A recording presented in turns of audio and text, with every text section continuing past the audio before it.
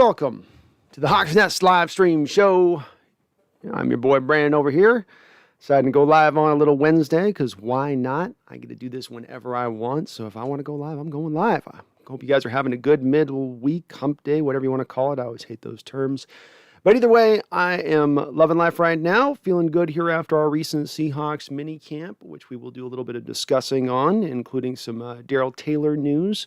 But I'm going to start this one off on a little bit of a subtle bit of news that went under the radar, I think, a little bit this past week. Though I think we should be all paying attention to it a little bit more closely. I'm sure all of you guys are, because you guys are on it out there. I mean those other folks, those other people.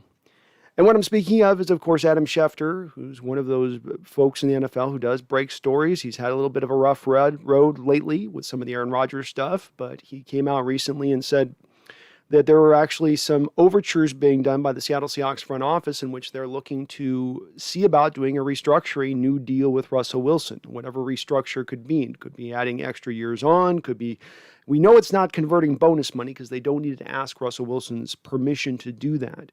So them going into a restructure, why do I believe that this is such big news? Why is this so important? Because right now what you have in this offseason is a tumultuous up and down period. We're seeing it now with the Green Bay Packers going through it with Aaron Rodgers, where you don't know where your quarterback's future is going to lie. Say nothing of this next year. Let's go just a year out from now where the waters get even murkier. So to know that Seattle is now pushing into that room to say, hey, let's get this to make this a relationship that can go on 2, 3, 4 more years, removes that next year possibility. Because as any of you have listened to this channel know, I've said, look, a lot's going to ride on this season. And if this season is not overtly successful, if you don't push past that glass ceiling, there is a great chance Russell moves on. If there is a restructure, if there is adding the extra deals on here, if this is what is taking place, then that means that gets removed off the table. He would not be moved at that point. One of the reasons why you've not seen the Seattle Seahawks at this point convert that bonus money could be because, of course, within the original contract parameters of Russell Wilson's deal that he signed recently, the Seattle Seahawks can move any of his base money right now to bonus, save $10 million off the cap right now, but they've not done so. Now, there's 2 reasons that you don't do so. Number 1 reason is that they want to keep the cap hit down low to potentially the next year option of moving on from Russell. That's not good. No, it's not. But that's potentially one option as to why they're doing that. Because this would lower it down to, I believe, like $26 million in dead money hit next year if you move off from Russell versus the $39 million dead money hit it would have costed to release him this season. So they would want to keep that money low so that dead money hit, while it will hurt at $26 million, it's not going to hurt at the same place of $35, $36, $39, $40 million. But if they're doing it for the second option, which is to put him onto a new deal, to get him into a new contract, well, now that means that they're going to still create that same probably cap space that they're looking to try to create that they would look to create by converting that base to bonus. But again, it would also mean Russell Wilson's here in the long term and that next season, I'm not going to say it doesn't matter, but next season could be a downward season. Next season could be a season where they go back to running the ball 24/7. It could be a lot of different things that aren't just this huge success of them reaching the Super Bowl and Russell Wilson having his head turned back around to the Seahawks and realizing, I love you once again. I've fallen back in love with you. It doesn't have to get to that point. That stuff all becomes null and void because he's got the new contract and Seattle's not going to eat what will then be at that point probably like $50, $60 million in dead money to move off from him if you've added those extra years onto his deal. This is an encouraging sign from our Seahawks fans. It puts us a little bit less on the edge of our seat. Puts us back off the edge of our seat by just a couple inches there. It's still a little bit of a scary period between what's going on between the front office and Wilson, but to hear this news coming down from Schefter, and I know that he can sometimes move stuff around, but this is the same Schefter who was humping that Wilson story even after it was dead for a month and a half. They might still do it. They might still do it. You don't know. This could still come up at any time. I don't know, but it could. So to him to go this reverse in his reporting to say, well, this has actually been told to me that there's actually these overtures from Seattle's front office saying, hey, Russell, would you want to try to see what we can do on a new deal here? Do you want to try to make this happen? It's great news. Another encouraging sign in an offseason that, though it started off rocky and rugged, has been an offseason of at least just tiny little encouraging things bit by bit by bit by bit that we've been able to stack up. I hope this news is completely true. Love to hear it.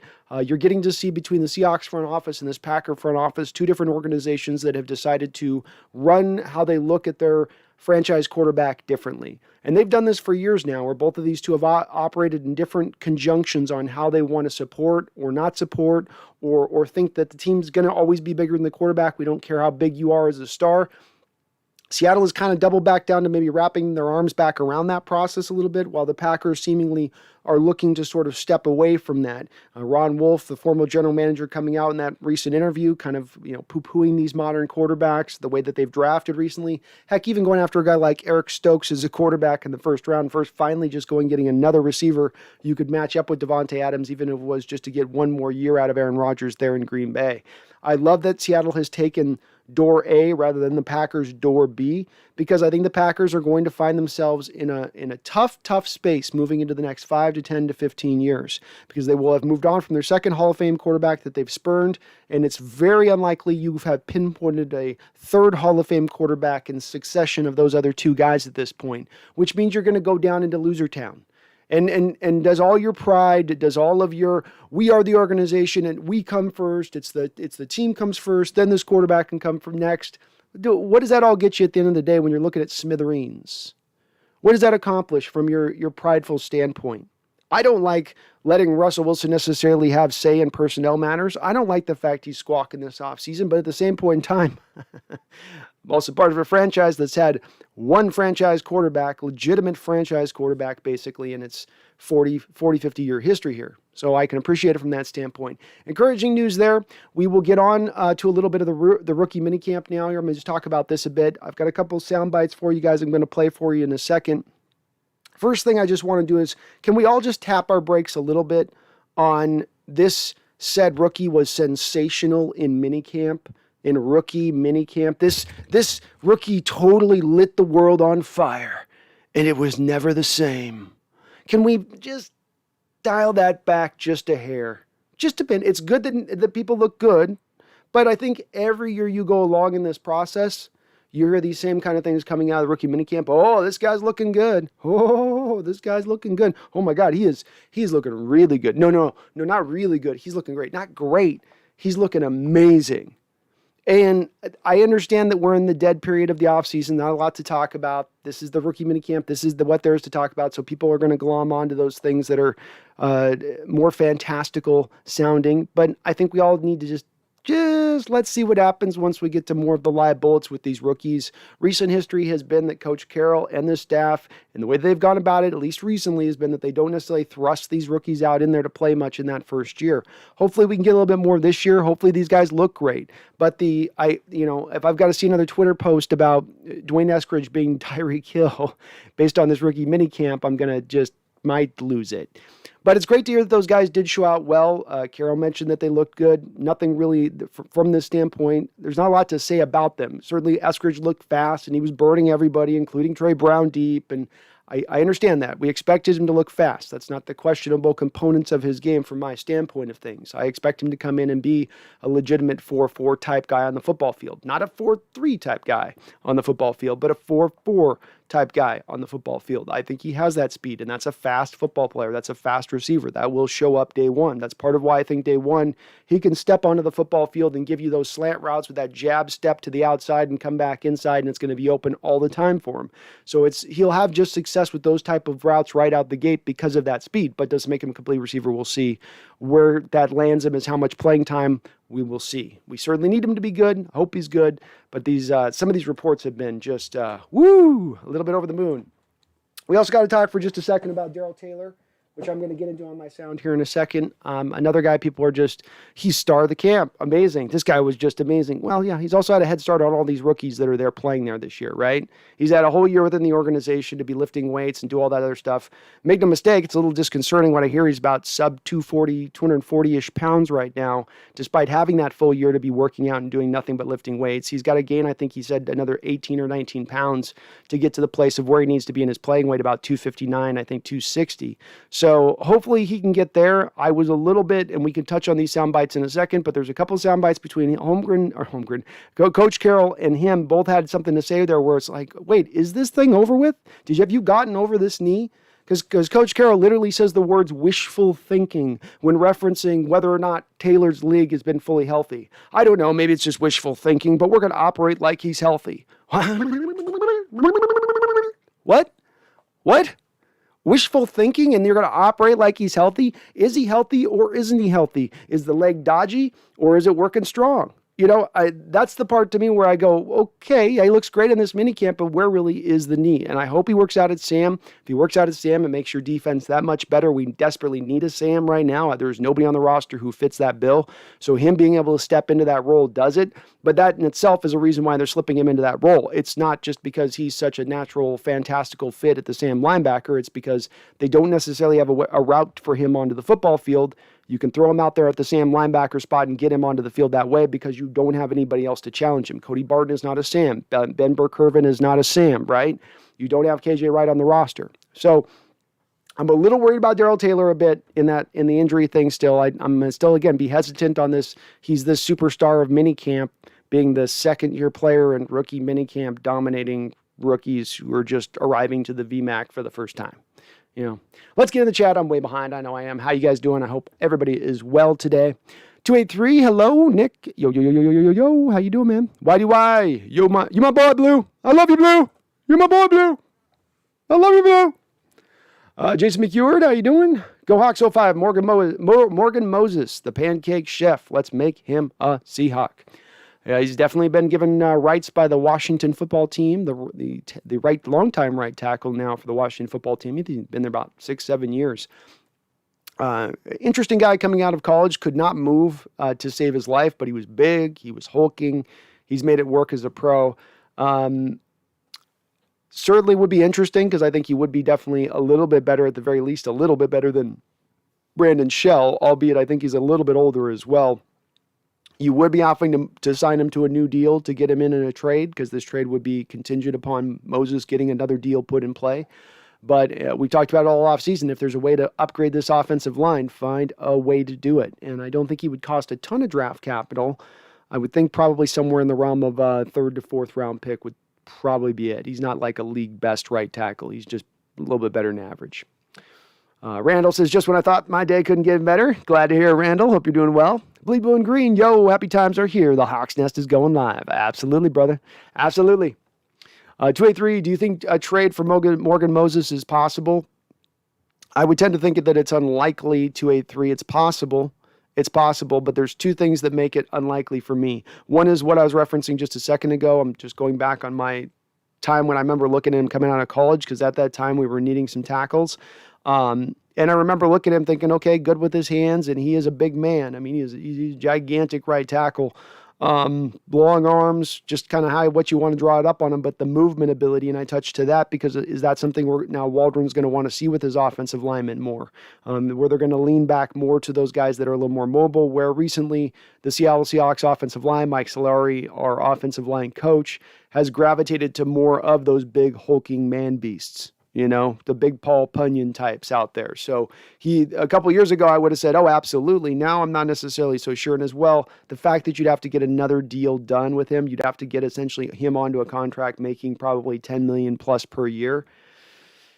Going to make it tough to pull that one off. You're still probably trying to work the Jamal Adams extension right now as well. The only way that you'd be able to fit Morgan in is if you could get Russell Wilson onto a new restructured deal. But maybe this is the carrot that you're dangling in front of Russ right now. Hey, Russ. Yeah? So you don't want to get hit as much, right? Yeah, that's right. I don't want to get hit as much. Okay, that's great. We got Gabe Jackson. You saw that. That was good, huh? Yeah, that was good. I mean, it's all right. I mean, you're moving Damian Lewis left guard, so we'll see how that goes. I mean, I don't know, man. Okay, yeah, we hear you on that. We think it's going to be good, but just run this one by you. We could maybe go get Morgan Moses. What do you think about him? Oh, Morgan Moses is a pretty good right tackle in this league. Man, he might even be better than Shell. Yeah, he might be better than Shell. But we've come to the end of our off season here, and the money's a little tight. We still got to get the Jamal Adams deal done. You want to come help us out? Maybe come give us a little bit of help on this one. Jingle and jangle a few pennies out of your pocket here on this one for this year. We won't ask you to sacrifice any total capital. You'll get your money eventually. But this year, you want a little bit better right tackle. What do you say? What do you say you take a little bit less? Wonder if that conversation is occurring right now in the front office and Russell Wilson. Wonder if that's part of these restructure talks. Is, hey, Russ, we get the restructure done right now. We bring in player A, we bring in player B. You'll be able to see the dividends of this return to you instantaneously. And how nice would that be? Jason McEward says, rookie camp over. Exciting seeing Taylor healthy. That's a big for us. Plus, Donker and Eskridge, Brown on field, learning the NFL life. It's great to get all those guys in there. We'll see what we can get out of Donker. Carroll did say that he didn't see him as a project. We'll see what he does have to offer. Being he is a European player, I'd expect. I always, I'm very. I don't know what it makes me on that. Every year, if I get a European player comes over who's playing football, I'm like, oh, he's played a bunch of soccer, so he's probably really fast. But I always grow that way when the rare points are that a European player comes over. It doesn't matter the position they play. They could be a one tech in a 3-4, and I'd be like, oh, I'm sure he can move well. He's kicked his share of soccer balls. Blue, and green. George Fant returns as a tight end and scores a winning touchdown. A guy can dream, right? Hey, it doesn't hurt to dream. It's part of you're just making the projection, man. Just making it out there. Hey, Jose, how you doing? Good to see you on in here, my guy. Fish2 says, rumors are saying we are signing Mitchell Schwartz. Ooh. That would be an interesting move indeed. That would be a very interesting move indeed. Wow. I've not seen those rumors, Fish, but you could kind of put it together in your mind why it would make sense and work. Schwartz is going to take some time to get back on the field. By all accounts, probably more time than Fisher's going to take, and we already know he's going to take at least the first month of the season. But if you're sitting on Shell already, who's on a one-year deal, and you sign Schwartz to more of a multi-year deal where you're just hoping if he can come back at the end of the year, if you need him, you've got him there as sort of a, backup in your supply. That'd be an interesting way of playing it, because you probably wouldn't cost as much because you're not getting much out of him this year. But look, he's been a really great right tackle in this sport for a long time. Fantastic pass protector. And if Seattle went for that, they sit in the position already having a right tackle in place of being able to kind of be okay up against that injury a little bit. I'd love it. That'd be great. Go Hawks 05 says the Bear fronts are going to be our 49ers stoppers. Very well could be. Very well could be. I'm hoping that Carroll's going to embrace the Bear fronts deal. The one thing to remember with the Bear fronts is that they do tend to be built on the back of man coverage on the back end, not zone coverage. And it's not necessarily something that I think Carroll's going to love, having that few guys on the back end to cover up against the deep ball, because you are going to give up deep passes at that point. It's sort of a little bit of a, no risk it, no biscuit, but on the defensive end of things. You'll get your share of sacks, you'll get your share of interceptions, and you'll probably give up a few big plays over the course of a game. With the way that Carroll is so rooted in wanting to be anti-big play defensively and pro-big play offensively, where is he going to stand up as far as his philosophy goes to go full whole hog in on a Bear front? Because just Taylor lining up as the fifth defensive lineman in itself doesn't make it a Bear front. You got to put a lot more up on the line of scrimmage to get to that point. And then again, like I said, that's that much few on the back end that you're doing. But on early rundowns, it could work. I like them going back to the old model too of 2013, where you stack out 2 1-techs early down, which is also what they're going to do. And that's going to help them continue to stop the run as well. And that's always been a Carroll philosophy that's always helped to work against stopping the run. 2 big 1-techs. Instead of 1, put 2 down there on early downs when you know there's a really high likelihood of a run possibility. Tobias Larson says, we live on a Wednesday? Oh, yeah. Oh, yeah. Oh, yeah, brother. We're going to live. Sprinkle the magic, Brandon. Oh, I'm sprinkling. I got my bag of fairy dust over here, and I'm going to be sprinkling that all day.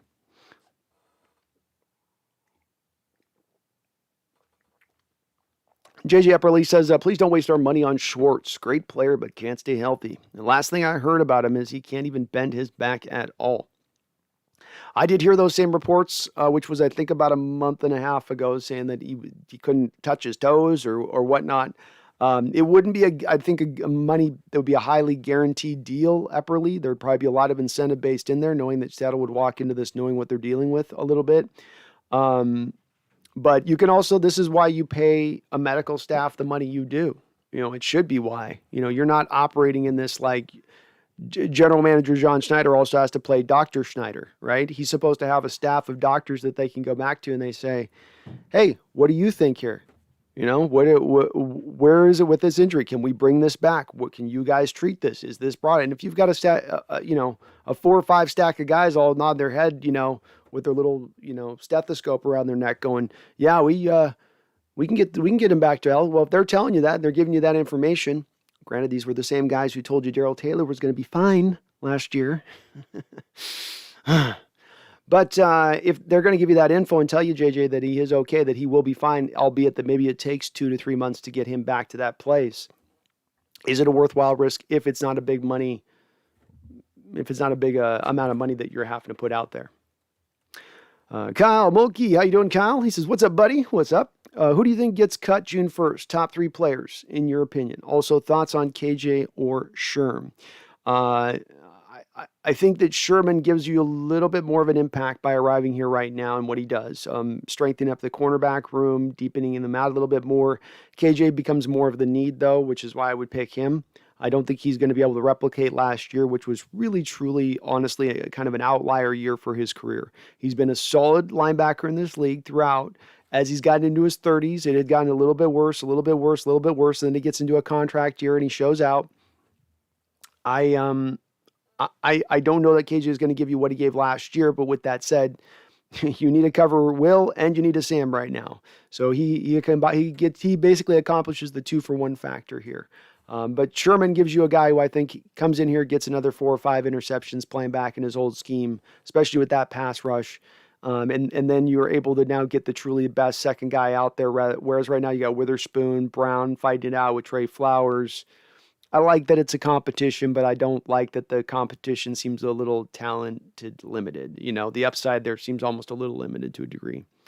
Why do I says Eskridge passed the first test? Looked good at minicamp. Darbo, Norwood, Jennings did not pass this test. They look bad day 1. It's not much, but nice to see. Yeah, I mean, yes.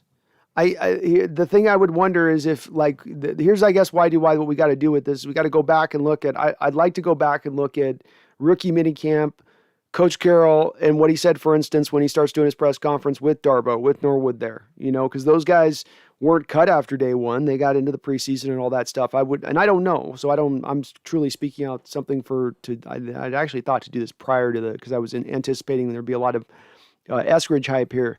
But I would hesitant to guess that if we went back and looked at the Coach Carroll press conferences from those times, we were getting a lot of the same scuttlebutt from those guys. Oh, he looks big. He looks fast.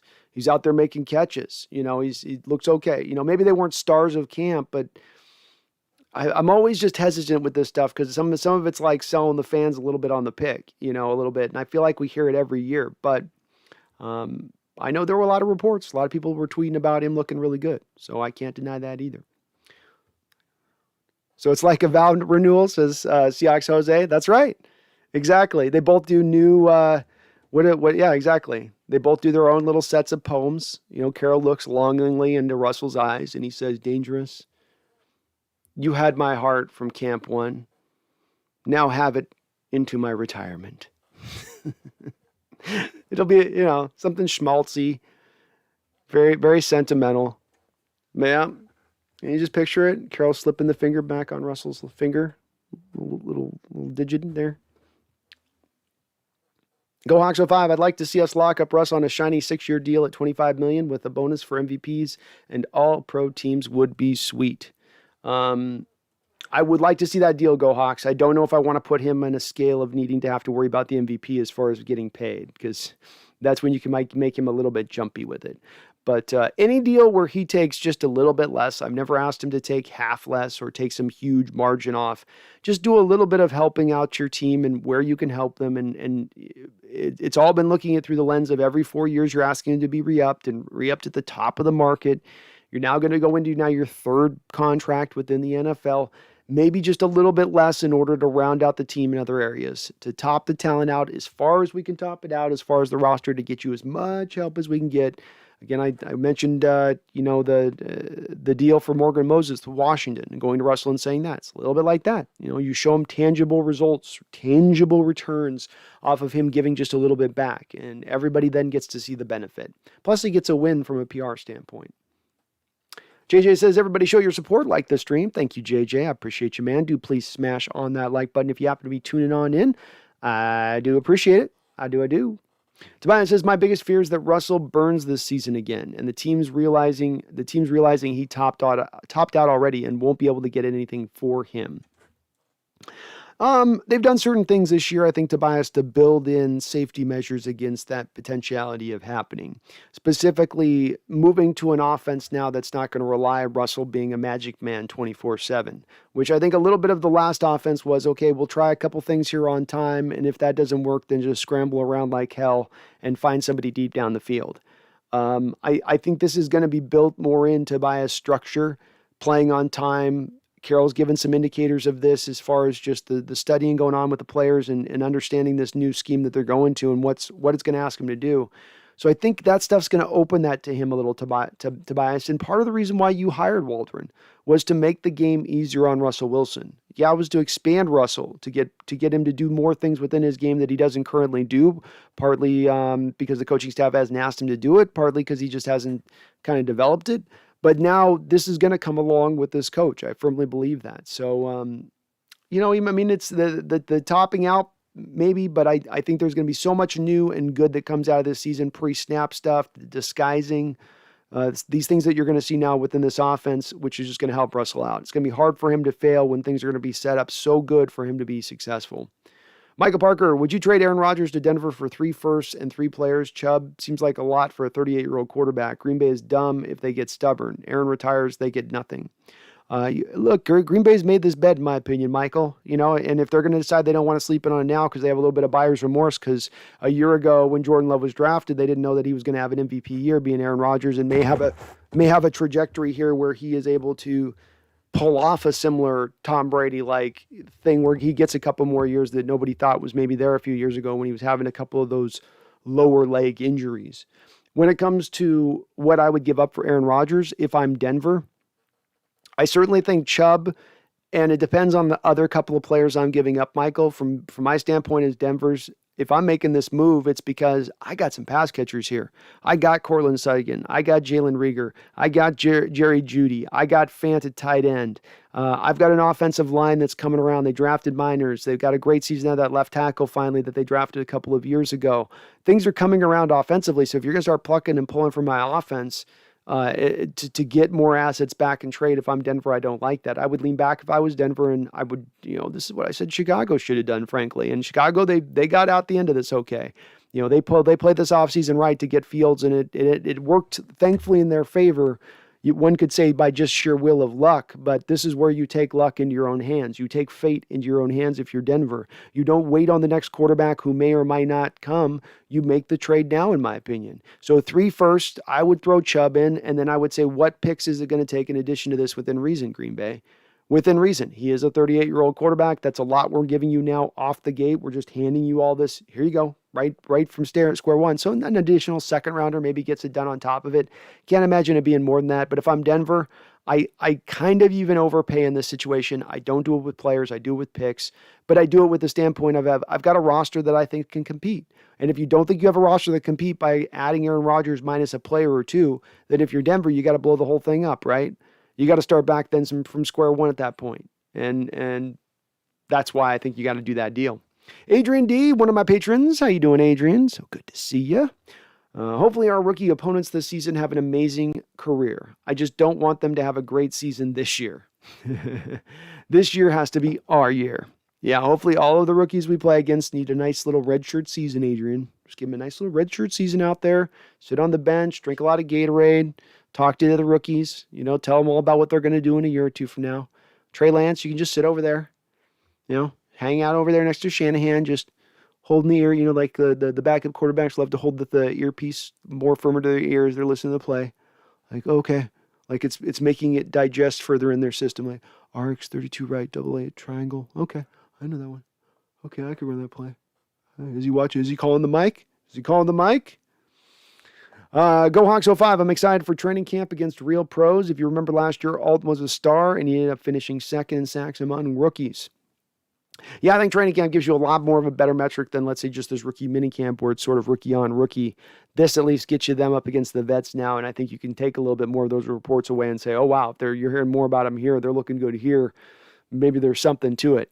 Alden's got a very interesting second year up ahead of him. Right now, especially if Aldon Smith makes the roster and doesn't get suspended, he's got a lot of guys stacked up ahead of him, and he needs to kill it this offseason to really be able to get on that football field just to get rotational snaps. Say nothing of getting up into a place of ever being a starter.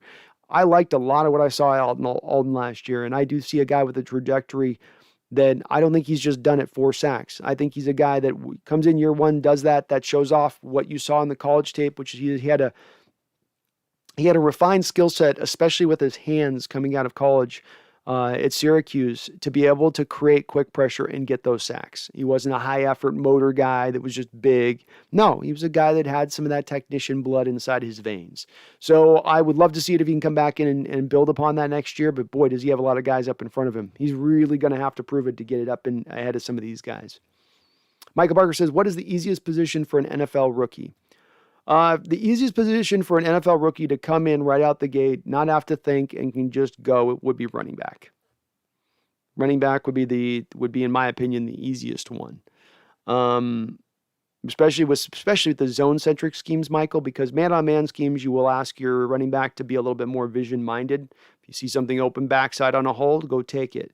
Whereas zone-centric schemes built on the double teaming, you're going to tell your running back to run right up the butt of his offensive lineman. It's going to be a lot of the 3 yards in a cloud of dust. That was the old thing they used to say about the zone scheme, is that it won't give you the boom plays of a man-on-man scheme, right? It's not going to give you as many of the 50, 60, 70 yarders, but you'll get a lot of the less negative plays as well, a lot less of the TFLs. You'll get everything will be positive basically as a running play is the going theory there. So probably a zone running back, a zone runner, a one-cut runner would probably be the easiest position to pick up in the NFL as a rookie. Of course, this is Michael saying nothing of punters or kickers, but that would probably be the easiest. Defensively, probably linebacker. It seems like linebacker, you can just come in and just go run around the field and chase the ball a little bit, and you'll be fine.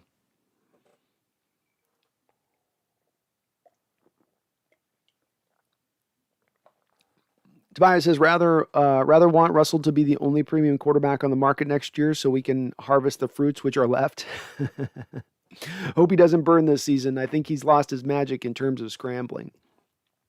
Well, he's definitely gotten a little bit slower in scrambling. I think the one nice thing I can throw to it, though, Tobias, is I think he did set a record last year for most yardage for a season for him as far as scrambling yards go. So he definitely, while he's not as more nimbly-pimbly behind the pocket, still getting out in front of the pocket and moving around out there, he still showed some decent ability in that respect. I think that there's going to be a couple quarterbacks up on the market next year, Tobias. I do think that the Aaron Rodgers thing is going to have to get rectified this offseason, but we already know Deshaun Watson probably comes back up on the market next year. He's going to be suspended for this year, most likely. So that puts him next year up on the market, more likely than not. So already right out the gate, you're competing with Deshaun, who's a younger player than Russ at that point. So that's I don't know if it's already going to be a little bit of a competition because there's probably going to be another quarterback that comes in on top of that to add into that fray that we're not thinking about right now. So it's I don't know if those fruits would be as ripened for the harvest as you might think, Tobias, as far as him being the only guy available out there. YDY says Schefter is not a journalist or investigator. He dispenses info given to him by teams and agents. So if Seattle, Russell's agent is putting out there that they want to exit, if they want extension, Russ, this is wonderful news. That's exactly where I'm coming at it from YDY. I'm not looking at Schefter in this situation saying he's such a great journalist. I'm looking at it as he does get tapped into inside info. And it goes against what I think he wants to run with this narrative, which you really felt like, to me, when the Russell Wilson trade rumors started to die down, you still saw Schefter as one of those one of those journalists out there on the national perspective that was banging on the drum going, well, this could still reemerge at draft day. Well, just because the draft happens doesn't guarantee, well, you could see him at any time. This trade could still come up. It's a tenuous situation. Nothing is set. And so for him to move off of that just, he was so dug in on that approach, despite the fact we could all tell him at that point, dude, it ain't happening. They're not doing it this year. They've shown, they've given us enough signs on this, regardless of your inside connections, to show us it's not going down. So for him to pivot, go over to this in this other realm of this, and now say, oh, well, there is an extension potentially here. Seattle's reaching out to it. I agree with you. It's good. It's wonderful news if it's coming out this way, because it's an indicator somebody's leaking it out. And if somebody's leaking it out, somebody wants it to happen. Somebody wants it to happen. Kizza Bailey, yo dude, tuning in from the UK, nearly 1 a.m. here. Keep up the great work, mate. Oh, thank you, Kizza. I appreciate all of my UK audience. We've got a few of you folks over there in UK and Ireland and all of Europe, actually. I know we've got a little bit of a contingent over there. So appreciate you watching from afar, and glad you're staying up to tune in, man. I'm trying to do these at different times when I can, a little bit here and there on these live streams, Kizza, to give our folks on the other side of the globe and different places, Australia and all that, a good opportunity to be able to see me without not being asleep. I got one poor guy comes on, and I catch him just as he's waking up every day. I feel so bad. And he's like, great, I just catch the end of the stream. Whitey White, from reading the tea leaves, it seems Taylor's leg is healed, but they don't know how susceptible to re-injury he is. Time will tell. It's worrisome. Yeah, it's a bit, and I'm going to play the sound bites, Whitey White, of what I think you probably heard in the same thing, just reading like, the sound bites were weird from both Coach Carroll and Taylor in regards to his leg. After a year and a half, after practicing at the start of the end of the last season, where if he was going to be allowed on the practice field, you would have thought he got the 100% medical, okay, he's good to go. But both of them had a little bit of a tentativeness in the way they were talking about the injury, which made me just, it was a little odd to me, a little odd. I'm not trying to take too much away from it. We'll see. Like you said, time will tell, but it was a little worrisome to me too in the way that they spoke on it. You don't normally hear in that situation, you're, oh, I'm 100%, I'm back, I'm good. Surgery's through. I just need that extra time to heal. Been rehabbing all off season, killing it, and my leg feels amazing. So let's go out and ball. Instead, he's like, Carroll's out there like, Carroll literally said something, Carroll literally called their own thought process on this wishful thinking. I'll play the soundbite for you in a second, but he literally called their prognosis and outlook for Daryl Taylor. He's like, well, we're going to let him play and act like it's 100%. It may be wishful thinking. Wait, what? Why wishful thinking? So hopefully he's okay. We need him to be good, and especially if he can play that Sam role, we definitely need him to be good. D-Mac. We're going to go kill it later, D-Mac. I want to hop on again. Go Hawks 05. Moses is about as good a pass blocker as Shell, but he's much better in the run game, as well as being much more durable, playing 16 games for 6 straight years. He's been a warrior. Moses has throughout his career there, and he's played past what I thought he was going to be in college. I didn't know that he'd be this solid of a right tackle in this league. But I agree with that assessment. Go Hawks. I agree with that assessment. Sounds about right to me. And if he's an upgrade, he's an upgrade, And especially considering the fact if you're putting him onto a multi-year deal, you don't really yet necessarily have an answer at the right tackle position if Shell moves on after this year. I don't think the Seattle Seahawks are all on board with necessarily putting him onto a new extension. You don't have really a rookie waiting in the rings. To me, the wings. To me, more Stone Forsythe's more of a left tackle guy. He can play some swing and go both ways on that, but he's more of the left tackle guy to me, and just in his finessiness. He's not that mauler type you normally want to have over on the right side a little bit. So it makes sense for them from that standpoint to make that move. Tim 2K421. This season rides or dies on Russell Wilson buying and playing within the Waldron offense.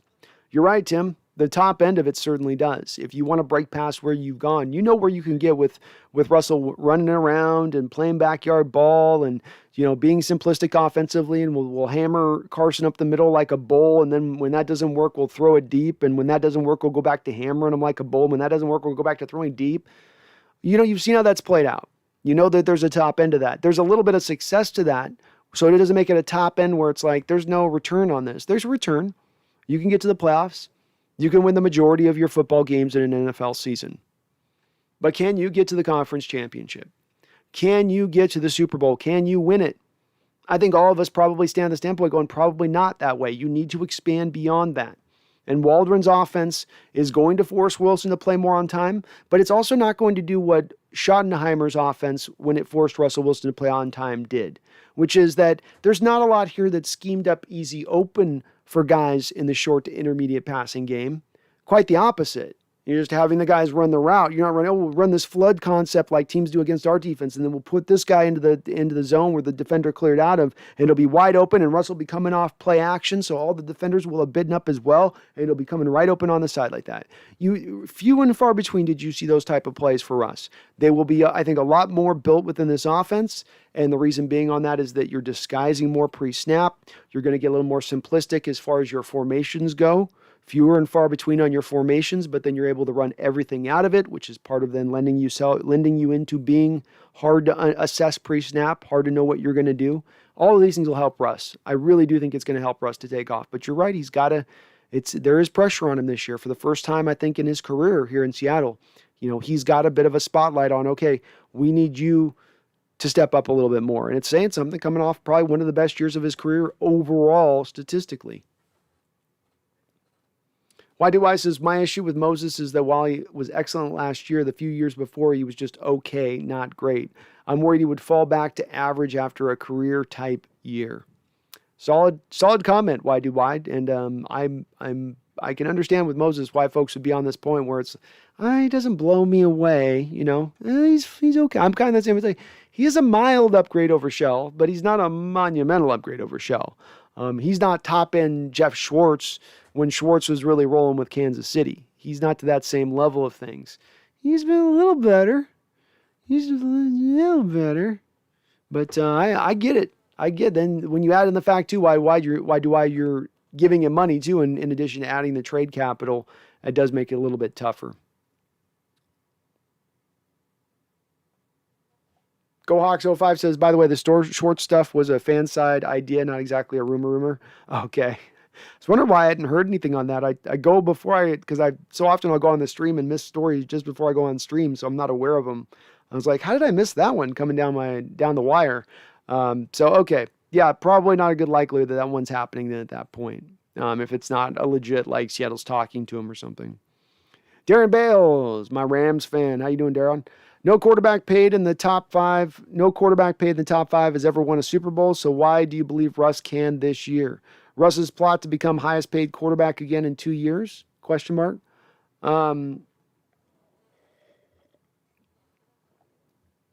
Well, if they are working on a restructure to get Russ done, as being reported by Schefter, I would expect, Darren, that restructure would include not having him as a top 5 necessarily paid guy, at least in the next season.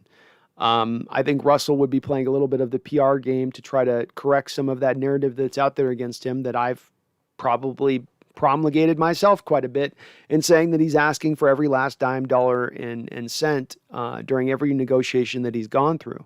So I would expect him to go that way with it, Darren, if they're talking about restructure. There's really no reason from the Seattle Seahawks front office standpoint or Wilson's standpoint at this point to do a restructure outside of it being for that reason. You're still a couple years away from him being a free agent. This is not going to be the last year of his deal moving into next season, especially if both sides still wanted to sit back and try to let this play out. Let's see how this season kind of goes. Yes, no quarterback has been paid top 5 in this league as a quarterback and gone on to win a Super Bowl. And I think I've even seen that the metric really sits at about 15% or so, Darren, where if you have a quarterback making more than 15% of the salary cap, they're not getting to win a Super Bowl. And I can't argue with those numbers.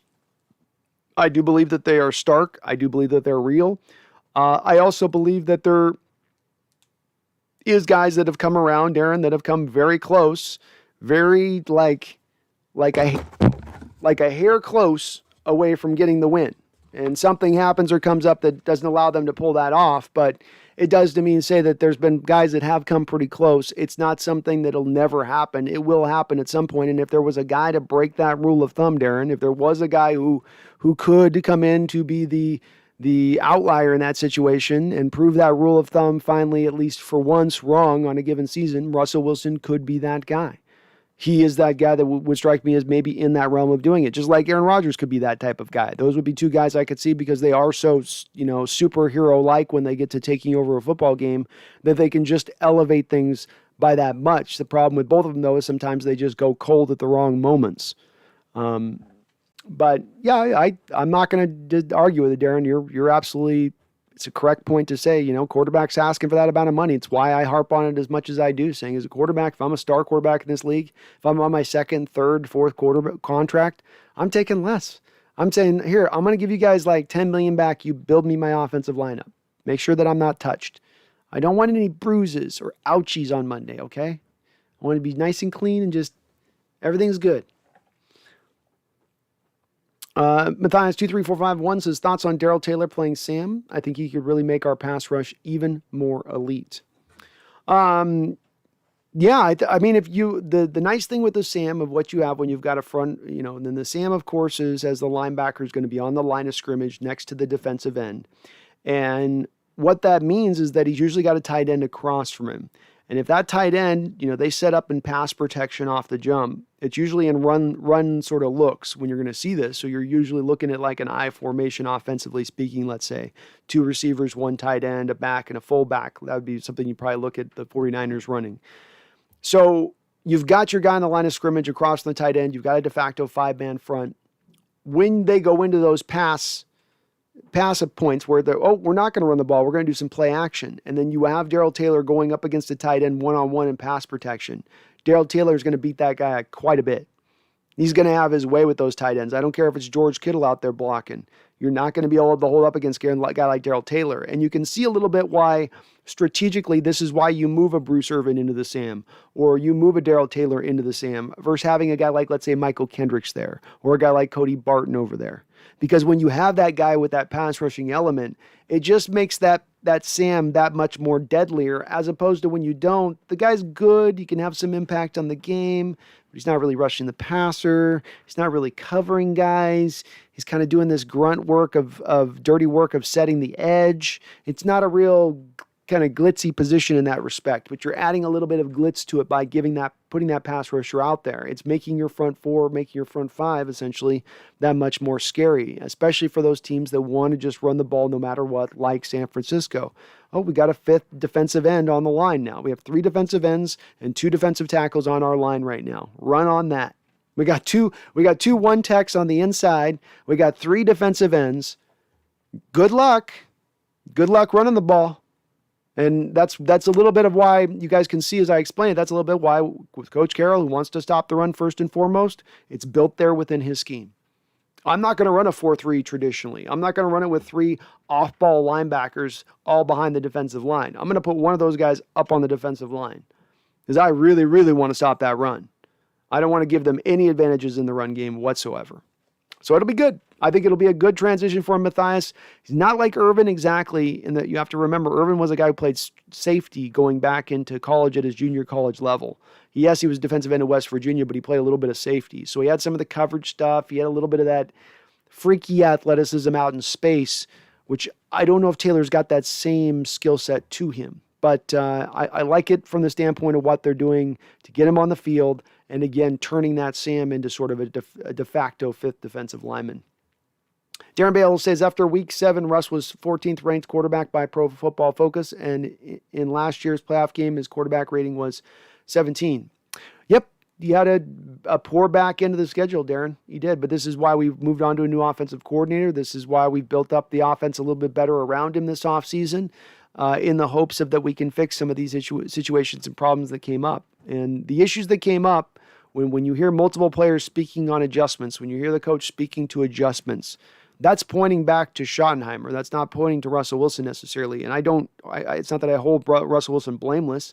He deserves a shared blame, and I stand by everything I said about him last year as far as he needs to expand other elements of his game to grow as a quarterback. But with that said, these are not mutually inexclusive. And Schottenheimer could absolutely have been not doing a great job necessarily, as good a job as he could have been doing to really help out Russell and to make those adjustments that need to be made. This also follows Schottenheimer back to when he was hired with Seattle, where the scuttlebutt about him was that his plan A is often great, sometimes brilliant, very effective most of the time. When it is not, When Shoddy has when the first plan ain't working, he's not got a backup. He's not got, let me bring in the big guns now. No, he's already unleashed his big guns and his small guns and his in-between guns. There are no more guns left. He's going to keep pushing the same button and hoping something else works out differently. That's his idea of adjustments. So we'll see a little bit different on this. Michael White says, I just saw a vid yesterday with these two guys saying that the Hawks will go 6-10 and last in the division because they didn't do anything to improve the team. It irritates me a lot. Yeah, Micah, I get it. I get it. I've seen some of these lazy takes with that, which I don't quite understand, where it's what has the teams in our division done to significantly increase themselves up over us? We won the division last year. I don't know if you gave these pundits notice, but we won the division. Didn't win the Rams. Yeah, the Rams beat us in the playoffs as a wild card team, but we won it. Not the 49ers, not the Rams, not the Cardinals. And to think that they've done something quantifiable that has pushed them over the top of us to the point where we would be pushed down to the last in the division at a 6-10 record, by the way, Micah, which here's the laughable point to me is that you haven't had less than 7 losses in 10 years. This is the least talented team that you've had in the last 10 years, the Coach Carroll and Schneider era. It's laughable. That's why it's hard for me to get irritated about Mike. It just shows that they don't. You can see with certain, people the analysts and people that talk this stuff, that you can see very quickly on certain ones that don't do any research and don't look into anything. They're just like, I feel like it's this way. My emotions make me feel like it should be this way. So that's the way I'm going to say it is. Well, you didn't do anything to back that up. Tim 2K says, is there a center out there to compete with Posick? I believe there's Austin Leiter. He was a Kansas City Chiefs center, but Kansas City's went out and got 2 new centers rather than this guy. I don't know if they don't think very highly of him. I think I looked earlier this offseason. His Pro Football Focus grade was okay, average-ish. Probably very similar to Posick as far as really what he would give you, if not just a little bit worse than maybe Posick. You maybe think with Posick, I got still a little bit of that second round upside with that guy, whereas Leiter's probably a finished product. But nothing's out there right now as far as anything that's really tantalizing. Not at the moment. Why do I says, I'm going off memory of writers saying Dornwood and Darboh were bad at minicamp. Coach commented years after that Darboh looked bad in the first practice, so not going by my own view. No, I do remember, to your point, I do remember it later on coming out about Darboh, that they knew after the first practice that Darboh wasn't going to work. So I do remember that coming out later on. I just don't remember if that was in the initial reports of that minicamp. And the only reason I ask on it or wonder on it, why I do is just if I don't remember them saying that people were saying that Norwood and Darboh looked bad in the minicamp. But again, I could be wrong. My old memory and the way it works now, it's rattling around in there. It's dusty. God knows what I've forgotten.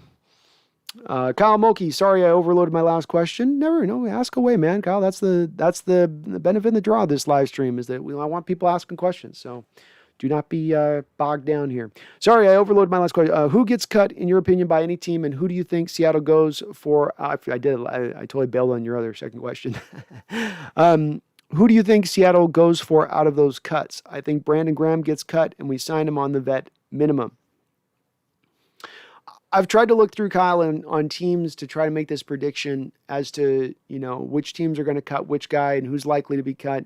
It's very hard to do right now because not a lot of guys are jumping out at me. The other thing that's been tough about this, Kyle, is that you have guys like Jason Kelce, where in that period that I saw as the great cutting that was going to happen this offseason, where there would be just this deluge of players hit the open market because teams were slicing and hacking and dicing their way to get themselves under the cap. That did occur to a little bit of a degree, but not to the large degree that I thought it was going to happen. And the way that teams have avoided that, a lot like how our Seattle Seahawks have avoided that, is by essentially pushing that dead money hit into the next year or two. So you have a plethora of players out there that all agreed to restructurings, including Jason Kelce. I'm specifically referencing him as he would have been that kind of guy who you would have thought, they're going to release. They got Landon Dickerson in the draft. He's an older guy, costs some money. But then he's got the restructure in place now. So on those restructured guys, it doesn't really make sense that they would be cut. They're restructured to bring their cap hit underneath.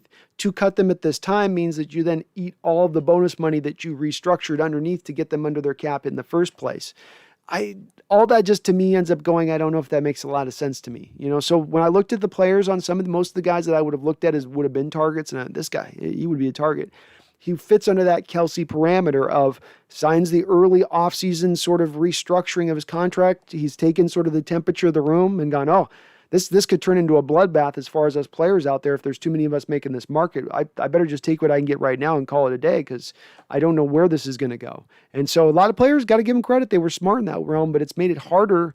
It's made it very hard now, Kyle, in order to try to figure out who is going to be the guys that are there coming up now next. I like your suggestion of Brandon Graham. I would love to grab him if he's there. Probably going to cost you a little bit more than the vet minimum on a deal like that with a Brandon Graham. There's going to be at least usually a $4 to $5 million market for a guy like that. Good pass rusher and a good run stuffer as a defensive end in a 4-3 scheme. Somebody out there would also be competing with you to pull that end. Like, let's say a Raiders team, for instance, Kyle, or a Jaguars team out there. These are teams that might be going, well, we like him too. We still think he's got a little bit left as well. But as a guy that would work in Seattle's scheme, and Brandon Graham's great, been a very good player in this league for a very long time. So he certainly would be a guy that I could put on that posit. That could be that guy you're talking about, Kyle, because again, he didn't restructure.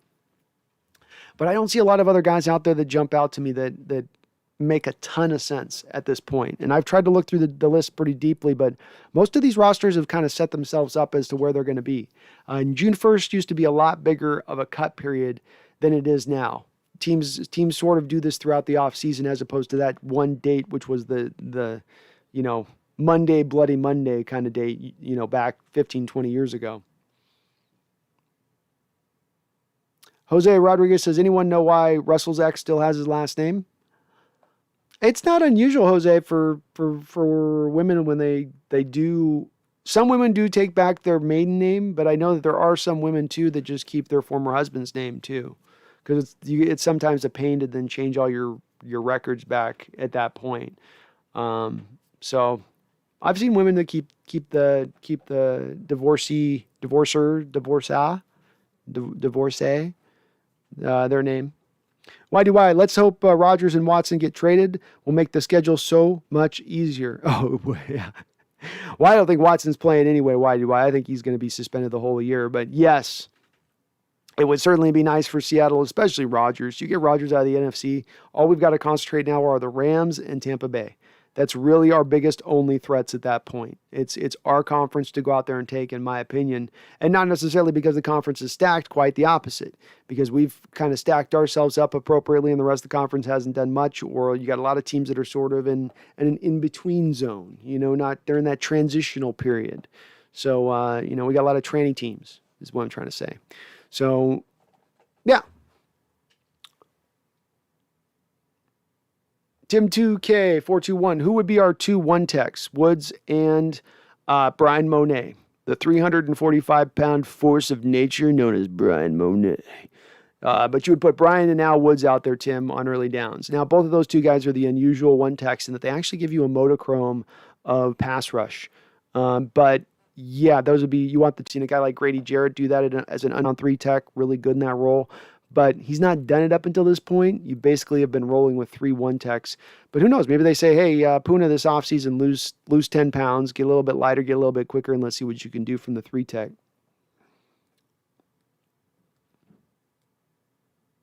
GoHawks05 says, I think the toughest position to start off is corner.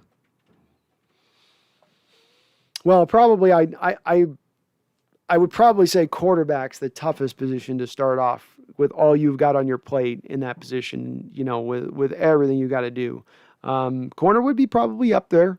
I think it's a little, some of this is, I think, scheme centric, right? Because if you have a zone cover corner, let's say playing in Seattle's scheme, for instance, he's not going to have it as hard as, let's say, a man cover corner being asked to travel with the toughest number 1 wide receiver for a team. Like that guy's going to have it a little bit tougher than the alternative. But yeah, I think corner's right up there is overall probably pretty tough. You're out on that island. JJ Upperly, toughest position for all rookies to veteran is quarterback, no exception. Yeah, I think quarterback is the toughest position to play. As yeah, you just got so much on your plate. You got so much to do. Tim says, Dreamweaver. I believe you can get me through the night. Russell Wilson restructures, and we trade for Fletcher Cox post June 1st. Oh, Tim, you're getting me excited, Tim. You're getting me excited, buddy. A Russell Wilson restructure and a Fletcher Cox? Get out of here. I would love it. Fletcher is awesome. Fletcher is awesome. I'd be happy on a couple different levels of that. Can you guys imagine that pass rush? Alden on one side, Dunlap on the other, Fletcher rushing with Puna at the one. Woo. 3-tech will be bigger than your 1-tech. Joe Manick says it's 1 o'clock in Amsterdam. Now it's party time in Amsterdam, Joe. Thank you for listening on in there. Hope everything's going good down there in Amsterdam. I love my European contingent. Darren, what about all the wide open checkdowns Russ did not throw to last year? Watch the film, missed mass open players. Yes, he did. He did. And this is part of why you need to have a firm hand at the offensive coordinator position, Darren. This is why you need a guy that can tell the quarterback what he needs to be doing when he's playing and not be in the role of a sycophant or a yes man to the quarterback. And I don't know that Schottenheimer was that for sure, but I have suspicions that it was a little bit of that way. You need a guy who comes in and says, you need to do this. You need to go over here and you need to put it there. I think that there's been sort of with Russell Wilson's game, and it came to a head last year, there's been a willingness to leave things loosey-goosey and wide open out on the football field as far as how you operate an offense. Part of the reason why they inherited so much of the offensive scheme Schottenheimer did when he came in the door is they said, well, this is what Russ does good, so we're going to lean into this. We're going to lean into this aspect of it. And this gets into some real geeky stuff where it's about roster building, where Seattle decided on the roster building to go light on the offensive line because they had a quarterback who could scramble around. So they thought, we'll go cheap here. We'll go more expensive here. Quarterback will get us out of trouble and everything will be fine. And that was going along for years great. And then right around last year, as Russell hits that mid-year mark, and then we start to see, the wheels aren't what they were as far as getting away from guys. That's bred more of a necessity of this transition. The transition doesn't occur unless there's some kind of failure. If you continue to be great at doing what you're doing before and letting Russell run wild and backyard football and all of that, why change it? If it ain't broke, don't fix it.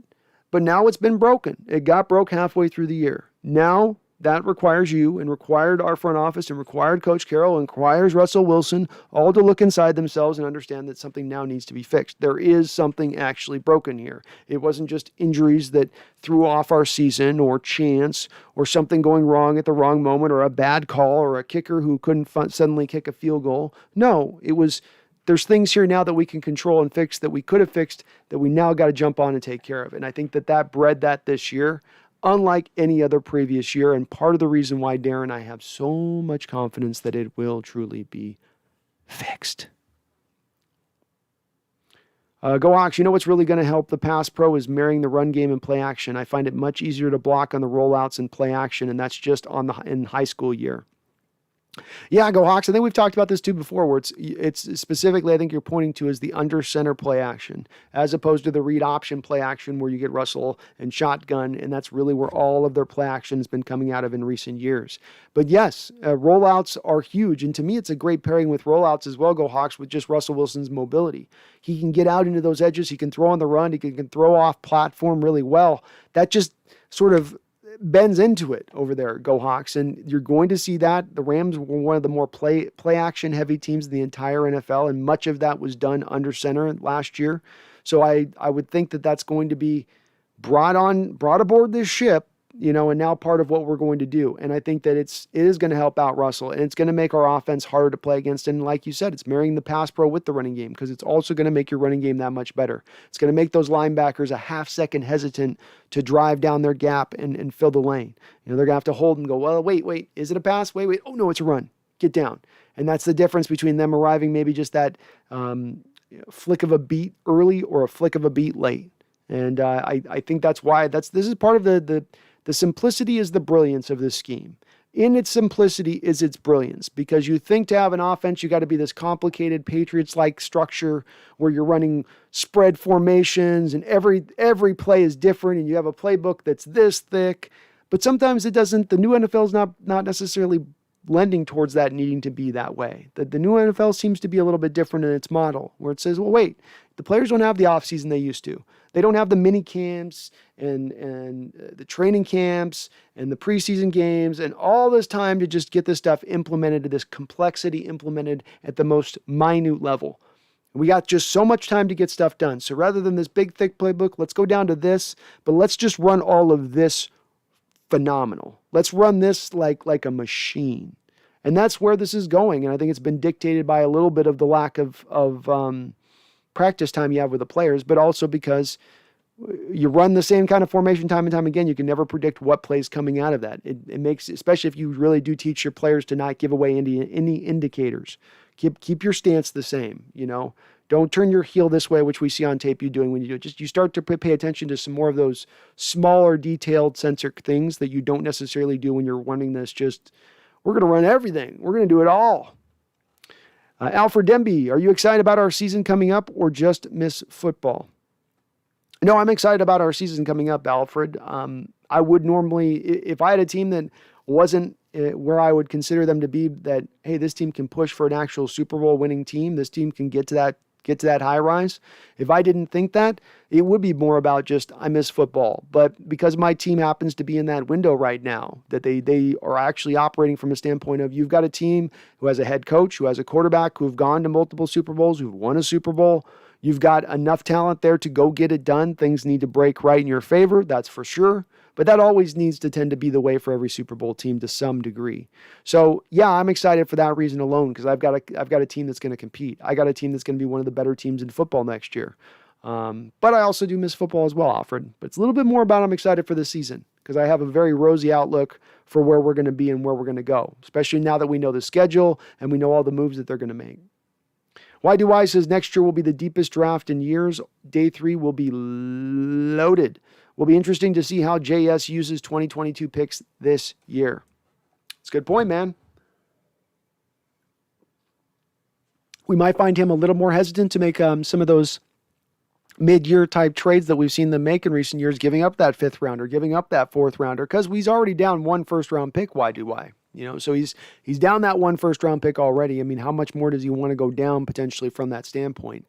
He may be aided in this because we were just talking about the June 1st cuts, in that if he goes and gets that player that he maybe would have traded for mid-year, now with the June 1st cut period, especially with the Russell restructure, clearing some more cap space to go get that guy, maybe then he doesn't have to make that mid-year trade. Because the reason you got to go get a Quandre Diggs, a Carlos Dunlap, a Jadeveon Clowney, you know, the reason you have to make these deals is because you didn't get the work done in the offseason.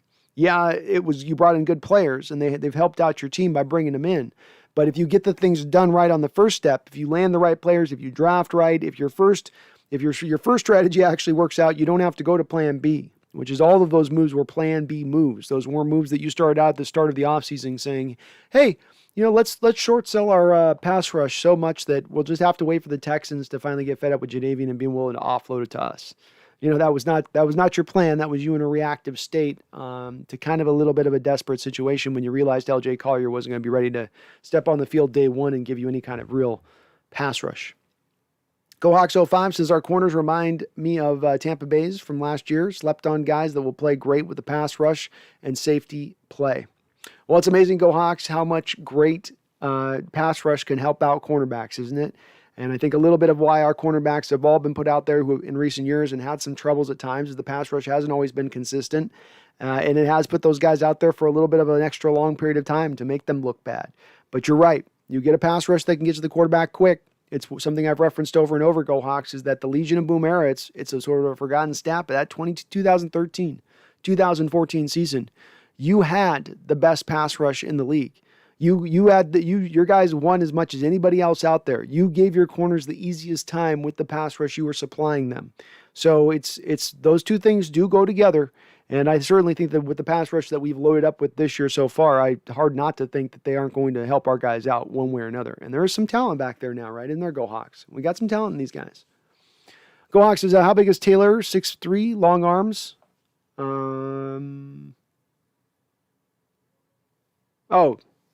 Yes. 6'3", but he does have the prerequisite, as I remember with this tape, as I remember the scouting, it was, what want to say, let me double check on this. I believe he did.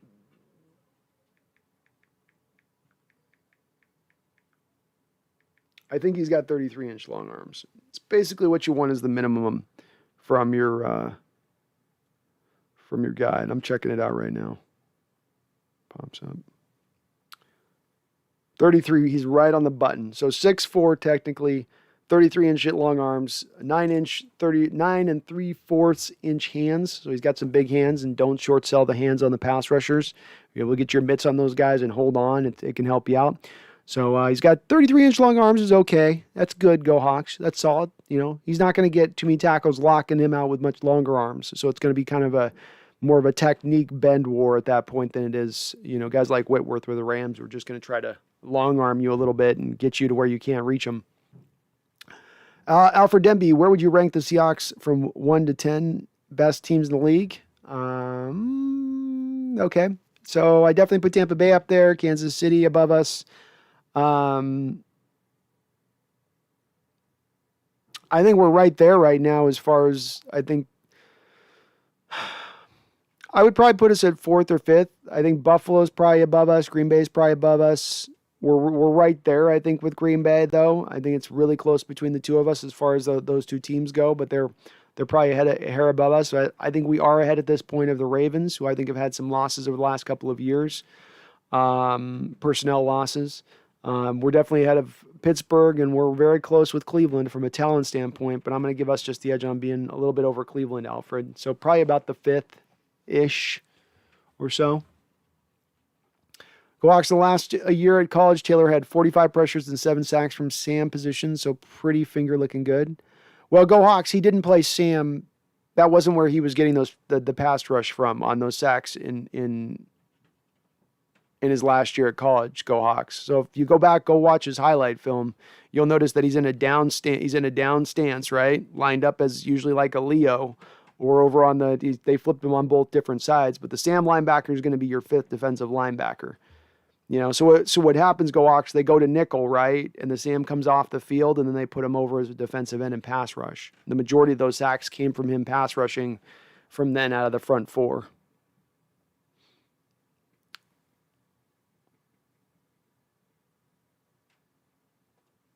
Darren Bale says the West will come down to injuries. Hope your team is not last year's 49ers. Darren, we weren't far off of last year's 49ers. I know that everybody loves to give them a pass because they had their injury situation. But Darren, back in 2019, we were the most injured team in the entire NFL. We still went to the playoffs, won a playoff game, and we lost in Lambeau Field.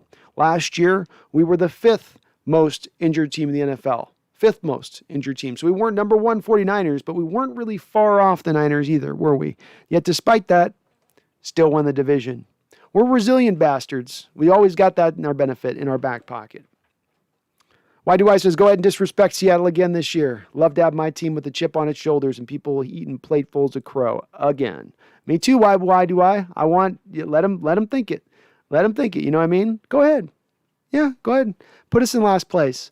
6-10, sure. Sounds good. Very, very, very possible. Yeah, I want him just angry as hell.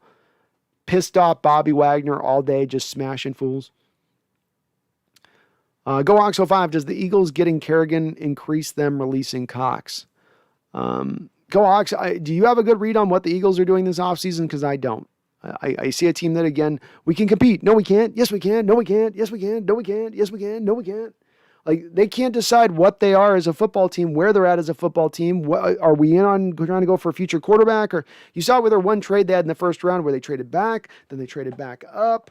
I think that they have a team from a front office structure that doesn't know really what it's doing day to day as far as their plan of attack. I think it's almost like an ever-changing ways. This is why you've got their draft room at one point showing them dabbing up and the scouts just looking defeated as they're dabbing up on the warm room cam for the Eagles. If you guys want to go watch that on YouTube, that's a funny little bit of video. But they're still seemingly trying to go for it a little bit, which is part of what makes me hesitant to fully go in on saying the Eagles are looking to cut people. They may be looking to try to go for it again this year and then blow the whole thing up next year if they don't get this one last season of try for it. This one last season of we'll just go one more year in and let's just Just one more. It seems like that's kind of what they're doing. And if they're doing that, then they're probably not going to be cutting any of these guys to do that. I believe that they lost this offseason one of their pass rushers over there. Didn't they lose Go Hawks? Another kid out of Tennessee.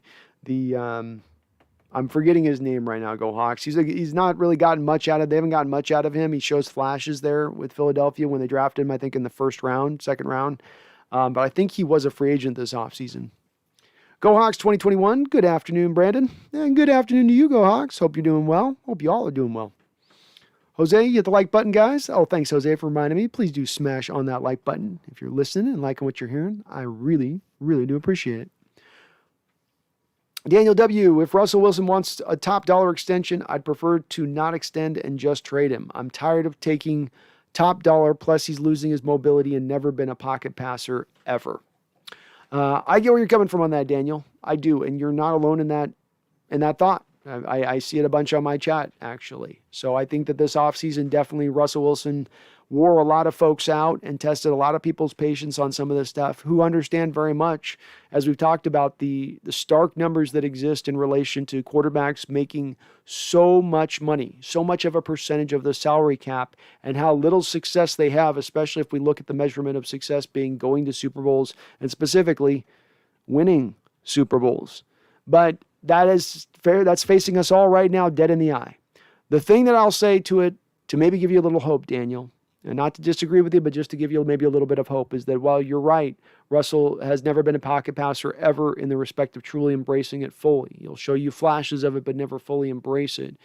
But this year, you might get a bit of a difference in that this is the first year of his career to me where he really has an offensive-minded coach who I'm not necessarily predicting is going to be a genius at the job or a mastermind, but a guy who's going to bring the offense into a modern form, into a modern sensibility. You always had sort of Carroll's old sensibilities leaking into Bevel and the way Bevel did what he did. And certainly those sensibilities continued a little bit to Schottenheimer. But because I think of the mother of all necessity that occurred this offseason, that hey, there's a problem. Everybody might be a problem. Carroll, you might be a problem. Russell, you might be a problem. Snyder, you might be a problem.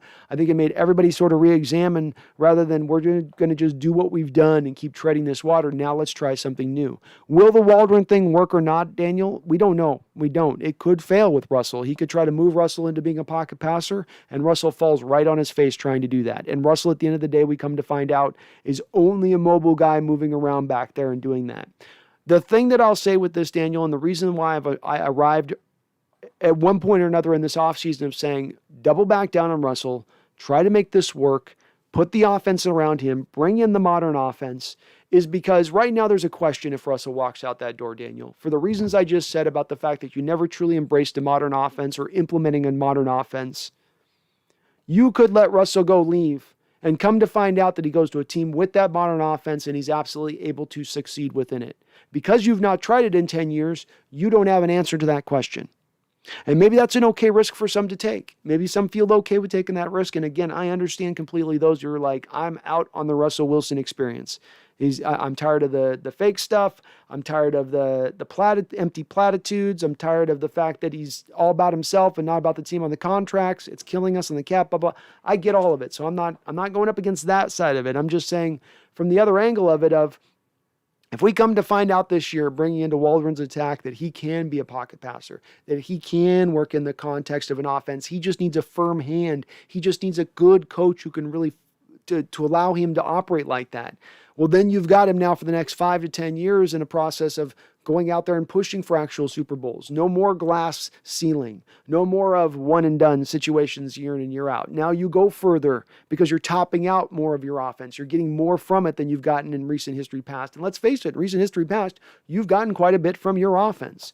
It's been mainly the defense's failings over the last 5 years at the end of the day. You have had a pretty proficient offense in the way that it's operated. Look at Russell last year, 40-plus touchdowns, 4,000-plus yards. We're just looking to build a little bit upon that. Let's get him up into the 4,500-yard range. Let's maybe push 45 touchdowns. And that's not even about increasing the number of attempts he throws, just making him more efficient, more effective, and more explosive, the 3 E's. And that's what I think that potentially you accomplish this year, Daniel. That's what I think is eventually sitting here looking at Seattle, if it can be made to work. But that question that I mentioned, that question would exist if you moved on from him this year. It would. And if you're going to go into this year, the final thing I'll say on this, Daniel, is if you go into this year and you go, well, we're going to maybe just plan on moving on from him anyway this next year. We just couldn't take the $39 million cap hit now, so we're going to just wait till next year and then we'll move on from him. If that's Seattle's standpoint, if that's where the front office and Carroll stand, move off from him now, in my opinion. Make the trade now. It should have happened early in this offseason because they're already at that place of being 1 foot out the door. You're already 1 foot out the door on the Russell Wilson experience, so just move on at that point if you're Coach Carroll. Just go. Find the best trade you can and move on. Don't hold back the team for a year and put them into this state of limbo because you can't take a $39 million cap hit versus the $26 million cap hit it's going to be the next year. So I hope that they've already made that rationale play out and they know where they stand on it, Daniel. But again, I appreciate where you're coming from and understand where you're coming from. Go Honk says, what play pissed you off the most this year? Mine was that Hopkins little flop that got Quandre flagged, but that also motivated him to murder the tight end a little later. The play that pissed me off the most, I think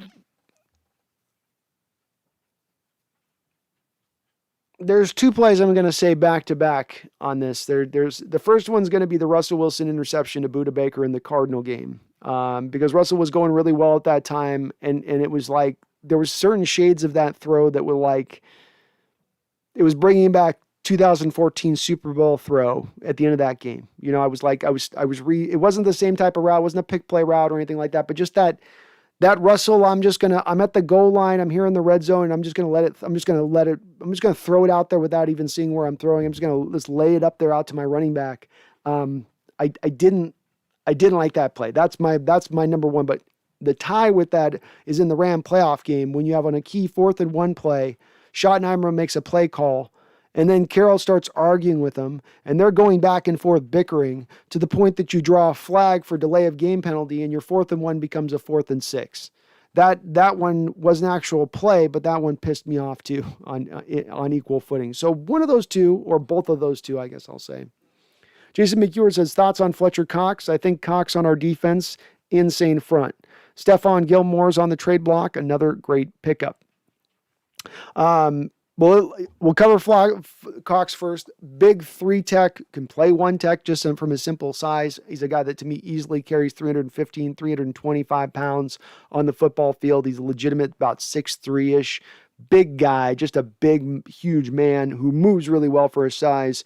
Excellent hands, great get off. For years, he's been, I've said, Jason, kind of that guy that's been just lingering along with Chris Jones right there behind Aaron Donald, where Aaron Donald's setting this crazy pace of play, and he is just so above head and shoulders anybody else at the defensive tackle position that these other guys are kind of lost, I think, in the background a little bit in their careers.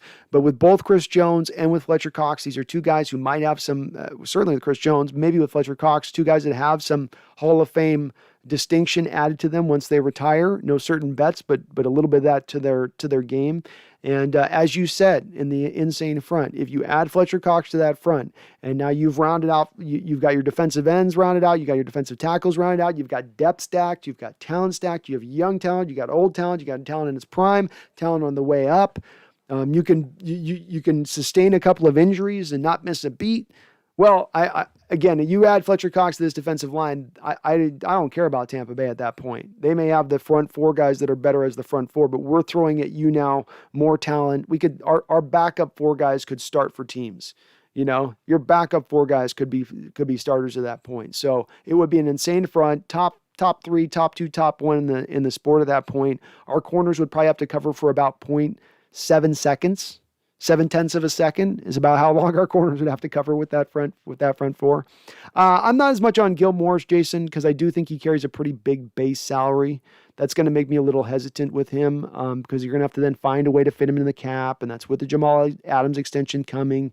That would be a little reliant on, a Russell Wilson restructure, and with that being a corner, I mean, going out and getting Gilmore is going to cost me on my cap $12 to $13 million this year. Versus going and getting a Sherman who might cost me 1 year, $4 million, $5 million. Is Gilmore really going to outperform that much better what I get out of Sherman? I mean, isn't Sherman maybe more of a fit within this zone-based cover scheme than a Gilmore necessarily be, who's probably better to be placed into more of that man-on-man, 3-4, blitz-heavy type approach, which I think he would be. I think Gilmore can play in either because he's a good player, but I'd probably be hesitant to go that way with it as well. Jason, when it comes to Belichick and trading with him on aging stars, history's told me that he always gets out on those guys right at about the right time. He has a target place for where your expiration date's going to lie, and he hits that mark pretty much right on the button. So that's another thing that would make me hesitant, is that I don't like to go up against Belichick's time clock for players' career times. You might be just getting cooked goods. GoHawks05 says Waldron will be more like Russell's boss, unlike Shoddy, who was more of his buddy. Bingo. Less of the, hey, you're in on my Bible study group, and more of, look, I know you put the past here, but this is where you need to put this now. This is on time. You got to do this. I know you're trying to freelance here. It's a 5-step out in there. Look at the film, Russ. Can you see on I see on your tablet? Okay, do you see the receiver right there breaking open on that? If you guys want to go look, Kurt Warner just did a really nice breakdown of the Seattle Seahawks offense last year and was really actually targeting specifically some of the stuff that I've talked about with Russell Wilson and the things that he needs to develop in his career right now. It was a great video breakdown by Kurt Warner. He's got no dog in that fight.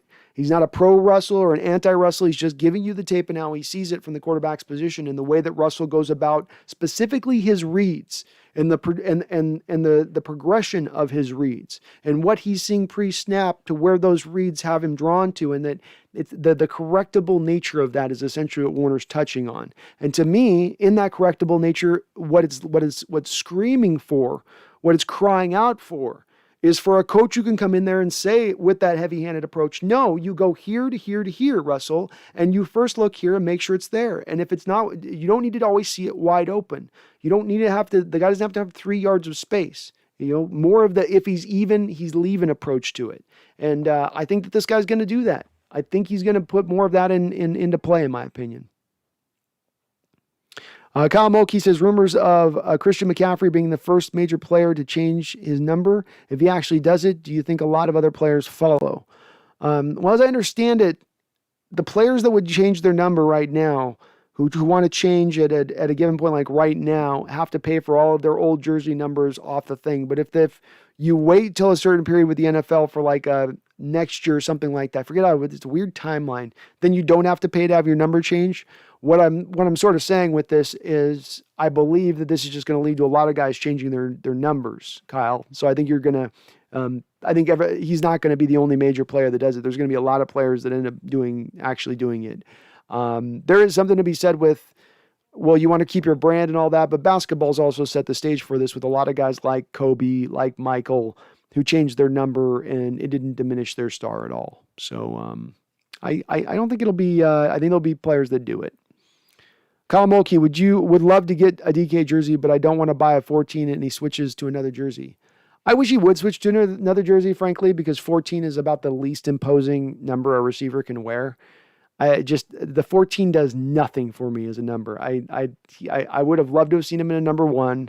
I'd love to see DK in just something else. Like even a 1-0 would look cool with DK.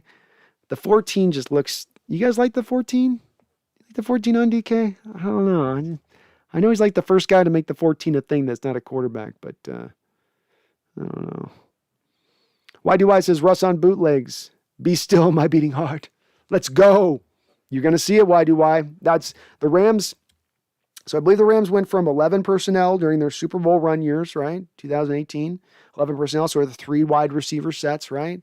Bringing a receiver back across the formation post snap, and then you could never really know what that receiver was going to do. And they did a lot of other stuff then with the receivers on the back end.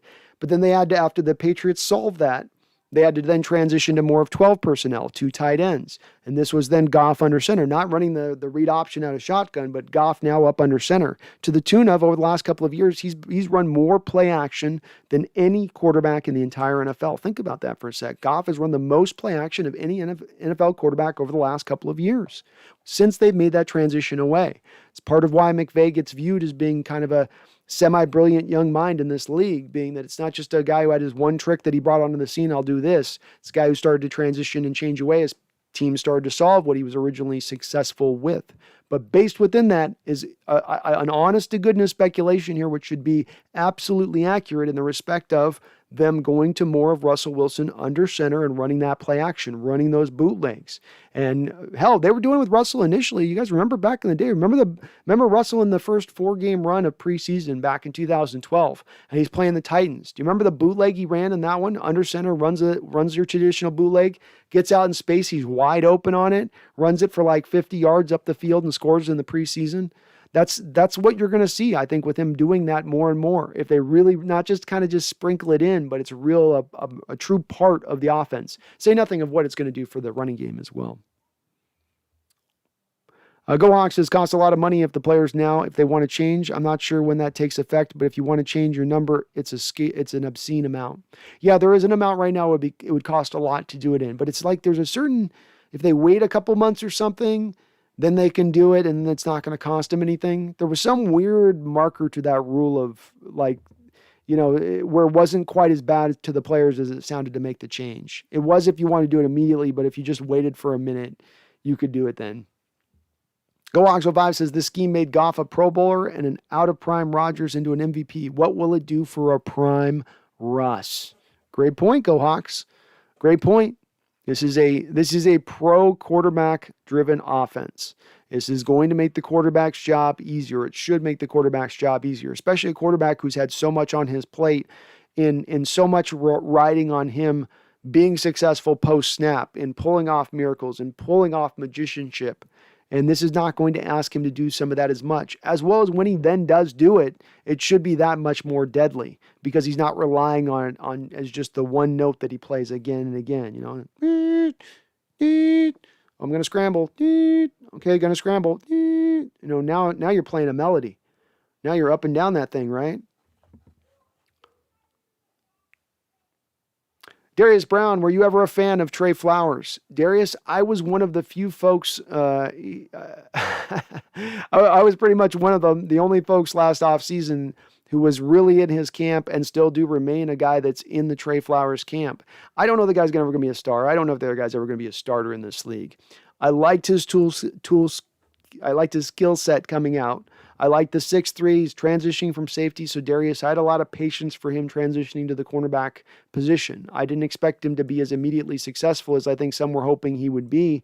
Understanding, hey, he's transitioning to a new position as he's arriving on the pros. It's already hard enough to make NFL or be successful in the NFL. Say nothing if you're going to change away from the position which was your natural fit in college.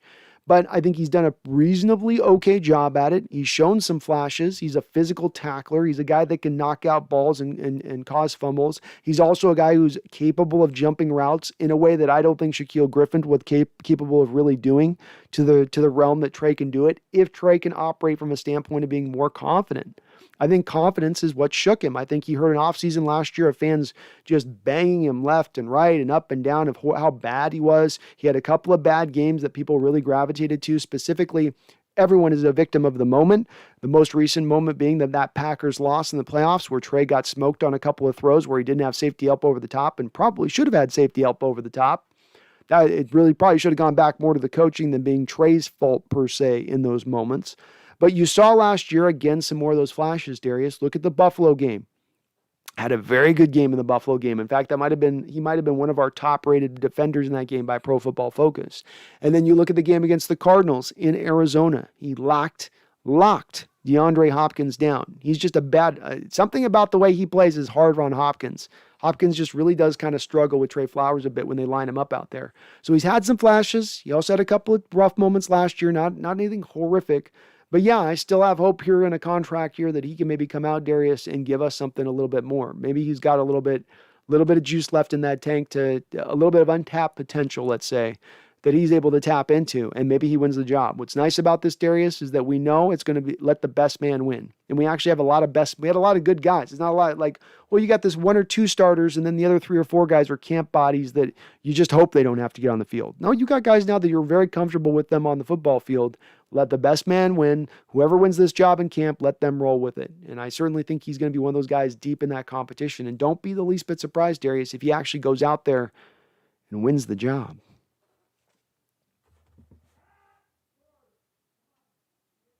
Darren Bale says, Russ has played backyard football his whole life, got him the biggest contract at the time. Will he buy in?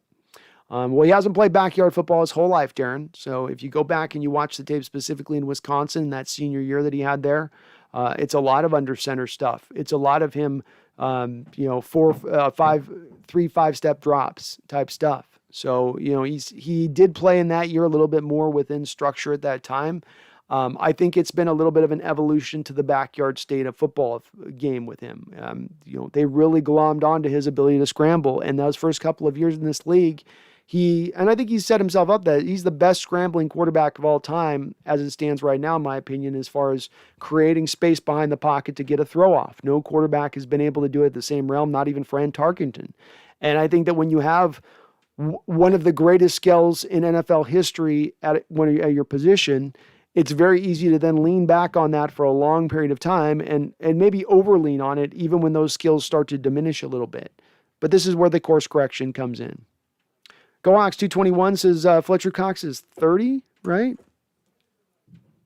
I think he's a little older than that. I think he's like 31-ish.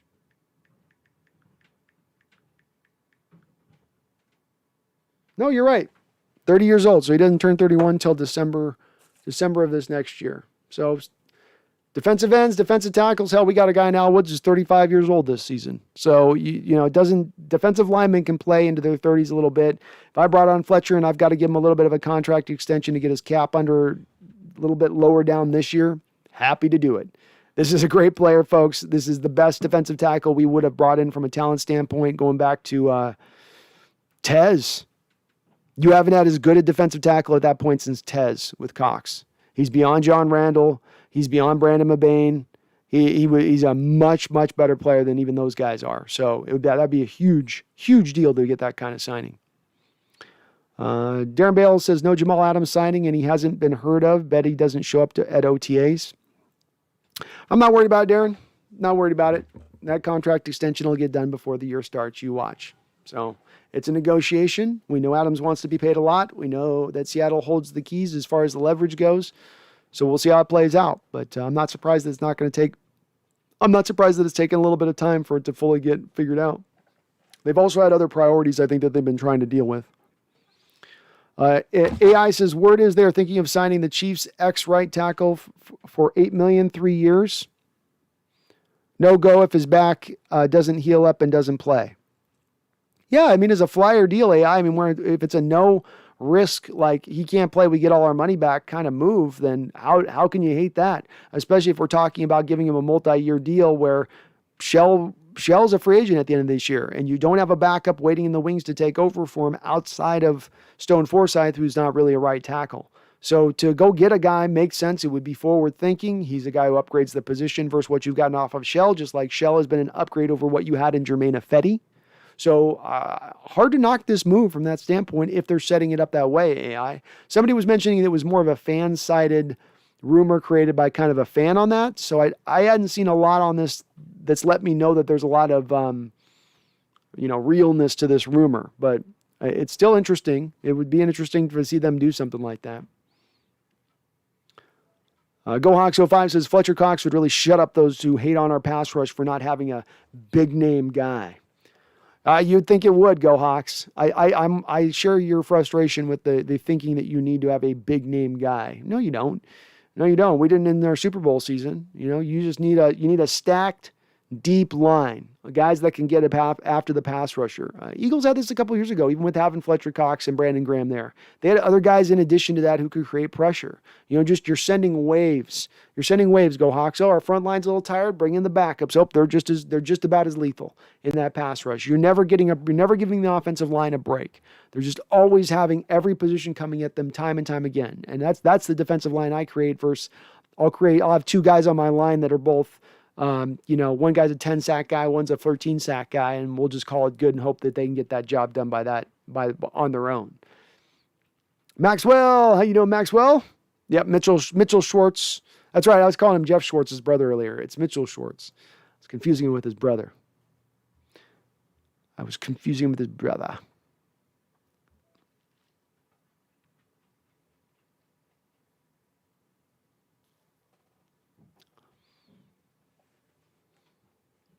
Kyle says, if Russ restructures, I think him of any other quarterback outside of Brady will do what it takes to win. Him looking at the Super Bowl with Brady and his weapons and Mahomes running around, I think he saw. Well, that's the thing is that, if you look at the four people and you go Tom Brady, Patrick Mahomes, Aaron Rodgers, and Russell Wilson, two of these things are not like the others as far as the standpoint of how they look at their contracts, what they do with their contracts as it relates to the teams that they play on. And both with Mahomes and both with Brady, they're showing a willingness to work around with their teams and understand, look, I'm going to be the highest paid guy on this team. I will be the highest paid dude.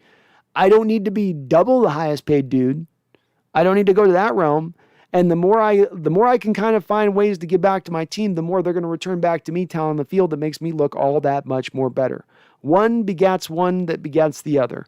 And hopefully Russell Wilson has done this math this offseason. Started to do this math and realized, oh, okay, I can see the returns on this would be here. And Seattle has always been a team over the recent years who's been willing to pay. This isn't Green Bay, who will not pay for any free agents ever, basically, who always hold their purse strings clutched, white knuckle tight. No. Seattle's willing to pay, and they've shown a willingness to pay this offseason. And I certainly think that if they went to Russell, they'd say, Russell, we'll go out there and spend your money. We'll go out there and bring in another offensive lineman at that point if you give us the ducats to do it. And I hope he has seen it that way, Kyle. I do.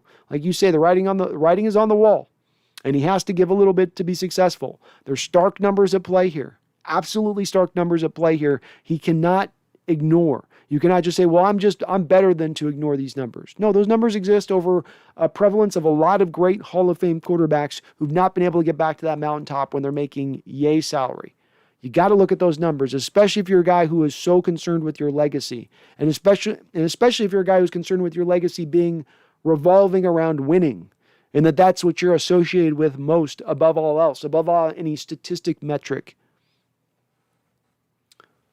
Jose says, Sherman or KJ, who would you want to bring back? Jose, I would go with KJ, but I do think Sherman has the bigger impact.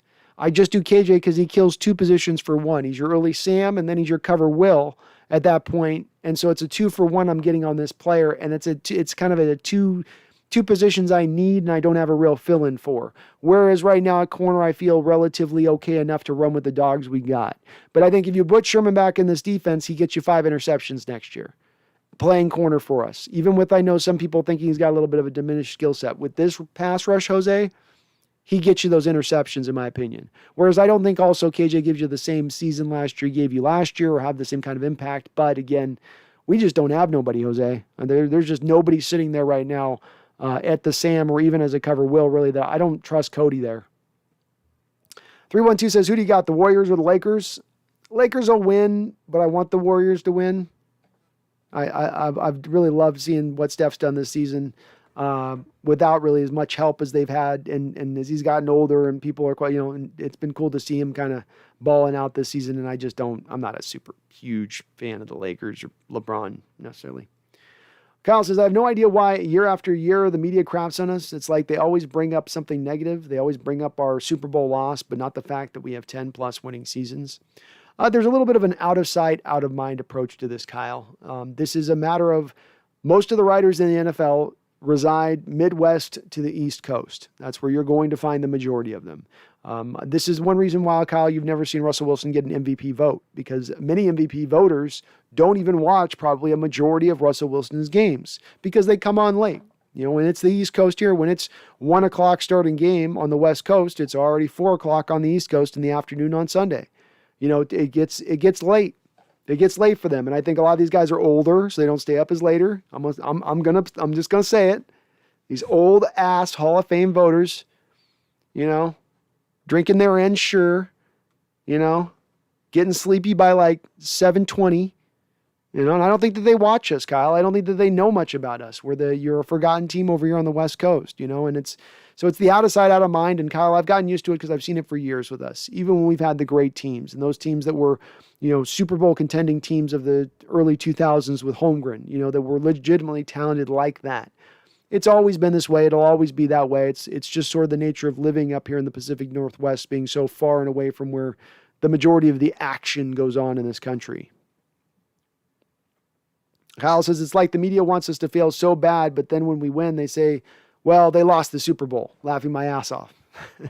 Yeah, I'm sure that they'd be happier with more blue blood NFL franchises staying more consistently winning, or having an LA Rams team on that big market that they are winning.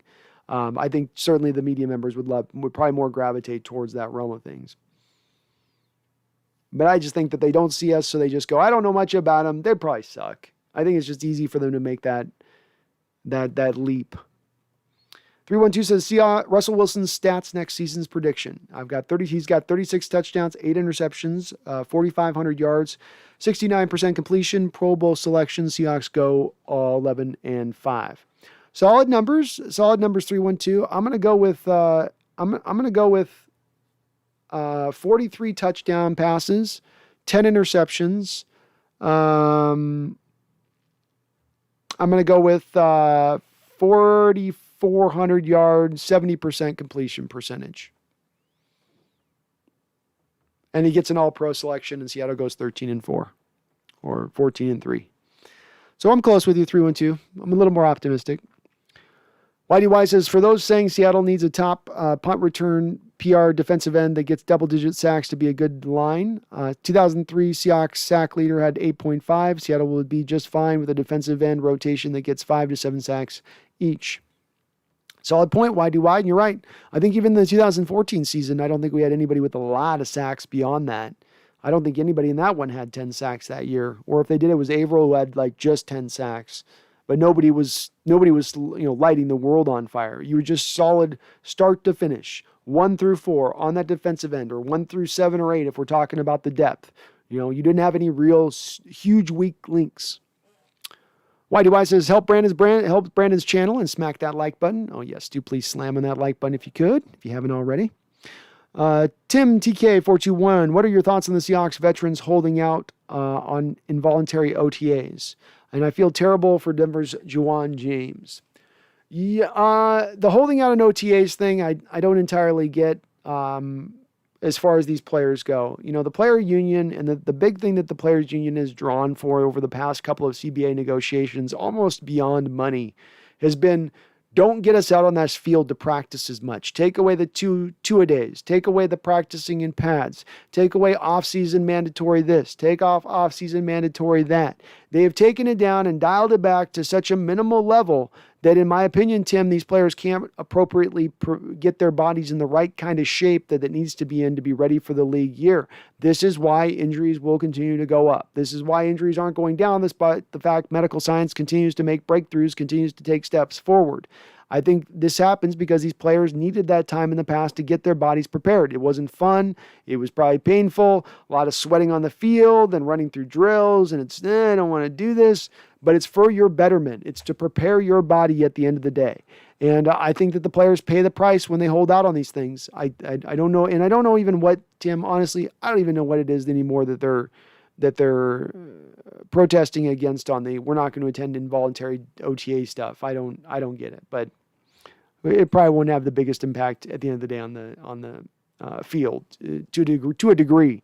As far as Juwan James go, I do feel bad for him on that, Tim, but again, I come back to the CBA and the collective bargaining agreement and the Players Association. You have a union. They can argue for these rights. They can push more for guaranteed money. They can push for more injury protections for these players. But every time the negotiations come up, it seems to be for one of two things. We want a little more money, more percentage of the overall cash, and then we want less practice time. These are the two things that they really glom onto. And I understand you can say, hey, we now get 49.7% of the profit margins instead of 47.2%. But maybe instead of going for that 0.5% increase, you instead go for more protections for your players. And unfortunately, Tim, the Pro Football Union is kind of one of the weaker ones in the sports. And I think that they just get a little lost off track during those negotiations. I feel bad for Juwan. I do. It's a crap deal for him. I mean, what are the players not supposed to work out, but at the facility? That's silly. But, man, the association, the players union just needs to do better in the negotiations, getting things that are going to be really most beneficial to the players rather than these hot button items that aren't as impactful.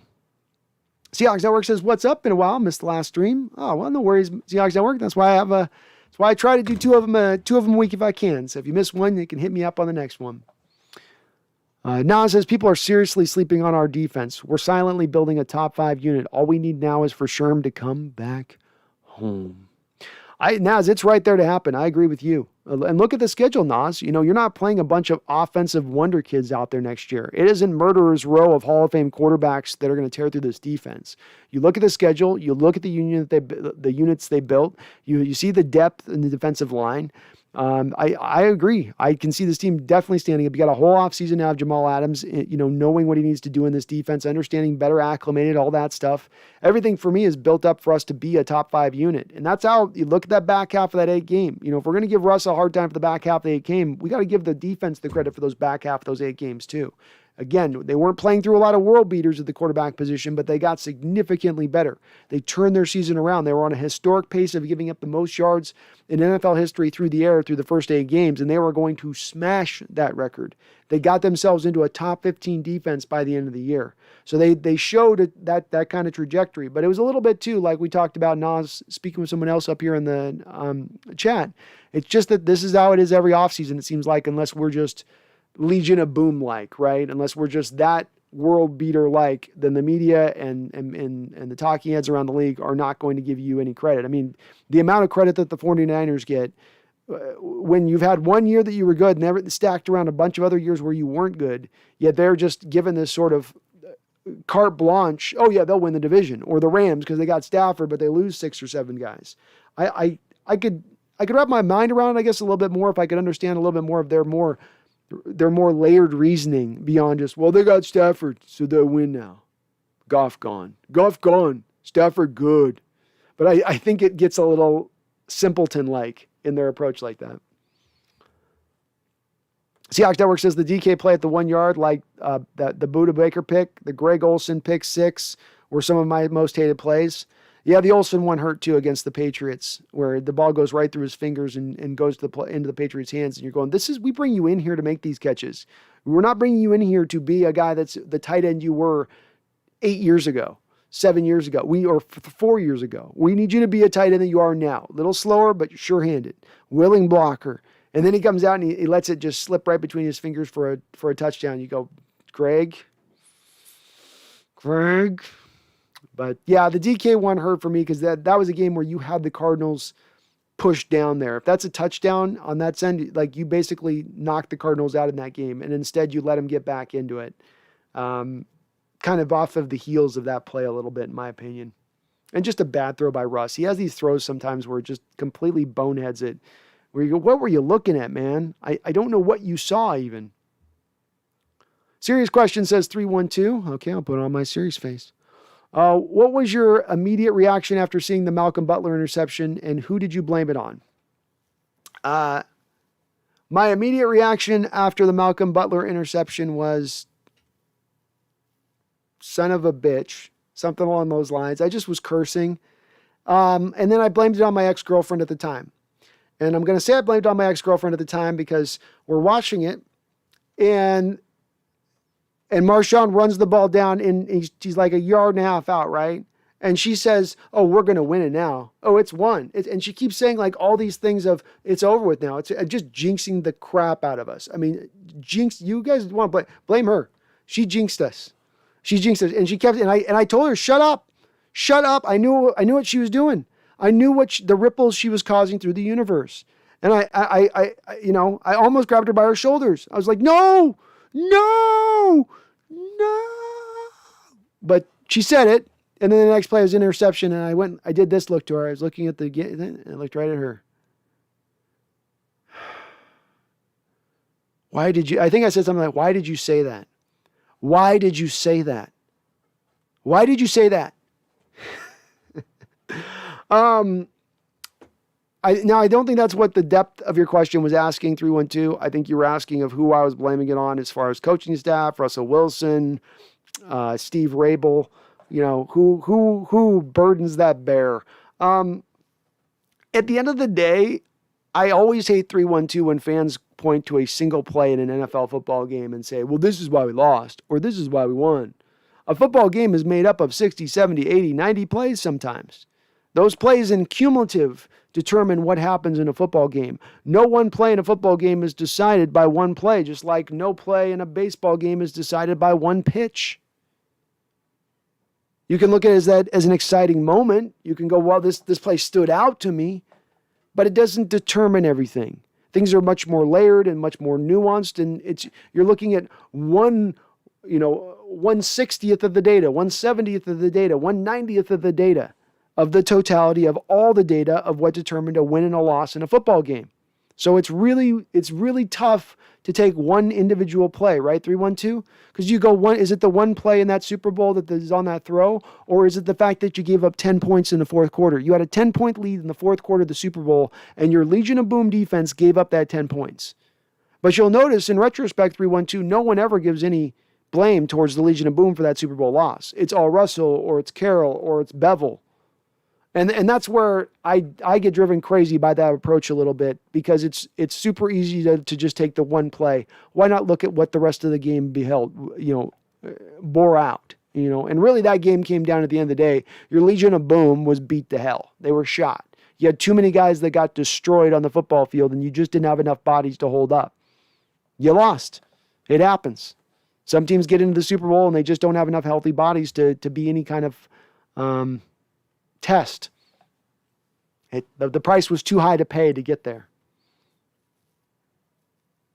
3-1-2 says GMs don't like to trade with the Patriots, nor should they. They've fleeced themselves so many people over the years, especially when they do that thing. If they get rid of a star who's still got a couple years left, still a really good player, but they'll get rid of him at just the right time. They'll get maximum return for the player. It's like a Richard Seymour type from a couple years ago. They'll do that time and time again. Matthias23451 says, what offensive player do you think will thrive the most in Waldron's offense? It's a good question. Well, it's a little bit of a lame answer, Matthias, but I mean, it is Russell Wilson, because he's going to benefit so much more from the other things being given to his game here and expanding what he does as a quarterback. So he'd be the first guy, Matthias. The second guy I'm going to go to is Rashad Penny, if this coaching staff is willing to believe in him a little bit. If they will give him a little bit of some attempts, this offense will get the most out of Rashad Penny, specifically because it's going to feature more of the outside zone runs, more of getting Penny working out in space on the edges and letting him use his speed, as opposed to hammering him up the middle on the Chris Carson-like runs on the inside zone, hitting the A gap 99% of the time, which is a little bit of how they've used Penny up until this point. So Russell Wilson first, Penny next, and then I'm not sure beyond that. I'd have to think about it beyond that. Mark Harpercorn. How you doing, Mark? Some say it looks like at least part of the time we run a 3-3-5 defense. I find that idea interesting. It may help with both covering receiver and maybe keep them guessing who's going to blitz. I think that there's more of a transition that happened last year, Mark, to them trying and mixing and matching different things than what they've done prior. And then that was done on the back of making the blitzes more effective last season, which was being done on the back of making Jamal Adams more effective and getting the most out of that trade. So they made more of a unique transition to that last year, Mark. And when you look at the college football game, the 3-3-5 is definitely coming into effect. There's so much game film that you watch of 3-3-5, and frankly, it makes it damn near impossible at times in trying to assess some of these defensive linemen. It made it hard a couple years ago with L.J. Collier, where he would play a lot of these three-man fronts where you're just like, God, he's getting double-teamed a lot. Okay. Those defensive linemen are just, they're 3-4 space eaters at that point is essentially how they're operating a little bit. But, yeah, you're putting more guys in the back end. Makes a lot of sense with the transition where the game's going, Mark, because you're getting more bodies in zone at that point. And to your point as well, you're creating more variability on who's coming and who isn't coming, who can come and who can't come. You're taking guys that in positions now that are more secondary-based players who can blitz in the realm of I can blitz and attack you on the defensive line, but I can also cover up on the back end. As opposed to historically speaking, if you're bringing an extra defensive end out there, he ain't covering, or a linebacker, well, he can cover, but he's going to be limited to how much he can cover, how much space he can really be dropped back. Whereas some of those secondary guys, safeties, corners, you can have them go, they can cover good 30, 40, 50 yards of field at that point. Go Hawks 05 says Buda Baker switched from 32 to 3. Well, he did sign that big contract last year, so he's got the money to go out there and make it work. So He can afford that bill that's going to cost to buy out all those old jerseys. Jason McEwer, you answered my question. Love to see Sherman finish strong in Seattle. One more Super Bowl run before he ends his career. Finish where you started your career. He's a good coach player on the field. Nobody would know the defense better on that field than Richard Sherman, right, Jason? He'd know the ins and outs of it. He'd be able to get people in proper alignments when that was needed. I still think that the times he's played over the last couple of years, he's had some tough moments that have been broadcast far and wide where, he's been burnt, but then he's also been good most of the time. He's been solid most of the time. He's been on point most of the time. I'm going to stick and fall back on that. I'm not expecting Sherman in his prime if he came in here, but I think he's still at a very solid point in his career. And I think to what you're speaking towards, Jason, there's a little bit of this, man, it'd be nice if we can round out this career of this guy. One of the Legion of Boom guys, all of them sort of moved on without any real much fanfare. And it was kind of like there's some bitterness involved and the injuries and the middle fingers from Earl Thomas. It'd be nice to have one of these guys come back around home and to have this maybe, especially, God forbid, Jason, imagine if he just came back here and we actually went and won a Super Bowl with his return, and what an amazing story that would be. So I'd love to see it. I hope they can find a way to do it. If they wanted to, they could create the cap space to go for either Sherman or Wright. It doesn't have to be one or the other. If they have a will here to do it, they could grab both of these two guys. And I'd love to see it with both. 312 says DK is actually underrated IMO. Most NFL fans says he's overrated and in the bottom half of the top 10 or on the outside of the top because he's not that good, just big and strong. Well, it takes a little bit of time, 312, I think, for receivers to tend to have an ascent, unless you're an Odell Beckham with some crazy play you make where you're reaching behind your head with one hand. It's just you out there just kind of dominating. It's going to take you to probably up to that third year before you really start to kick in. I think you're going to see his star continue to rise this year, continue to get brighter. He is only going into his third year, so it does take a little bit of time. And you look at him, was Calvin Johnson thought of as Calvin Johnson by the time he finished his second year in this league? Probably not. Was Julio Jones thought of as Julio Jones by the time he had finished his second year in the league? Probably not. It was probably by that third year, things were really starting to rise out and people were starting to really take notice. So, I do think he's maybe I don't know if he's underrated or overrated. I think it depends on the fans you're probably asking. In my opinion, right now as he stands, he's a top 5 receiver in this league right now, as he stands right now, with a guy with more upside who's just still tapping into the full allotment of his potential. Why do I? I think DJ will be a good cornerback this year. If Trey or Witherspoon step up as solid cornerback too, then I truly believe Seattle has a top 5 defense. Agreed. I think, to me, it's less built upon the other corners because I think Witherspoon will be fine and Trey will be fine out there. I don't think any of them are going to be burnt toast over and over out there or some huge liability. I think it's really, to me, it comes back to why do I. If you've got the defensive lineman and the pressure you can create, you're going to make those corners look great. If you've got the pressure we think they can generate, those corners will be looking marvelous because they're not going to have to hold up for a very long period of time. Matthias23451 says, what defensive player do you think balls out and does better than expectation this year? Good question. It's a really good question. A little bit of me says Jamal Adams just because he's been hit so hard, especially for his coverage concerns, Matthias, this offseason, and how low fans have sort of treaded on this guy, where if you go to certain blogs and you hear certain people talk on YouTube, they tell you that this guy's a horrible coverage liability. He's never covered a single guy in his life. He can't cover nothing, and therefore you're only paying for a guy who's just a blitz-heavy box safety. Another one of those simple-minded, simplistic takes that doesn't really take into the totality his whole career and what he's done up until this point as a guy who's covered in coverage. He'd be the first guy that kind of jumps out to me. If I'm picking another guy beyond that, who I think shows out, who I think balls out this year. It's so hard to make this necessarily as far as his pick on this. I'm going to go with Alton Robinson. I think he takes another step forward. He's another solid rotational guy. And then he ends up getting you 8 to 9 to 10 sacks, but he does it with such limited rotational snaps. He does it at like 30 to 40% of the snaps, something like that. So it'd just be outstanding production. Just his win rate will just be crazy good, I think. But I think he takes the next step forward, especially if Aldon Smith gets suspended. He's the guy that then slots in to get that much more snaps, to that much more opportunity. I think he turns into a solid run defender for you and a solid pass rusher. Never a star in either realm for us. I don't see that for him as a future, but just as a kind of what I thought Rasheem Green could have become a couple years ago. 312, the top 10, which in my opinion doesn't make sense. That's like saying Shaq was overrated because he was just big and strong. If it still works and he still produces as a top 7 can't say it. Sorry, 312. And he still produces as a top 7 wide receiver in this league. Yeah, 1,300 yards, 10 plus touchdowns. I don't know what you could knock in him as far as what people are going to gravitate towards, other than the little bit of the narrative that exists out there about some of his problems with drops, which I think are a little bit overstated. But again, 2-3-1-2, I think it takes a little bit of time for these guys, especially receivers, to get to that upper echelon. They've got to knock the big dogs off who are already established to sort of take that prize over as the next big guys. And I think he's going to get there. If he goes out and he has a 1,400-yard season and 14 touchdowns, he will be considered that dude. Ethan Tech World says, I'm here. You are here, Ethan. I just got back from a rough tennis match. It was postponed from yesterday, and one of the stupid idiots on the other team didn't show up to continue, so I'm glad I got my W. Still frustrating, though. Well, you scared him, Ethan, you know?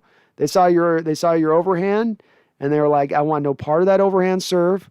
That thing's got steam coming off of it. I can't even pinpoint when the ball lands. And then he's got his little curveball serve that he does. They want no part of you, man. You're scary out there. What are they going to do? Michael Parker says, what happened to 00? DK should get that. Didn't some player wear 00? Wasn't that right? Oh, yeah, Rodman was a 00, I think. That'd be cool, Michael. DK'd look tight in 00, man. DK'd look tight in 00. I'd be all over that. 001, 10. Just get out of the 14. A 14 does nothing for me. A 14 should be a backup quarterback number. That's what 14 should be. Randall says, I could see Russ change his number. I know he had the Russell Wilson 3 thing and all that, but just seems like something he'd do, part of the Mamba mentality. Oh, go to like a number 8, Randall. I don't know. He's so ingrained with his, I think even the Russell Wilson 3's like even in his logo kind of, right? So I don't know. I mean, I know he does look up to Mamba, but he's a guy that I think he's not a guy that wants to change things like that. I think he'd stay with it. But if he was to change, I'd put my even money on it being a number 8 or whatever, you know. Nas says, when Goff and Rodgers used the scheme, all they had was the arm. They get out of the pocket and they will throw it and they still succeed. Now, as a defensive player, you have to worry about so much more. Yeah, Nas, it's true. It's absolutely true. It's both of those two schemes, essentially the recent quarterbacks who've had a lot of success in it, and Rodgers is fairly mobile, so he can still get out and move out around there. But this is also where you see with McVay, him becoming a little more interested in the potential. I think you saw in the playoffs where he was gravitating towards the mobile guy over Goff maybe, or he started the mobile guy over Goff because he's kind of had his fill of the statue quarterback who can't move within the context of his offense in addition to it.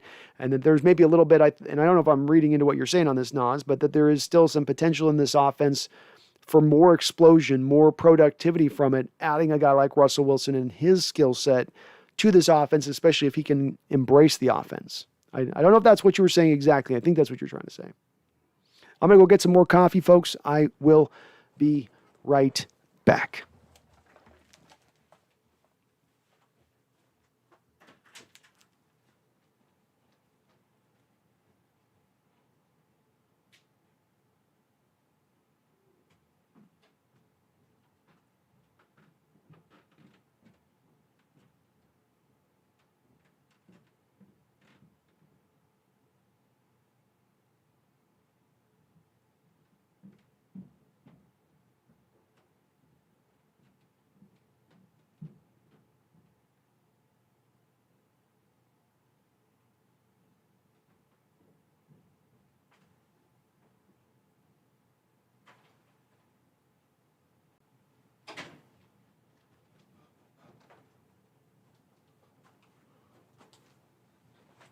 All right, we are back better than ever.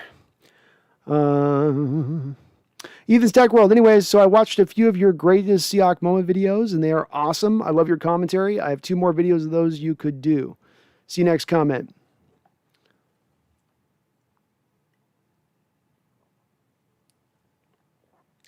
Seahawks Network says Trey had to turn off his DMs on Instagram. Fans can be a-holes sometimes.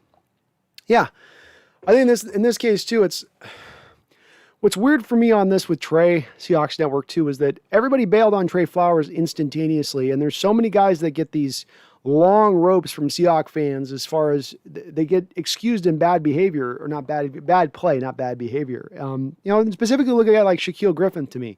I watch fans in the chat give Griffin pass after pass after pass, and he goes out there and gets a $14 million deal now on average per this offseason, and I go, he's not that much better than Trey Flowers. He hasn't played at that much more of a performative level than what Trey's played at. But it's just that this is where the narrative is suddenly sunk into for some reason or another. Maybe it's because maybe because Shaq has a twin brother, and that makes him more likable for people, and so they're going to be more hesitant because they associate the two together. But people bailed on Trey instantaneously. I didn't understand it. That same year of 2019, when he had been the starter, he'd gone through the whole year as the starter, had some good games, had some bad games, ended out the year with 3 interceptions on the year, which was, by the way, at that time, the same amount in total that Shaquille Griffin had had for his entire career. And traded it in 1 year, but everybody was done with him. I was doing a lot of defending him, Seahawks Network. I couldn't quite understand it. I still don't quite fully understand all the hate. People forget that he transitioned from safety out of college, that he was going to be a developmental player. It's because I think he got sent in there and his feet were put into the fire really quickly by the coaching staff. And so people just expect him to have some sort of huge ascent. But sometimes you got to give guys a little bit more time, and I'm tending to give a guy a little more time when he's made that transition out of college like that, especially when he gives you some reasonably good flashes. And last year, that Buffalo game, that Cardinal game, he played well in those games. And fans gave him no credit for that, by the way. There were very few that gave him very much. 312 says, Pro Football Focus equals trash IMO. So I would love to hear from you on 312 on this, because this is now growing, I think, to become more of a debate out there amongst football heads that talk and go back and forth. And I need to understand this a little bit more in the realm of this. I ran into this a couple weeks ago with my discussion with Paul Gallant, in that he just wholesale throws everything Pro Football Focus out the window and says it's all garbage and trash, and I'm not going to give that any weight whatsoever. Why? Why 312? And I'm not knocking you 312 if you don't. I'm just asking literally why. You know that there's multiple people that watch a single player's every single play. Whether they know about what the offensive call is or the defensive call or what that player's responsibility is, if I'm watching a single player over the course of the game and I'm concentrating on just that player and what he's doing, I'm going to be able to ascertain whether or not that player had a good or bad game. I don't need to know every single play, and I need to know every single intricacy of every single play to understand whether or not that guy failed or won at his job. And there's certain plays that are certainly probably harder to understand than others as to what they did on a given play. But, 312, you're not watching every single player of every game. I'm not watching every play of every game, right? We're not doing that. So why wouldn't you put any faith whatsoever or give even any metric to a person who has done that? Who has no dog in the fight as to whether the good player is good or bad. They're just trying to get a base metric for the player to determine how he did on the football field. That I can't quite ever understand the folks who don't give it as much weight as they would with baseball or basketball, because football is a different place. But to throw it out wholesale, to take a piece of data that can make you better educated, that can inform you further on a player, and to say, I don't want to give that any value because I don't like it. They don't know the play, so I'm going to throw it all away because they don't know the play. I'm going to throw it all away. They don't know what the player's responsibility was, so it goes to the trash. I have a hard time with that one, man. I do. I don't get it. Analytics has taken over baseball. Analytics has taken over basketball. This stuff didn't happen overnight, and it didn't happen with the willingness of the old guard wanting it to happen. You did not have front offices in baseball and basketball wanting to embrace analytics. They were kicking and screaming and crying out about how useless it was right up until the place where they all embraced it in totality. To believe that same thing is not going to happen in football and that that's not going to be the reality of football as we move forward into the future is kind of silly, I think. But again, I'm opening to have you 312 explain to me how that's going to remain, how it's going to be a trash thing not utilized and organizations don't have it as any kind of metric. I don't quite get that one. Seahawks Network says Trey just needs confidence. When he's got confidence, like first Diggs and D-Hop, he plays really well. Can't just give up on him until that rookie contract ends. Agreed. Give him a little more time. Give him a little bit more time. You got him on the 1-year deal, you know.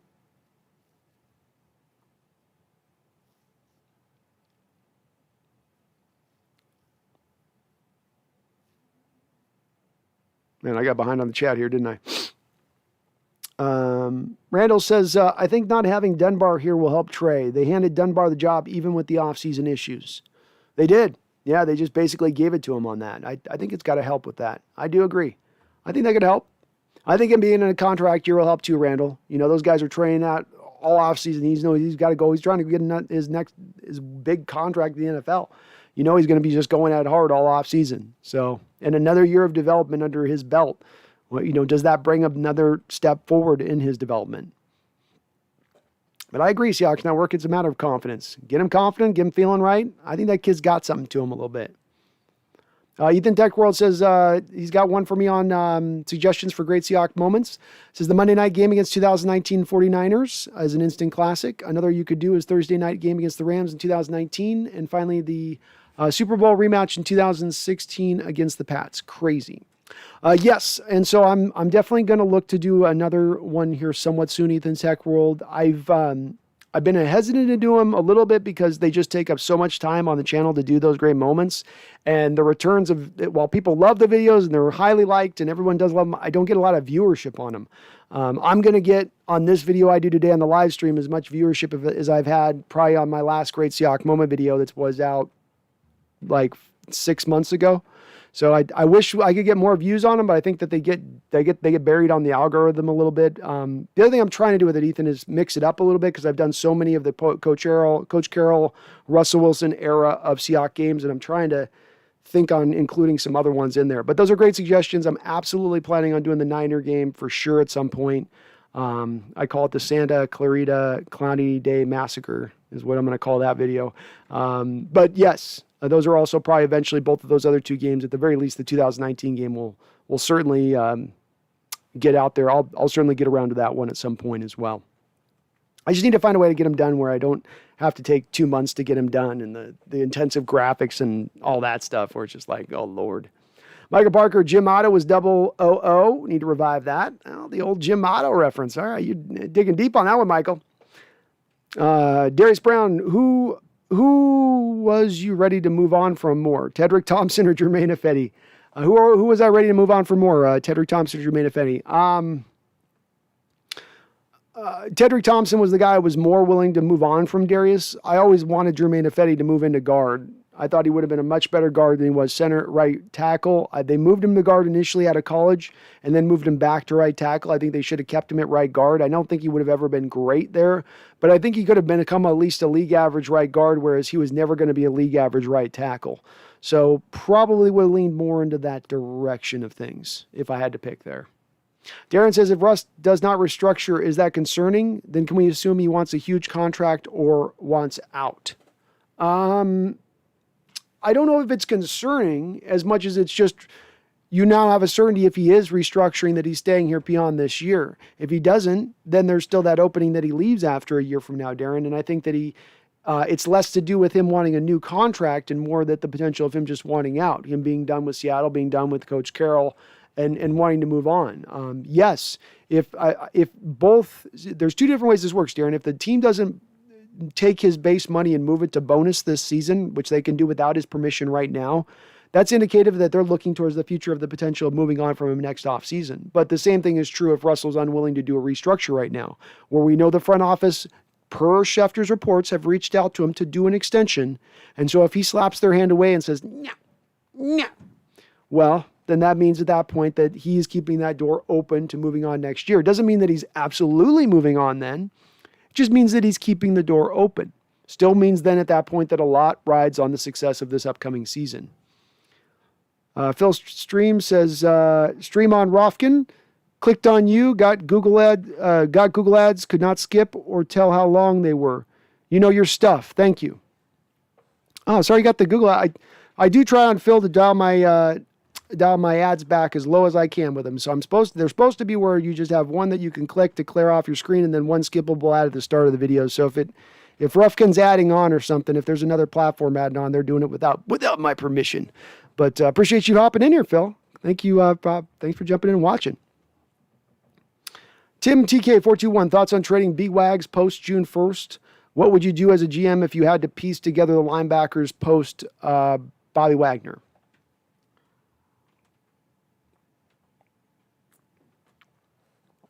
Well, quite honestly, Tim, you're needing a long-term answer at both the Will and the Sam. Long-term, Jordan Brooks is your starter at the middle linebacker. And I expect that to probably not happen this year, but to happen a year from now. So I don't think that you move Bobby this season because the savings to move on from Bobby next year are about $16.5 million. Versus this year, you're only really going to save about $10 million to move on from him right now. I don't think that's enough savings, especially knowing that your linebacker crew isn't exactly super stacked deep. I know you have Ben Burkervin and Barton. Those guys are really mainly special teams guys at this point. Neither guy I think you can count on as being any kind of starters. You have a wide gaping opening hole at Sam right now. At Will, if you were to move on from Bobby because you're going to move Jordan into the middle, you don't have a Will then. So I don't see that there being a way, Tim, that they would make that move because they would have to have two pieces in place at both the Will and the Sam in conjunction with making that move, or otherwise you're going to be down two starters at that point, not to mention you're going to have a new first-year starter in Jordan Brooks at the middle. I think that would be too wide a breach for them to make, Tim, in a year where they're trying to go for it and they're trying to hit this ground running. So probably I can't see it. That's just the $16.5 million versus the 10 is going to keep him, I think, to hold them for one more year. But next year, I do see them releasing / trading him / I really see Bobby at that point probably retiring, to be honest with you.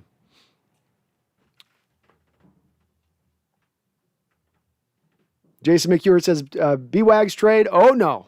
Stop that.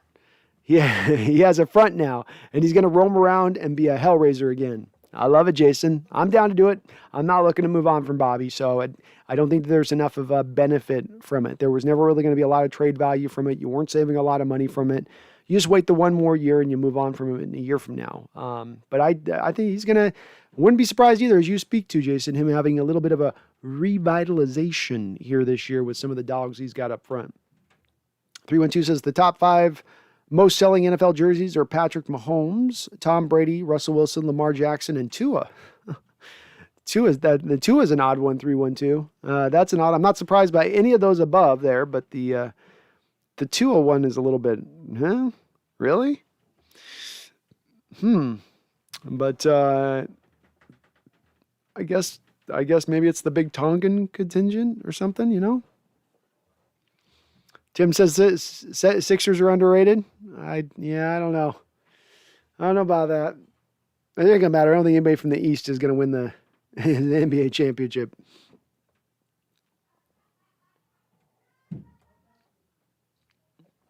Michael Parker says Jacksonville is serious keeping Tebow. Gonna get him his NFL pension. Favor from Urban Meyer. He's still a backup quarterback. They trade Minshew probably.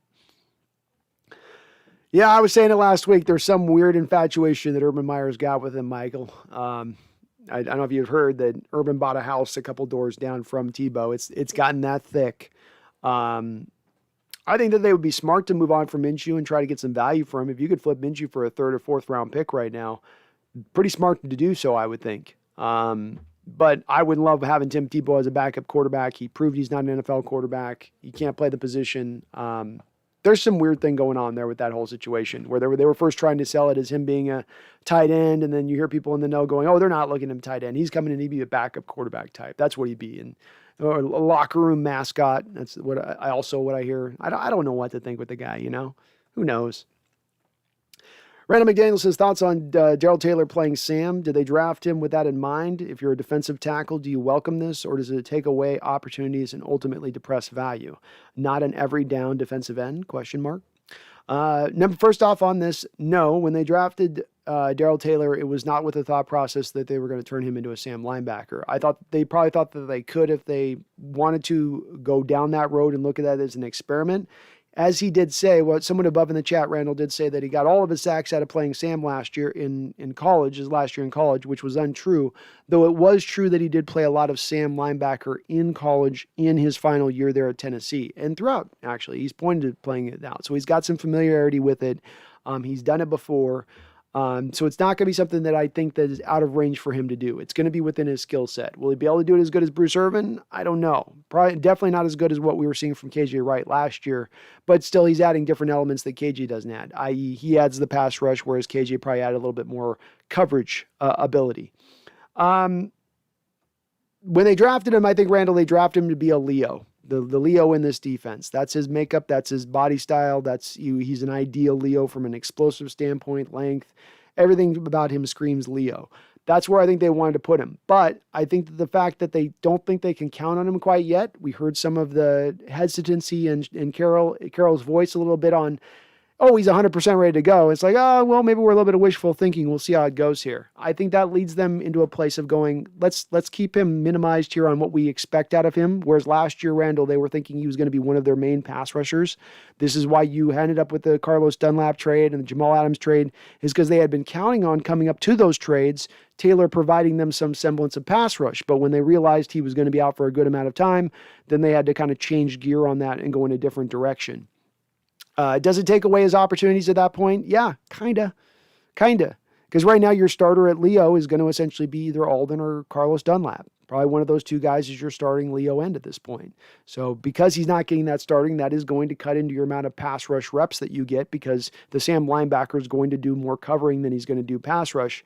Unless, Randall, it's as some are saying, we're going to go to some 1985 Chicago Bears front and stack the line with 7 and 8 guys, and you're just going to have us just,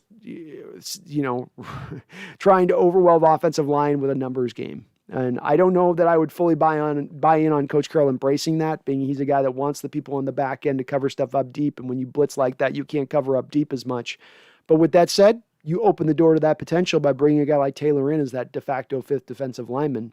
And it'll be a successful move. I think it will be good, but does it give him the opportunity to get into that 10 to 12 to 13 sack place if he's got that potential in him to hit there, Randall? No, he won't be able to hit there because it will reduce a little bit of his snaps in other places.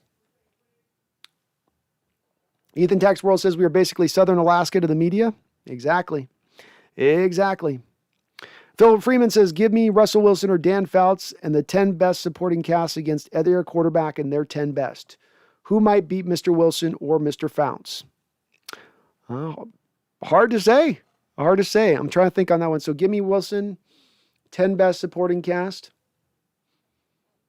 Yeah, I think we could easily say that the both of those two quarterbacks given a little bit more in that supporting cast. I think specifically with both, you could point to Fouts had some pass catchers to throw to, but he could have used a little bit better offensive line. And certainly with Russell Wilson over his time, you can make the argument, and it's rightfully so. I think it was done purposefully to where the offensive line's not been built up as much to allow him to succeed as much. Part of why, Phil, when I started this offseason out, I felt like the biggest priority for this team was to build up the offensive line. Let's give Russell the one thing he's not really truly had his whole entire career, with maybe the exception of that 2013 season, and that is an upper-level pass-blocking offensive line. They've kind of done it a little bit. They took baby steps towards it, Phil. I probably would have liked to have seen them go a little further with it than they have this offseason. But it's for that reason of what you say. Because what if we can get more out of Wilson's game and giving him more of a supporting cast? And I think the answer is, yeah, you would get more out of his game.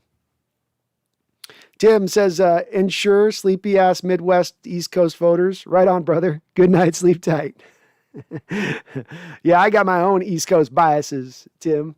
I got my own East Coast biases here. I've seen them too long on just, be it selling West Coast college football players who might be Heisman players. They get sold short sometimes unless they're Reggie Bush-like, unless they're that much of a difference maker.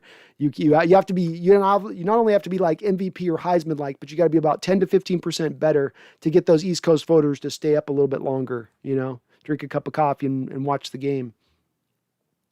Kyle says, if Russ puts up a record-breaking numbers this year, who wins MVP, Russ or Waldron? Well, of course, you can't give the MVP to a coach, Kyle. But if he puts a season together like never before and puts up MVP-like numbers for a whole year, you've got to give a lot of that credit to Waldron. But it's got to be parsed between the two, because at that point, Russell has also built on the things and he's worked on the things of his game that have been lacking. Have they been lacking because Seattle's not asked him to do it up until this point? Probably. But the pre-snap stuff, the recognition on blitzes, the playing on time, the throwing with anticipation, if Russell builds those elements into his game, certainly it's the coach asking him to build those elements, but it's also him taking on something that might make him a little uncomfortable. And if he's able to succeed and flourish within that, he's got to get some of that credit too. Ethan says, and on the pass rush, if you're solid on each slot, including rotation players, you could become so much more than solid. That's what we had in 2013, and that's what it looks like right now. It does, because you keep the players fresh. One of the great killers of pass rushers in this sport is asking him to go out and play 85 to 90% of the snaps. When you look early on in the season at guys like Jarran Reed or Ben Samayoa, who because of injuries were forced to play in that 90 snap range early on in the year, and then you look at that defense through the first 8 games and see a passing defense that was on pace to give up a record amount of yardage, you can point to one of those things being related to the other. And if you have a guy getting down on his pass rush snaps, getting down to 70, 60% of the snaps, he has a little bit more in the tank to go a little bit more harder, play in and play out. So was it any coincidence then that as the year went along and as the pass rush started to round out, as those rotations started to round out and lessen down across the board, that we saw greater effectiveness out of Jarran Reed and Ben Samayoa? I don't think it was any coincidence. And it's what you see when you're able to stack up those defensive lines like that. And it's frankly what's been missing from our defensive line for going on now 4 or 5 years. It seems like every year we're relying on 1 or 2 guys to come up there and do it and hoping we get a development out of some real rough guys. And it's kind of a wish on a shooting star approach to the pass rush with very little certainty. Well, this offseason, you've gotten certainty. Kerry Hyder is certainty. Is he a star? No, but is he a competent, good pass rusher in this league who can also stop the run? Yeah. Aldon Smith, same thing. Carlos Dunlap, we know it's the same thing. Ben Samayoa, good enough. Keep him at 15 to 20 snaps, he'll be fine. So you've got reason to believe that that'll be in this place because of the way that they've set it up, because they're not relying on the 1 or 2 guys. You didn't go in an offseason and said, okay, we got Ziggy Ansah and Jadeveon Clowney. We're good. We're done. Ziggy Ansah, Jadeveon Clowney, and Jarran Reed, that'll be enough to get us through. No, now you've gone, you're 6, 7, 8 deep right now. And that's a great place to be in as far as what you're going to be able to get out of this defense because of it.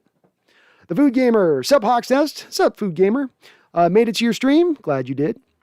I don't get why veterans are holding out on volunteer workouts. When I see Russ in Hawaii the first week after the wild card, I'm just confused.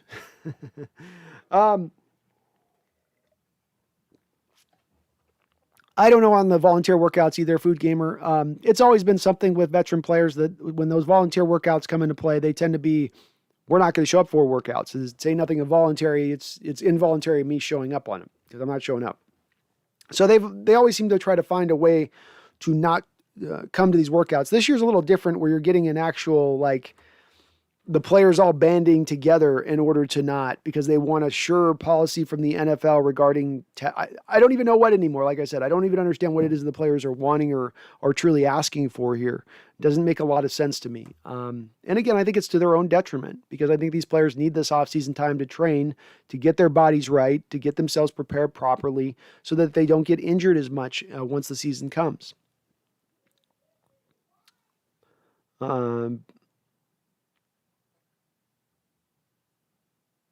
Randall says players want more input money for less output. Yeah. And they think it's for their better. Well, I'm saving my body. But there's a reason those old school coaches ran the 2-a-days. There's those reasons that they did the things that they did. There's a sort of a tried and true methodology to preparing NFL players for the sport. And, you suddenly say as a player, I know better than these guys. I know better than all this 20, 30, 40, 50, 60 years of data. I'm smarter than that. I can get by with bare minimum. I can be just as good on bare minimum. No, you can't. No, you can't. And the fact that they're pushing for more of it, Randall, just kind of shows some of their tone-deaf nature to realizing lately, wow, injuries still continue to keep going up over the league every single year. God, that's so weird. Why is that? Could it be because some of our training methods? Just maybe. As equipment gets better, as medical treatment gets better. 312, got to remember to take account for that extra game as well. I forgot about the extra game. You're right, 312. I hadn't even factored that into my projection for Russell with the extra game. All right, so I will go 4,500 yards for Russell with the extra game next year. 4,500 yards, 43 touchdowns, 70% completion percentage, 10 interceptions. That's where I'm at. Ethan says, again, regarding the pass rush, so many people say we got Dunlap and then a bunch of nobodies. Yep. Okay. Keep sleeping. Then once it's better than they thought, embrace the excuses. That's true. That's true. They just ain't doing the research, Ethan. We've come to the assumption, I think, that they just don't do the research, some of these experts out there on how they look at the situation. I think that they get lazy with Seattle and they go, okay, who they add? Who they lose? All right, wasn't Russell like pissed at him early in the season, off season? He was like mad at him, I think. They'll be last place. I really think that's about as far as they go. Seahawks O says, I need to see the Seahawks versus a legit offense before I say they are a top unit. Now, I get it, Seahawks O. I get it. I understand. You can only play against the level of competition you play against. And the thing about that, too, is that when you say about, the defense versus a top legitimate offense, are there a lot of top legitimate offenses on that schedule next year? Is the Tennessee Titans going to be a legitimate, no, not necessarily. You're not going to have as many of those stiff tests on your schedule. You can't control how the schedule plays out or how weak an opponent you play or a strong opponent you play or a good offense or bad offense or a run-minded offense over a pass-happy offense. We will see, and we won't know Seahawks O until the games start, until the bullets are firing, until it's live ammunition, right? Go Hawks 05. Where's the short stuff coming from? I haven't seen anything on Instagram. All I've seen was the idea. Somebody said it was fan sense that this came from. It's fan-sided. So it's like a fan site thing. I don't think there's anything that we can... I've yet to see anything put in the chat that's like a link to anything that can give us something concrete to go off of. So it's a quiet time of the off season, Go Hawks, It's where people get into the roster-based aspect of things. Food Gamer, you secretly a Hawks fan, or do you know the Hawks Nest personally? This is the second time I've seen you on the stream, 312.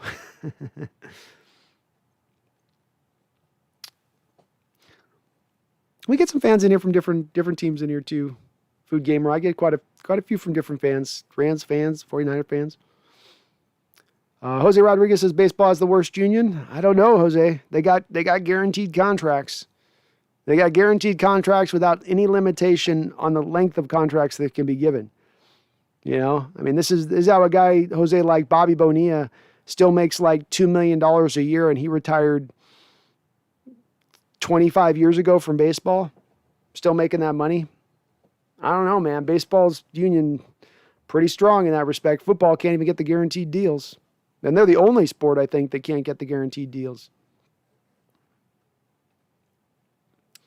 Darren says the Rams are the best back in the West. Cam Akers is 170 yards plus the last time we played. Seahawks over 200 all-purpose yards.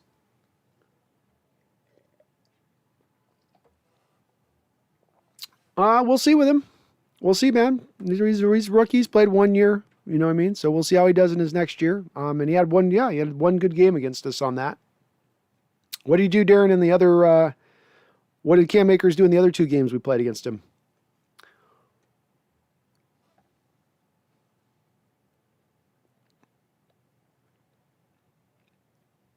Dev Peterson says, winning division, Super Bowl, if yeah, why? I do think we're winning the division. To win the Super Bowl, you're going to have to be dominant offensively, and your pass rush is going to have to be dominant. If those two elements come into play, I do think your special teams unit will be very good, which I don't want to sell our special teams unit short in addition to that. I think that three-headed beast gets you to the Super Bowl at that point. Go Hawks 05 says, Malcolm Butler ended a Super Bowl and Brandon's relationship. I'm not going to say that's the reason I walked away, but it was a Bart. Don't you ever jinx my team, and don't you ever jinx my team in the Super Bowl. I couldn't believe when she said it. I'm like, why are you saying that? Don't say that. Shh. Just hush your mouth. Shh. Hush your mouth. Hush your mouth. Ethan Tackwell says the hype for the Rams this upcoming season is just ridiculous at this point. They lost so much, and they either replaced those with the worst free agent draft or didn't replace those spots at all. Equals regression. Agreed. People look at the Stafford. This is, people love their bright, shiny new toys, and they go, you got rid of Goff. He was the problem. Goff was the problem. Now you're bringing in Stafford, and he's never been given a good, fair shake. Now he's getting his fair shake, and look out for the Rams. Meanwhile, to your point, the Rams lose 4 or 5 guys this offseason, 6 guys, and folks tell me that are Rams fans, they'll just figure it out. They'll just figure it out. We'll just the next guy up will perform at exactly the same level as Johnson, the safety, or as the slot corner, or Austin Blythe at center, or Gerald Everett as your move tight end. And I don't know if I'm as in agreement on the Rams fans with that one. No, sometimes I wish I could invent a machine to go to an alternate universe and see what life would be like right now if we never got picked, or if the ball never got picked in Super Bowl in 2014, or we just ran it.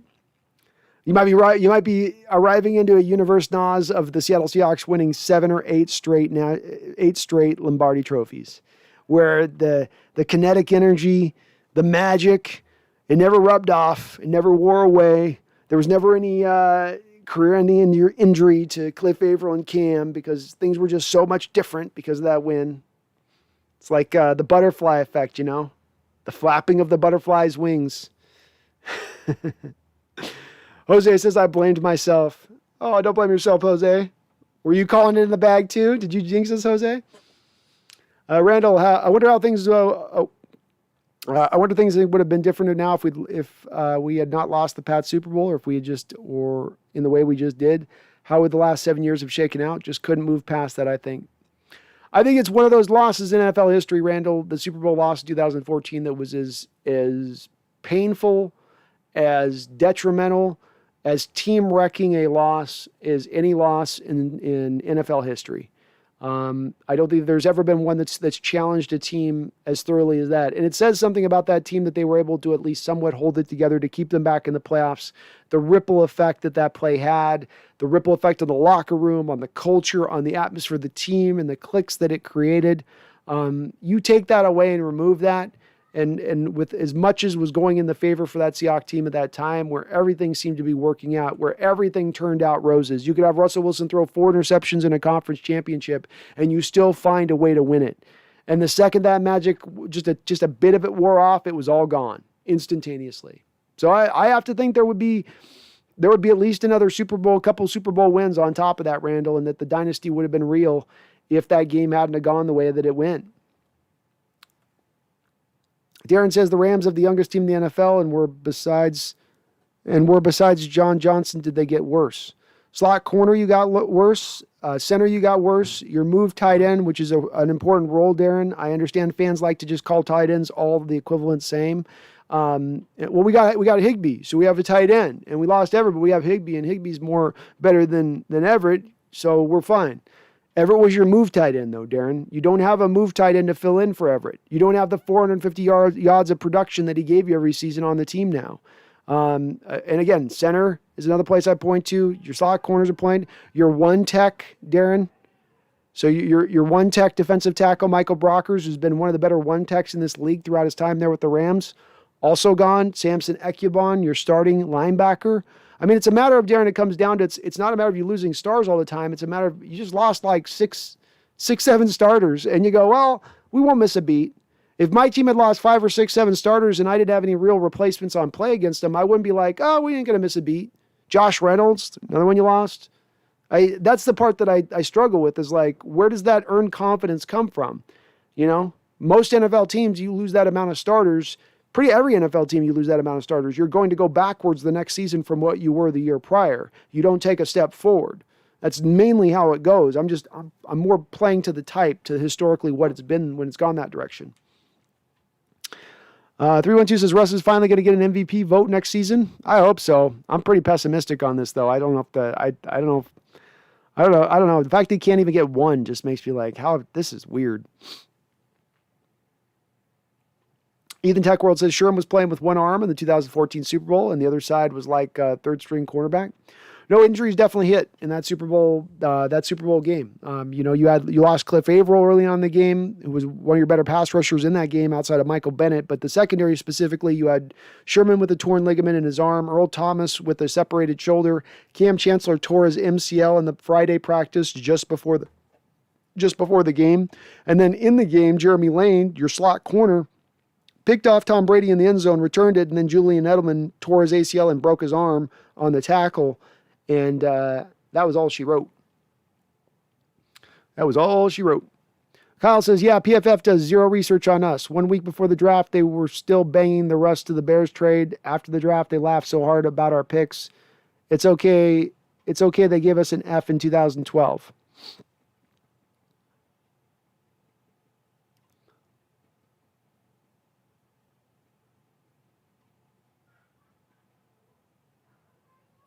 I was listening to a lot of the Pro Football Focus stuff. I know they didn't like the Dwayne Eskridge pick, but they were okay with the Brown and they liked the Stone Forsythe thing. But they don't spend a lot of time on us, so I'll give you that, Kyle. I mean, we're not in their lens in a huge degree.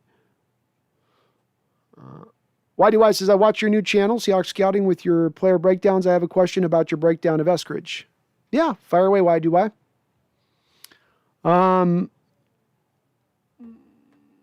Randall says, better to get rid of a guy a year early instead of a year late, Bill Belichick said. And Bill Belichick was right on that. Better to get value from a player you're going to potentially lose, who you'll end up getting nothing for in return for, unless you're able to play, of course, the compensatory game. And then it also requires a team to actually pay that player than to him leave on that next year. We saw this with our owner, Earl Thomas, where the Cowboys had supposedly a second-round pick that they were offering for us in the year before him going to being a free agent, and we, I think, ended up insisting on a first-round pick instead. So you got to be willing to pull that trigger. You're not going to always get the most maximum value, but the point is you're getting value and immediate value on a player who's bringing you diminishing returns, and that's a fairly smart, reasonable way of going about roster building.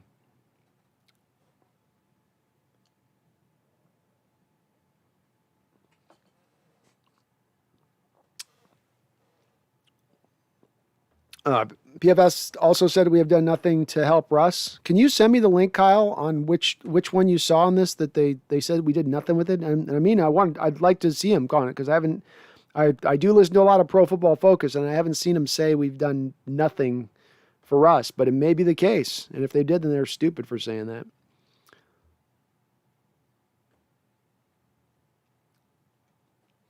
Jeremy says, I personally think that the major contributing factor to the loss of the Patriots in the Super Bowl was the loss of Cliff Averill. Once Averill went out, Brady started having success.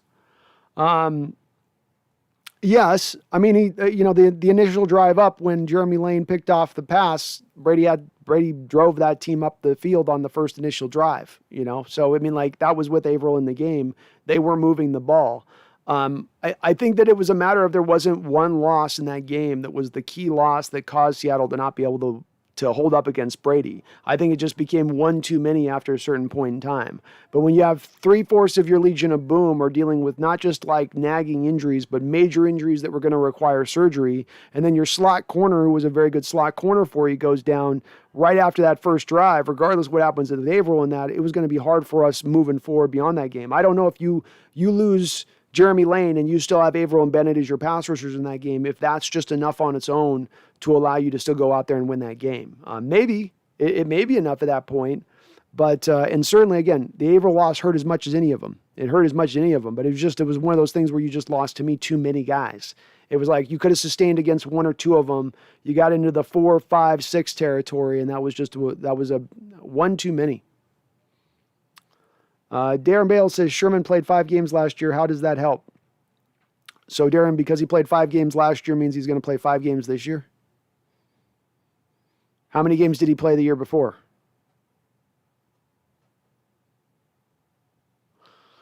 YDY, you showed 2 body catches in hands. You showed 2 body catches in hands out catches almost every time. I watched every target, only 54, and the 4 drops. They were the common not looking the ball all the way in. Next comment. Even you said in the Eskridge breakdown, you might have it wrong about his hands.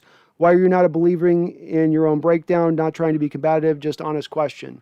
Well, we're trying to come out as much as I can in my breakdown. Why do I? And here's the thing I've got to acknowledge in my breakdowns on these guys. I'm not watching every single bit of film from Eskridge of his college tape of his whole career, right? So I don't have a thorough 100% understanding. So you always got to know what you don't know.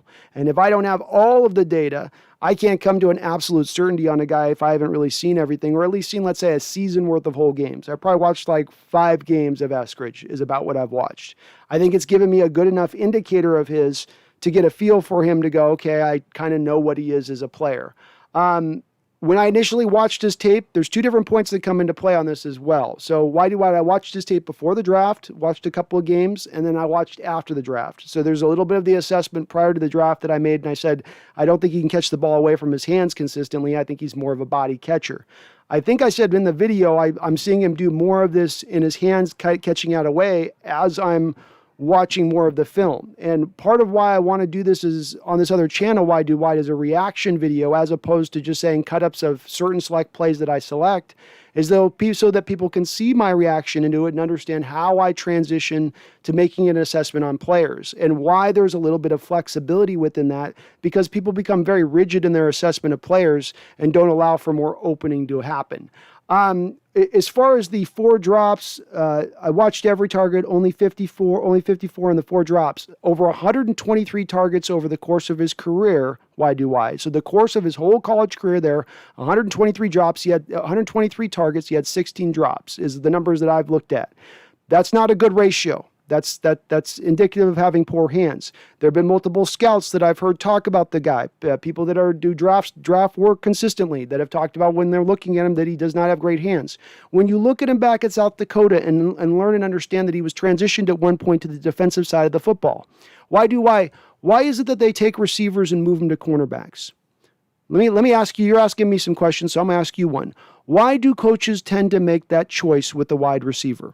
What tends to be the reasoning that draws a coach to take a wide receiver fast as Eskridge is, 4.4 speed? What causes them to move them to cornerback? What usually is the single indicator that causes that situation to occur? I'll look for your answer here in the below section. But I'm not questioning where I'm at on him. I think his hands are still going to show up and be questionable. Why? You can point to those being, well, he has concentration problems. Well, it's a lapse thing. Well, he's got tough hands. He doesn't have great hands. He's already got small hands to start out with, and he doesn't have great natural necessarily catching hands outside of that. He can catch the ball away from his body. So my initial look pre-draft of that, it was better post-draft in my evaluation of him. But I still land on the respect of saying I don't think his hands are as good as, like, let's say Tyler Lockett, similar size guy that came out. And I think that they're going to be a little bit of a struggle for him with our Seahawks, that it's going to show up from time to time where those bad drops, rear their ugly head at points. Doesn't mean he can't be an effective player. No, he can still be an effective player. And remember what I said with the lens on him, why is I think he can be an effective slot. So it was never through the lens of him being bust. Go Hawks, if we win the Super Bowl this year, I will cry for like an hour. Was too young to appreciate 2013. I think we'll all be shedding a little tear out the eye. I'm not gonna cry. But I think we all will be just a little bit. The cat just looked at me like, what the hell was that? Ethan Tech World, more specifically on the O-line, I like, but if we go with the starters, I bet next year the O-line is great with Waldron, and the media says, look, they got Russ help with only one addition. Yeah. You're smart to say that, Ethan. That's exactly what they're going to say. Nas says, what makes you think DK is top 5? What to you makes him better than guys you put him over?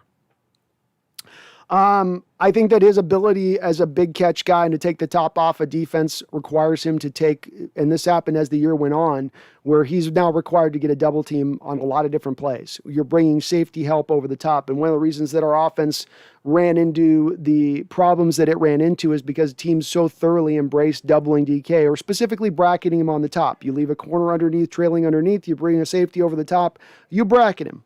So with DK being bracketed like that, when you ask for that kind of double teaming and when you get a double team that often and you still put up that production over the course of a season, that puts you into my book. I don't think that there's 5 other receivers in the game commanding that type of double team and able to then still put up that type of production within that double team set. So that's kind of my more simplistic reason of putting him in that top 5 spot. I as well, Nas, believe him to be on a trajectory, on an ascent. I believe him as a guy who's in his first 2 years, if you look at him, Nas, and you look at, let's say, guys that are reasonably good comparisons to DK being Calvin Johnson or Julio Jones, he's beaten their first 2 years. So much like I presented the question to why do I'll present the question to you, Nas. If in his first 2 years, he's beaten out the first 2 years of Julio Jones and Calvin Johnson, 2 guys that were put into that realm of being those top 5 guys, if not for a good 2 or 3 year period being considered the best wide receivers in the sport, why too wouldn't you see DK having that same kind of ascent?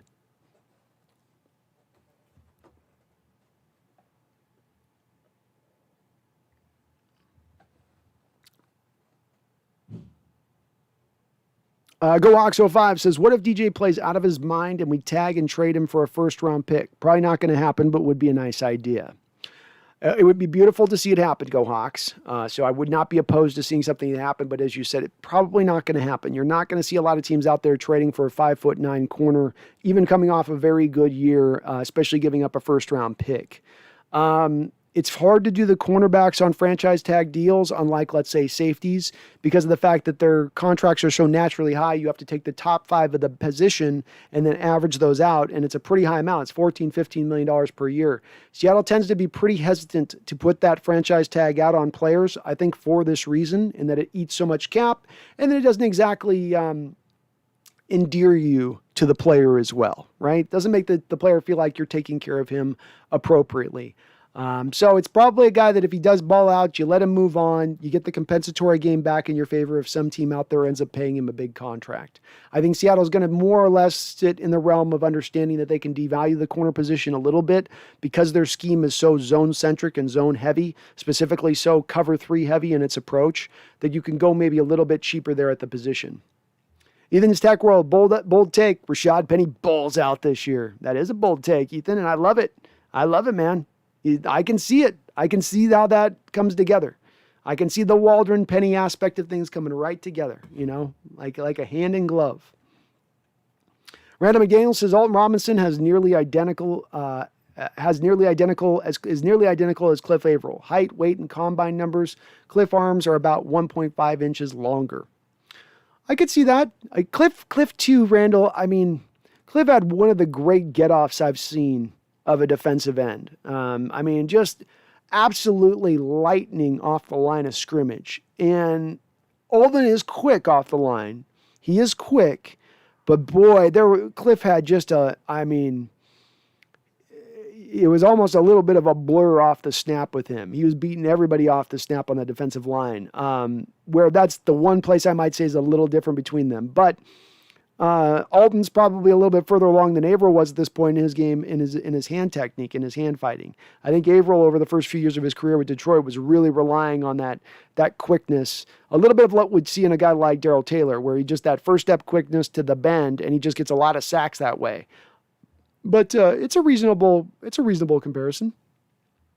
Food Gamer, man, I hope Pierre-Olivier Lastange makes the team, and hopefully he is a gem for us, because I just want to have a full, complete offensive line with no real holes and just see Russ ball out this year. It's going to be hard for Pierre. It's going to be an uphill battle for him to get in there and start starting. So we'll see what they do with him. But I think that signing's more indicative, Food Gamer, of with the practice squad, you get extra allocation for foreign players. And I think that's what that signing was really built for.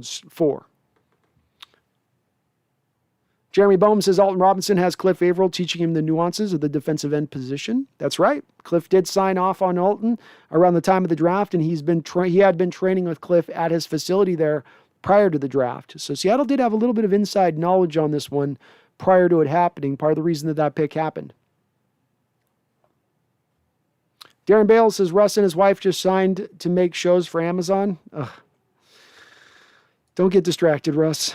Don't get too distracted. I just hope he's not. I hope he's not getting distracted. 312 DK Metcalf, stat prediction for next season, 1.5, 1,500 yards, 12 touchdowns, 95 receptions, all pro selection. I can see him getting to all those numbers, 312, just outside the receptions, because Russ is going to tend to try to move the ball around to different elements of things. As much as DK is going to get doubled up that I was just talking about, he'll get doubled up against next year, which will just move Russ off of him to what should be an open receiver at that point if you're doubling DK. So that'll probably dial back his total receptions, but I could see his yards being up near there, especially as you said with that extra game this year.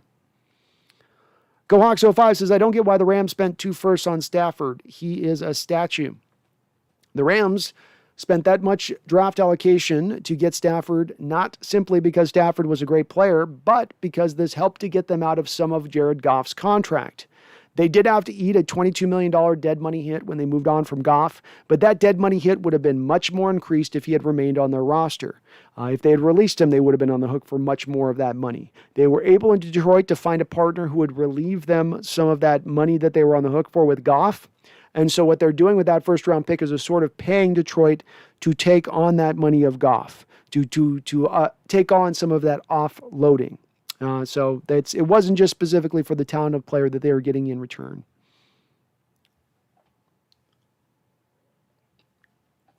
Michael Barker says 3 is religious to Russell. The Trinity equals 3, not going to change. Makes sense. I just can't see Russell being a number change guy too. He's too, maybe I think of him too traditional, I think, in the approach of things with that. Darren Bale says the statue that threw for 5,000 yards in a season.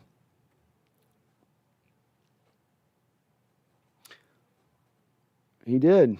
Also, a guy with the nickname Darren of Stat Padford. So let's put his 5,000 yard season in context as well.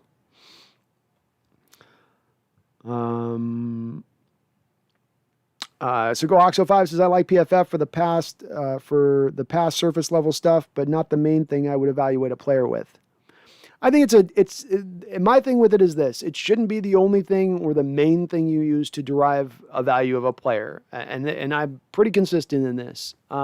That's not what you use PFF for. But what I run into a lot, Go Hawks 05, is that there's a lot of people out there that just give it no credit whatsoever. It has no value. It's a useless stat. Those are the people I don't understand. That's the standpoint that I don't get, and I've yet to still hear from anybody outside of they don't know the plays, they don't know the plays, they don't know the plays.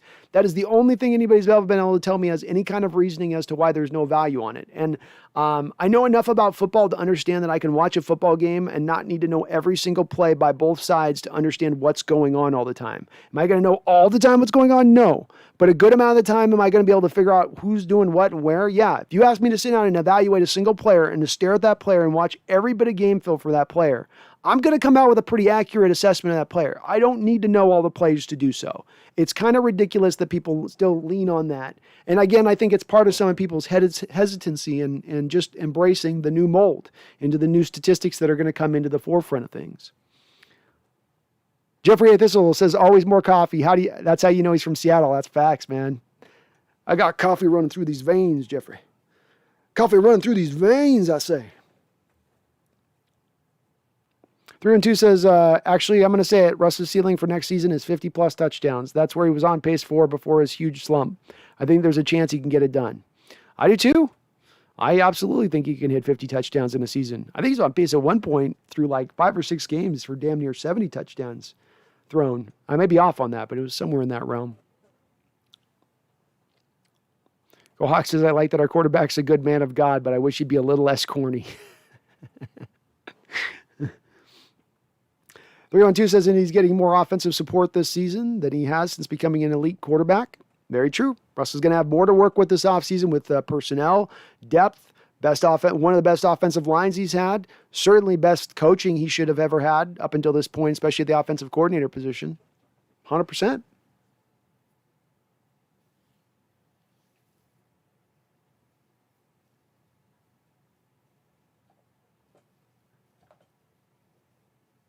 Why do I says people don't like PFF? If you can show me another group that quantify each and every player, every snap, I would love to look at their data too. I've not found one.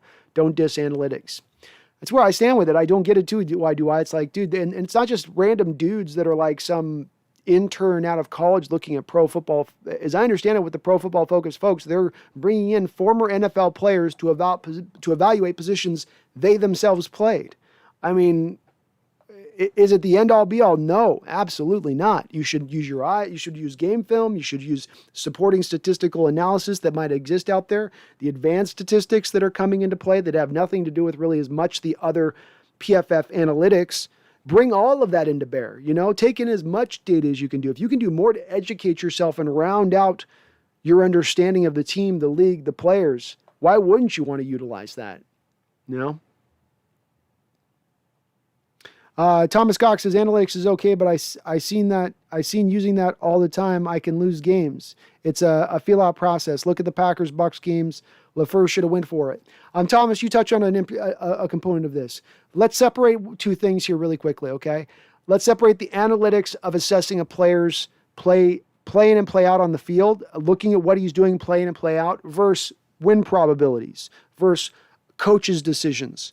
To me, these are two separate things because I echo your sentiments on that. I don't like the win probability crap. I don't like, oh, Seattle's got a 79% chance of winning here late in the third quarter.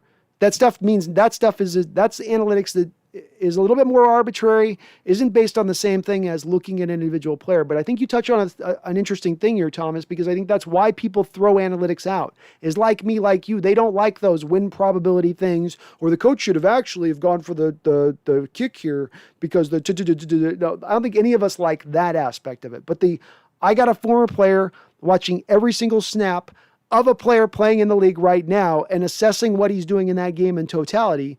Well, there's absolutely value in it from that standpoint.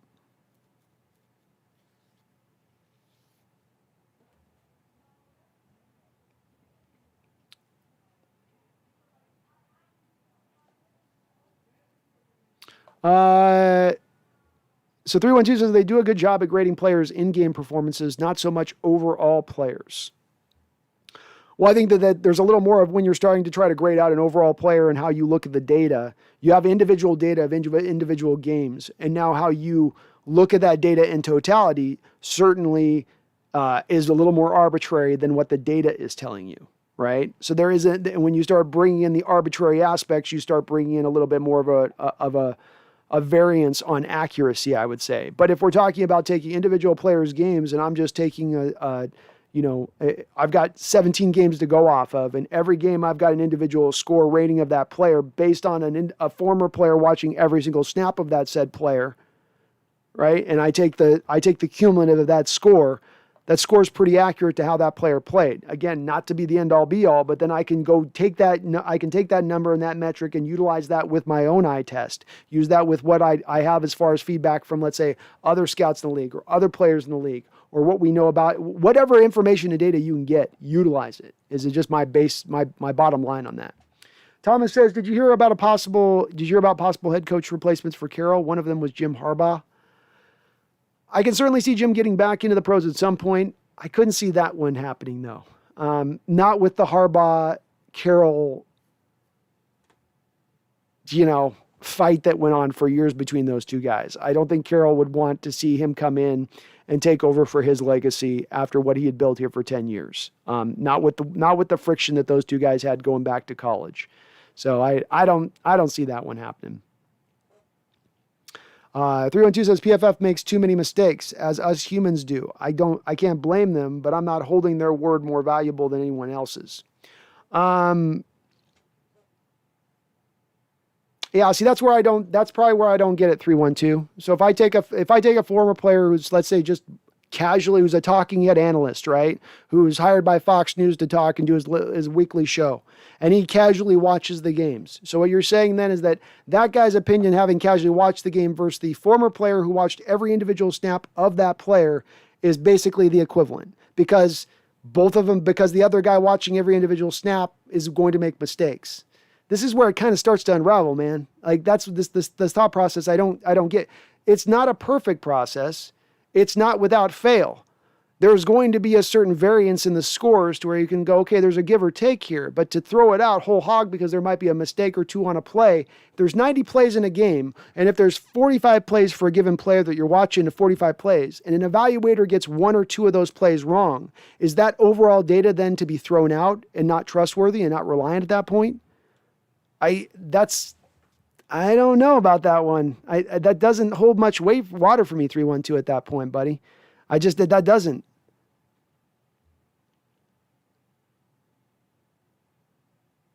The one thing about PFF too that you've got to look at a little bit as well is look at what PFF has done with their rating system of college players, and then how they will then project those college players to the pros and how right on they've been in those projections recently. That's the other thing you got to look with this is if PFF was just them making a bunch of mistakes all the time, then the data wouldn't hold true to what those players then become as pros. But they'll literally tell you, here's what we've seen off of his tape. Here's where he's been rated out as a college player. This is when we've seen similar college players at this trajectory then become this at the pro level. And they get near that mark. I don't see a lot of people giving the PFF people, though, then credit for them having those hits on those players. And isn't that proving it at that point? If I can tell you this guy in college is going to be like this because of our metric system, and then he becomes that as I predicted, did I just get lucky in my prediction at that point? Or is there maybe some truth or meat to this bone? Thomas Cox says, I don't see B. Wags leaving until next year. If they were going to do that, they should have traded him before the draft. I agree. A little late in the process to be doing that. Thomas Cox says, Tua surprising as the 5th most popular jersey. I thought it would be Josh Allen. I would even have thought maybe a Rodgers. I guess speaks to how little Rodgers is as far as the popularity. You have the Packers fans are as big as a fan base as you have in America, and the guy can't even crack into top 5. YDY says, I still think the Seattle odds of signing KJ is 50%. I agree with that. While scheme can limit the need for a Sam, at the moment the Sam is Barton and Taylor. Not ideal. Agreed with that as well. Agreed with that, 100%. Go Hawks05. Go look at the 2008 Florida roster. It's crazy ton of well-known NFL guys. A lot of them have gotten into legal trouble, all led by Tim frickin' Tebow. What if we come to find out, you sometimes hear about these guys like the Cosby thing where, he's America's dad. And then 30 years later, you find out that he's just been drugging women right and left. What if we have the same sort of situation with Tim Tebow? We come to find out 20 years from now, he's like some big kingpin that was like running schemes and game and all that stuff. You know what I mean? Like comes out to like a behind the legend. And it's like, everyone thought he was a good Christian man until they realized he was breaking knees,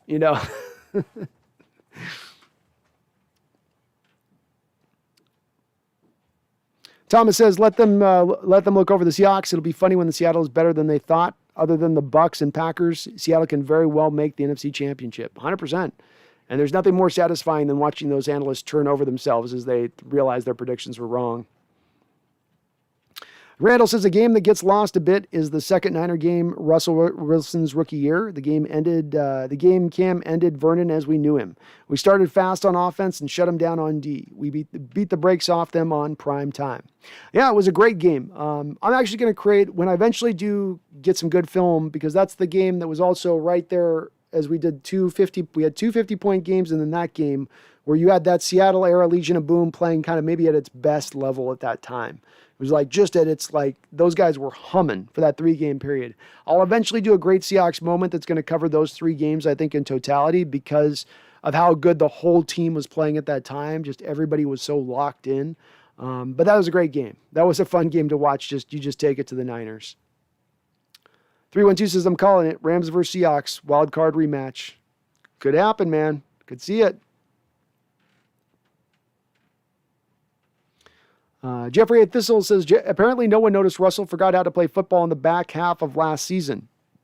And his slumps in the back half of seasons are also a big reason he doesn't win MVP votes.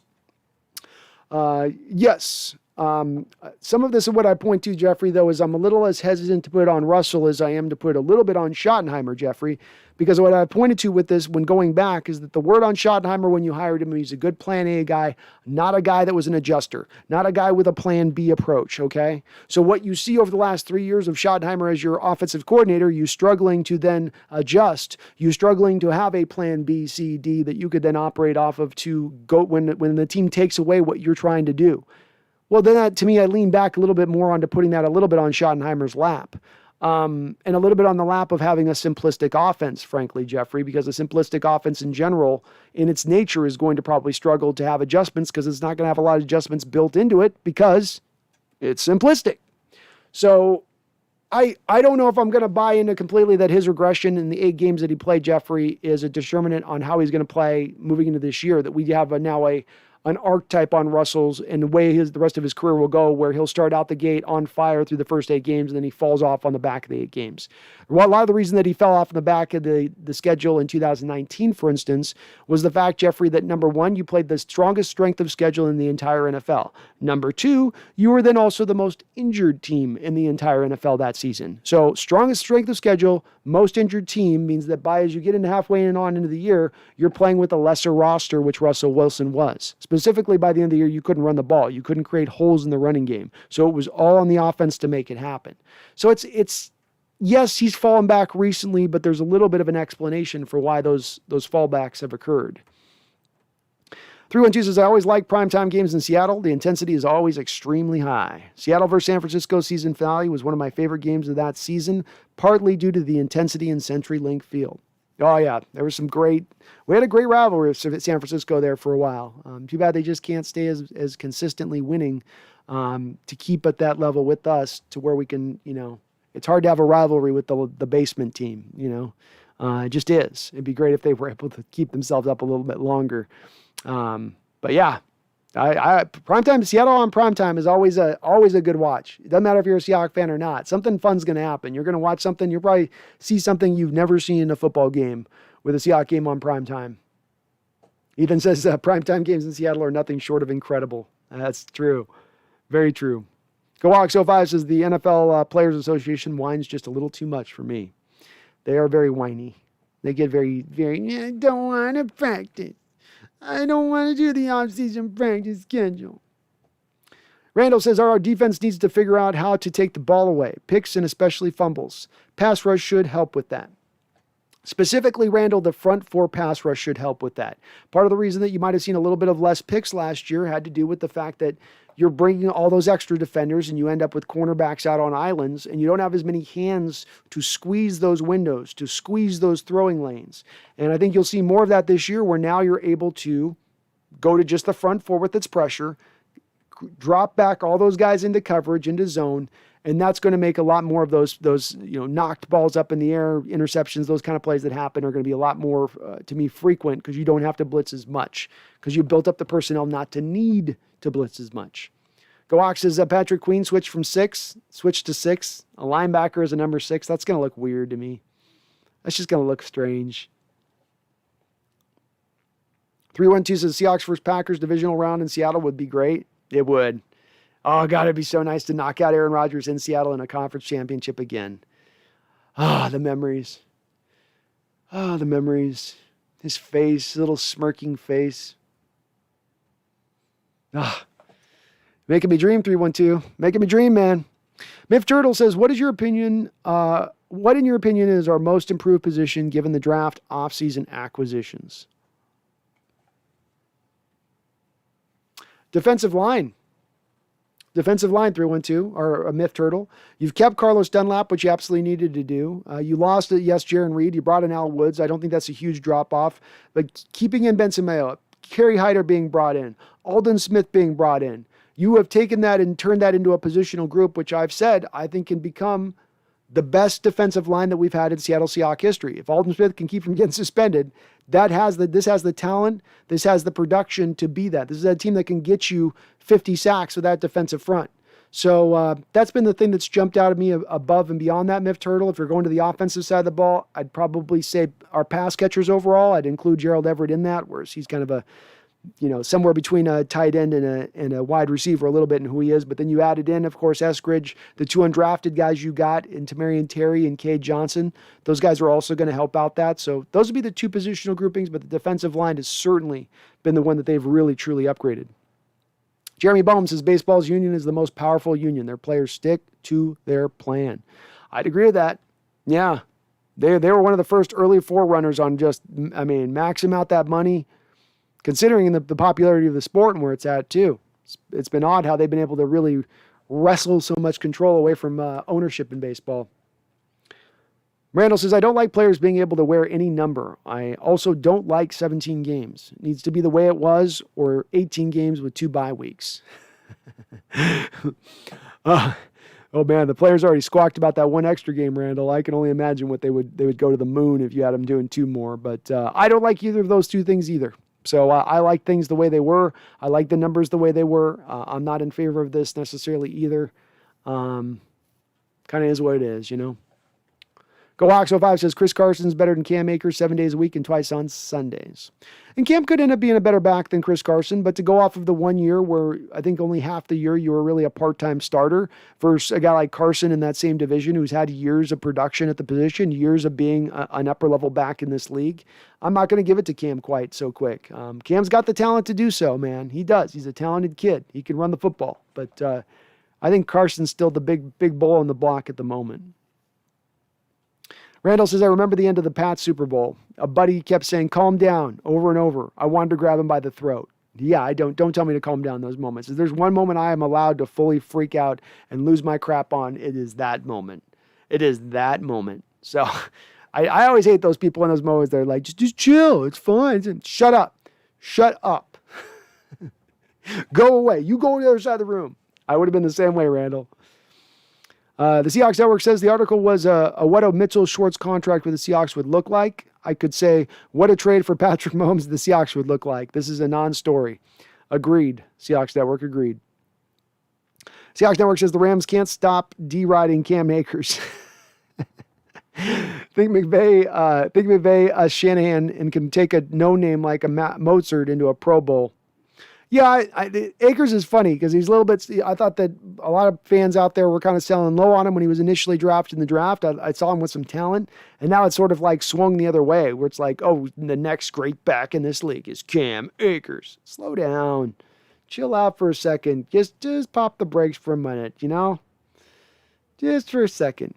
Randall says, I felt worse after the Steelers Super Bowl loss than I did after the Pats game. That loss to Atlanta, Russell Wilson rookie year, was the single hardest game for me. That was a tough one. Randall. Because, again, you had seen that happen in a couple games in that year where the defense had let the offense back in the into the game after Russell and company had driven down the field and won the game. I mean, the Bears game, this happened. I think there was a Detroit game that happened on that year. So you had seen the defense in that same season give up leads, and it was really disconcerting. That Atlanta one was tough for that reason, where Russell had fought and got them back up the field there. You should have won that game. I think Atlanta had like 26 seconds, completed 2 balls up the field, won the game. That was brutal. And I do agree. The Steelers Super Bowl loss was more brutal than the Pats loss because, again, for me, I don't land on the standpoint of saying that an NFL game is ever about just one play, number one. And number two, the Steelers game was a stolen game. We didn't have a chance to really play that game out fair and square. We had the game stolen from us. We never had any sort of chance to win it. Ethan says, I think this whole number change is honestly cringy. It is cringy.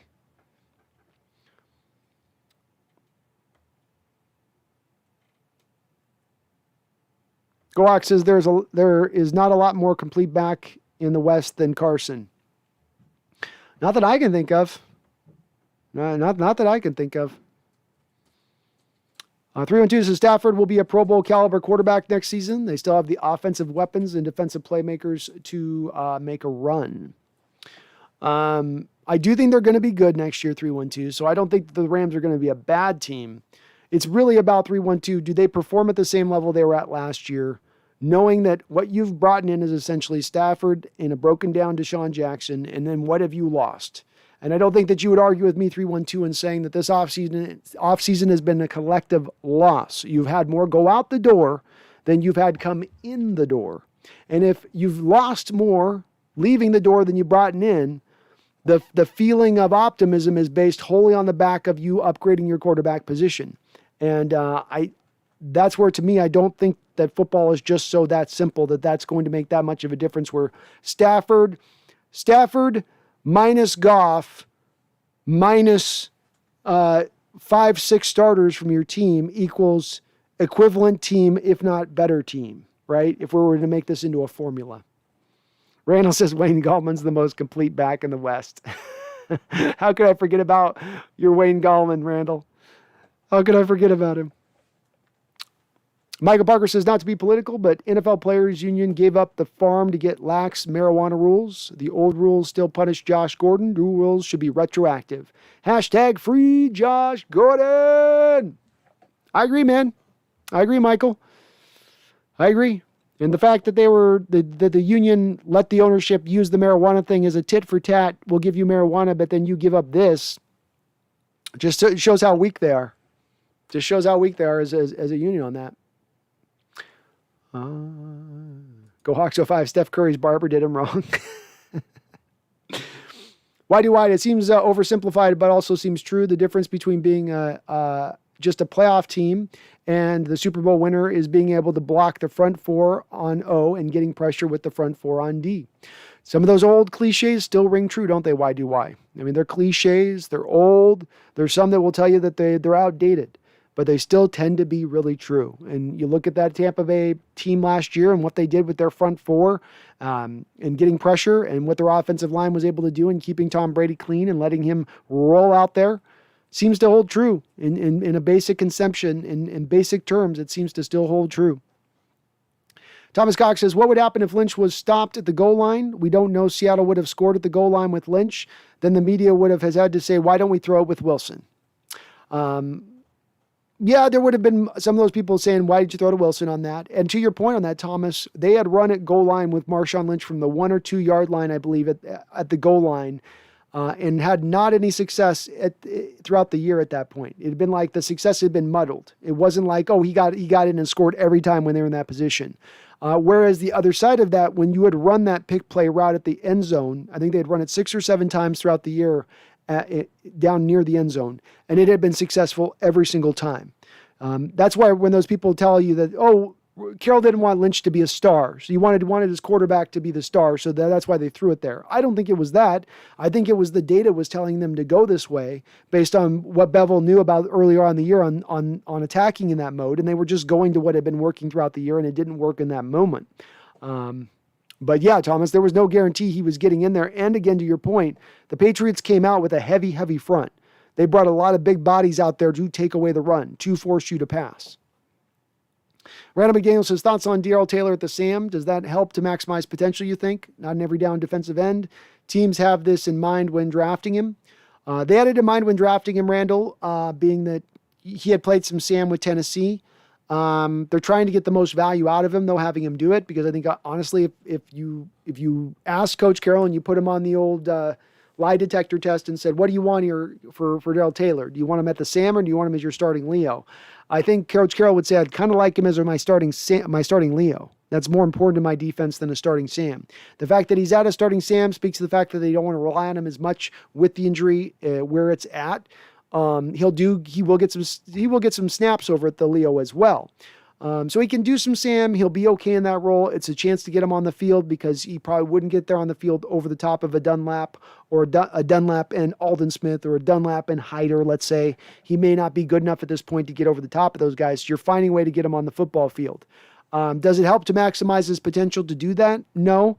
But what it does is it gets you value out of him, whereas you got no value out of him last year, and you don't want to get minimal value of having him only be a rotational guy for you with so many pass rushers on this team, and him to maybe only then see 15, 20% of the total snaps. So this is a way to have you get him up into maybe more of a realm of 40, 50% of the total defensive snaps. Go Hawks. So Vine says, I'm excited for good tight end play. Me too. And I'll tell you, I went back, I was watching some highlights of last year's Hawks over this last week. I'll tell you, Disley actually looked pretty good in some of those highlights. Not featured a lot, not featured as much. He looked pretty good. He was making some catches in some of these highlights I was seeing of that guy. So, don't sell out on that potential of him either. He might come into play. But Gerald Everett, he gives you the best yak guy that you've had in tight end in Seahawks history. You've never had a guy this good with the ball in his hands at that tight end position before. Randall says, remember the pass to Chris Matthews in the Super Bowl before halftime? Big balls Pete, rolling the dice. The pass at the goal line didn't bother me as a play live. The pass at the goal line didn't bother me as a play. Live by the sword, die by the sword. Yeah, I didn't mind it as much. I would have preferred you give Marshawn a chance to run it in, even still at that point. But I'm never going to let one play be the determiner for me. Amir Kaswani, how you doing, Amir? He says, don't trade Quandre Diggs. I don't think you're seeing Quandre Diggs trade, Amir. Not going to see him traded. He's in the last year of his deal, but I think if you were going to move off from it, you would have moved off from him already by this point. Plagueis says, Josh Gordon's a bum. Okay. Plagueis also says, with Alden Smith, I just had enough of these FN players doing stupid S in the offseason. Dunbar, Smith, and Gordon. I can get where you're coming from, Plagueis. These guys are very lucky to have the opportunity to be able to play in the NFL. It is certainly something that's not a given to anybody, and you sure would like to see them understand that and take advantage of that more when they seem to make so many mistakes and make them over and over again. It gets really frustrating. I don't have any excuses for their behavior on it, man. We'll just have to see how this stuff all kind of plays out. I do think I will say on this, Plagueis, the one thing with the last thing on Josh Gordon was not a failed test. It was something to have to do with some sort of administrative functioning thing happening. And when you get stuck in the drug program in the NFL and that previous drug program, it's pretty hardcore You know, they have a pretty wide variance of what they can do to that player and the hell they can put that player through. I'm not trying to excuse him and say he shouldn't have, it shouldn't do every last thing, dot every I and cross every T. But I think it does matter a little bit context in this situation. Same thing with Aldvin Smith, who was trying to protect his sister. I know he's done a lot of stupid stuff in the past, but of all the stupid stuff he's done, protecting his sister falls pretty far down on the line of things. Brian Roberts says, come on, guys. There's 72 people in here. Go smash that like button. Please do hit that like button if you can for me, please. I appreciate you mentioning that, Brian. It does help this out a lot. So if you're watching this being recorded after me doing this live, hit that like button. Helps me show up on those search results. AI says, Schneider advised Russ and Bobby. They may restructure their contracts. I feel some more action coming. Schwartz, KJ, Sherman. It would certainly be indicative of two different things, AI. Number one, it would be indicative that they look to hold Russell past this year, but it would look to be also that they're looking to create that room. Coach Carroll was asked in the recent press conference at the rookie minicamp why they've not restructured Bobby or Russ's deal. He said, we haven't had to up until this point. There's not been a reason to up until this point. Well, if there's somebody that gets out there available on the market that they can go grab to upgrade the team, then is that not create a reason? Is that not an impetus at that point to go do that? I would think maybe so. I would think so. Ethan Tech World says, I'd rather have Morgan Moses than Mitchell Schwartz. I can understand that. It's certainly a matter of health. I would guess you'd base that a lot on the health, Ethan. Whereas Morgan's not as good a player as Mitchell when they're both healthy, but Morgan has much more of a better chance of being healthier and staying out on the football field with their recent history than Mitchell does. Randall says, I like Jeremy Lane. Never the same after the Super Bowl injury. The one who could really ball was Walter Thurman. If he would have stayed healthy, I think he had Pro Bowl potential. We were deep. Yeah, Jeremy was a great player, an up-and-coming player who that injury absolutely robbed him of what he could have been at the pro level. So that injury he was never the same from. It took him a long time to get back from those. It was two injuries too. It was the broken hand and the torn ACL. And of course with Walter, it was a matter of, I think Walter had got signed as a free agent pretty quickly thereafter after that went down. But another guy, just couldn't stay healthy. He was beat up, go back to college, Walter Thurman. I mean, that's one of the reasons he dropped in the draft. Very talented guy, but just could not stay healthy. But you always have to wonder what could have been with Jeremy if he would have been able to stay healthy. Maybe it could have been for a good 3 or 4 year run there, one of the best slot corners in the league.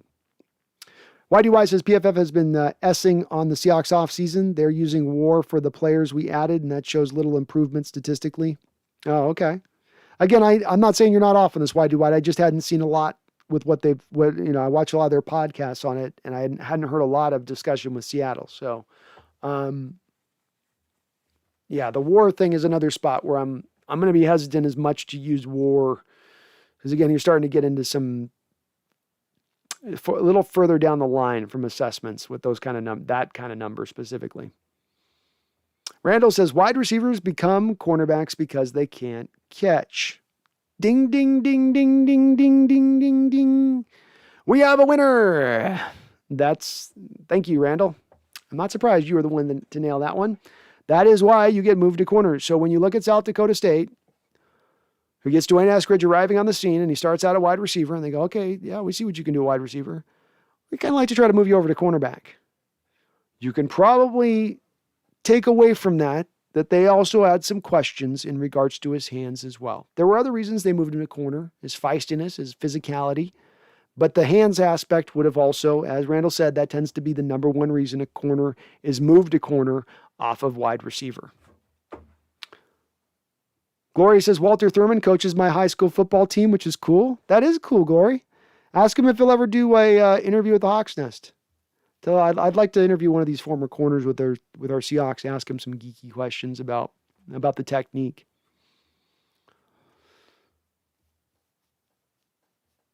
That is cool, though. Randall says, listening to Esker's coach, I think the switch was because of injury. I could be wrong, but I think he still played offense. He was a freshman. Troy Brown played corner for Pats more than a little. Yeah, and Troy Brown played because they absolutely needed corner. The Pats did. I think they had a huge injury epidemic hit their corner room, and they got kind of stuck there. I'd heard it was because he was so physical and so feisty and he had the defensive-minded mindset is what I heard for the reason why Eskridge was moved. But I mean, if he's a great receiver and he's catching everything and he's awesome for you on that side of the ball, you probably are going to value that more. You're going to value a corner. But again, and maybe that was the reason. Glory says, well, I'm in Cali and my teacher said he was going to coach my team, but I have no idea anymore. Maybe I misunderstood. Well, if he does, man, let us know. Randall says, but typically a switch would be because of hands. That is correct.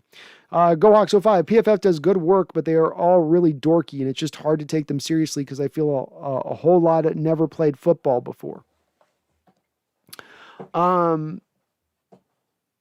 Well, I mean, I guess I can understand that. I mean, it's a hard one for me to wrap my head around. That they're dorky, and if they don't play football and whatnot, can have an effect. But again, with that Go Hawks, I guess this is the place where I should probably be specific. The people that they have sitting down to grade the players individually are former NFL players who played those positions that are grading these players out. So if you have a defensive tackle, he's being graded by a defensive tackle, defensive lineman. If you have a receiver, he's being graded by a receiver. If you have a cornerback, he's being graded by a cornerback. Those other geeky guys that do the podcasts also do breakdown film themselves. They also do look at the players and are in on those assessments of that. But hard for me to throw all of it away with it on based off of being dorky. Being dorky is kind of a good thing. Being dorky means you're into trying to get the answer right, I would think. Glory says, I got the news in my junior year, so I don't know if it happened.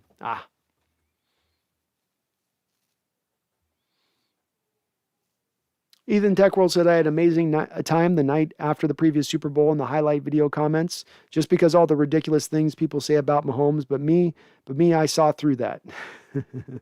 Nice. Why? I'm not saying Eskridge has great hands or that he did not have drop issues in college. What I'm saying is he has improved the drop rate his last year in the year with most targets. He improved his drop rate. So that's fair. Why? Maybe he does round out that skill set. The thing that I do see with guys that come into the NFL where there's questions about their hands as a receiver, it doesn't tend to be something that's cleaned up. You don't get a guy that's got questionable hands coming out of college who turns into a good hand-catching guy, who's a guy who's got great hands. It does tend to be something that if you have questionable hands, they always are just a little bit questionable. We even see this with DK in the respect of DK had a little bit of questionable hands coming out. There's still a wide range of the Seahawks fan base and national perspective out there that still will say, he's still got some questionable hands. It's something that does kind of follow you along. Is it a whole thing to hold you back? No, it doesn't hold you back wholesale. DK still become one of the most dominant receivers in the NFL with that still dogging him just a little bit. And with Eskridge, why to your point, I know you're not saying that he's going to be this amazing whatever. To my thing with it as well, I'm not saying he's going to be a bust or that he isn't going to be a effective player. I think he's going to be effective for you.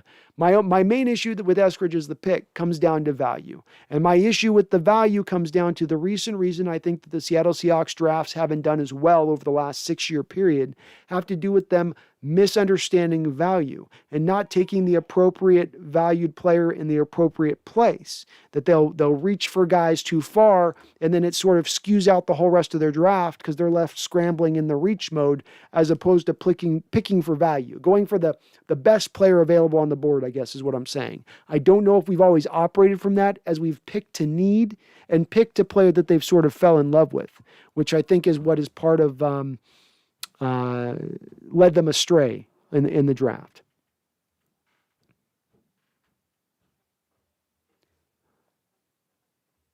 AI says Cliff is one of my favorite Seahawks of all time. He was a fantastic player. Career cut short too soon. Too soon with that guy. And his tomahawk chop, man, one of the best ever. His ability to come around that edge, scream around that edge, and then come down with that. You do that Florida State, do that Atlanta Brave tomahawk chop, and he just and man, he caused a fumble with it every time. He was bruising those quarterbacks' arms too. Those quarterbacks had big fat bruises the way he'd come down and give him that karate chop. Mark says, I think with with 3 picks, Pete and John were getting on a bunch of undrafted free agents, and so far it looks like they might be getting lucky, but I wait till see them in action before praising those. Laughing out loud. Me too, Mark. You got to wait, man. You got to wait to see how this stuff really does shake out, I think.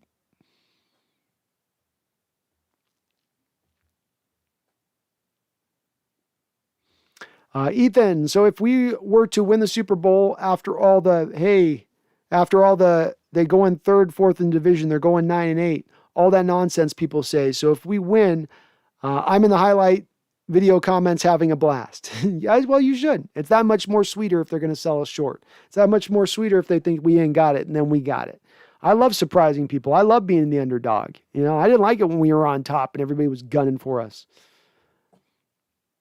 Thomas Cox says DK broke Largson's single season receiving record in year 2, and DK dropped a few balls. He did. It's not a career killer to have drops at the receiver position. It does hold you back a little bit. And then again, when we're looking at Dwayne Eskridge with his size limitations that DK does not have, with maybe some of his limitations to playing on the outside, which DK does not have, to if he is only then a slot specialist, and he is a slot specialist who is a slot specialist with somewhat questionable hands, that does affect a little bit of his value and specifically affects to where you should really be picking him in the draft. That's where my contention comes in with Dwayne. It ain't Dwayne as a player who I think he'll be fine. It's just his top end and what he will be as the full player, as the full meal deal and what you're getting from him. Randall says Cliff had 29 forced fumbles in his career. Was great at that strip sack. He was. He was absolutely deadly with it. Probably the best. He was the best in the league during his time at that. Randall says Alton had some off-field stuff his rookie year, bounced around colleges.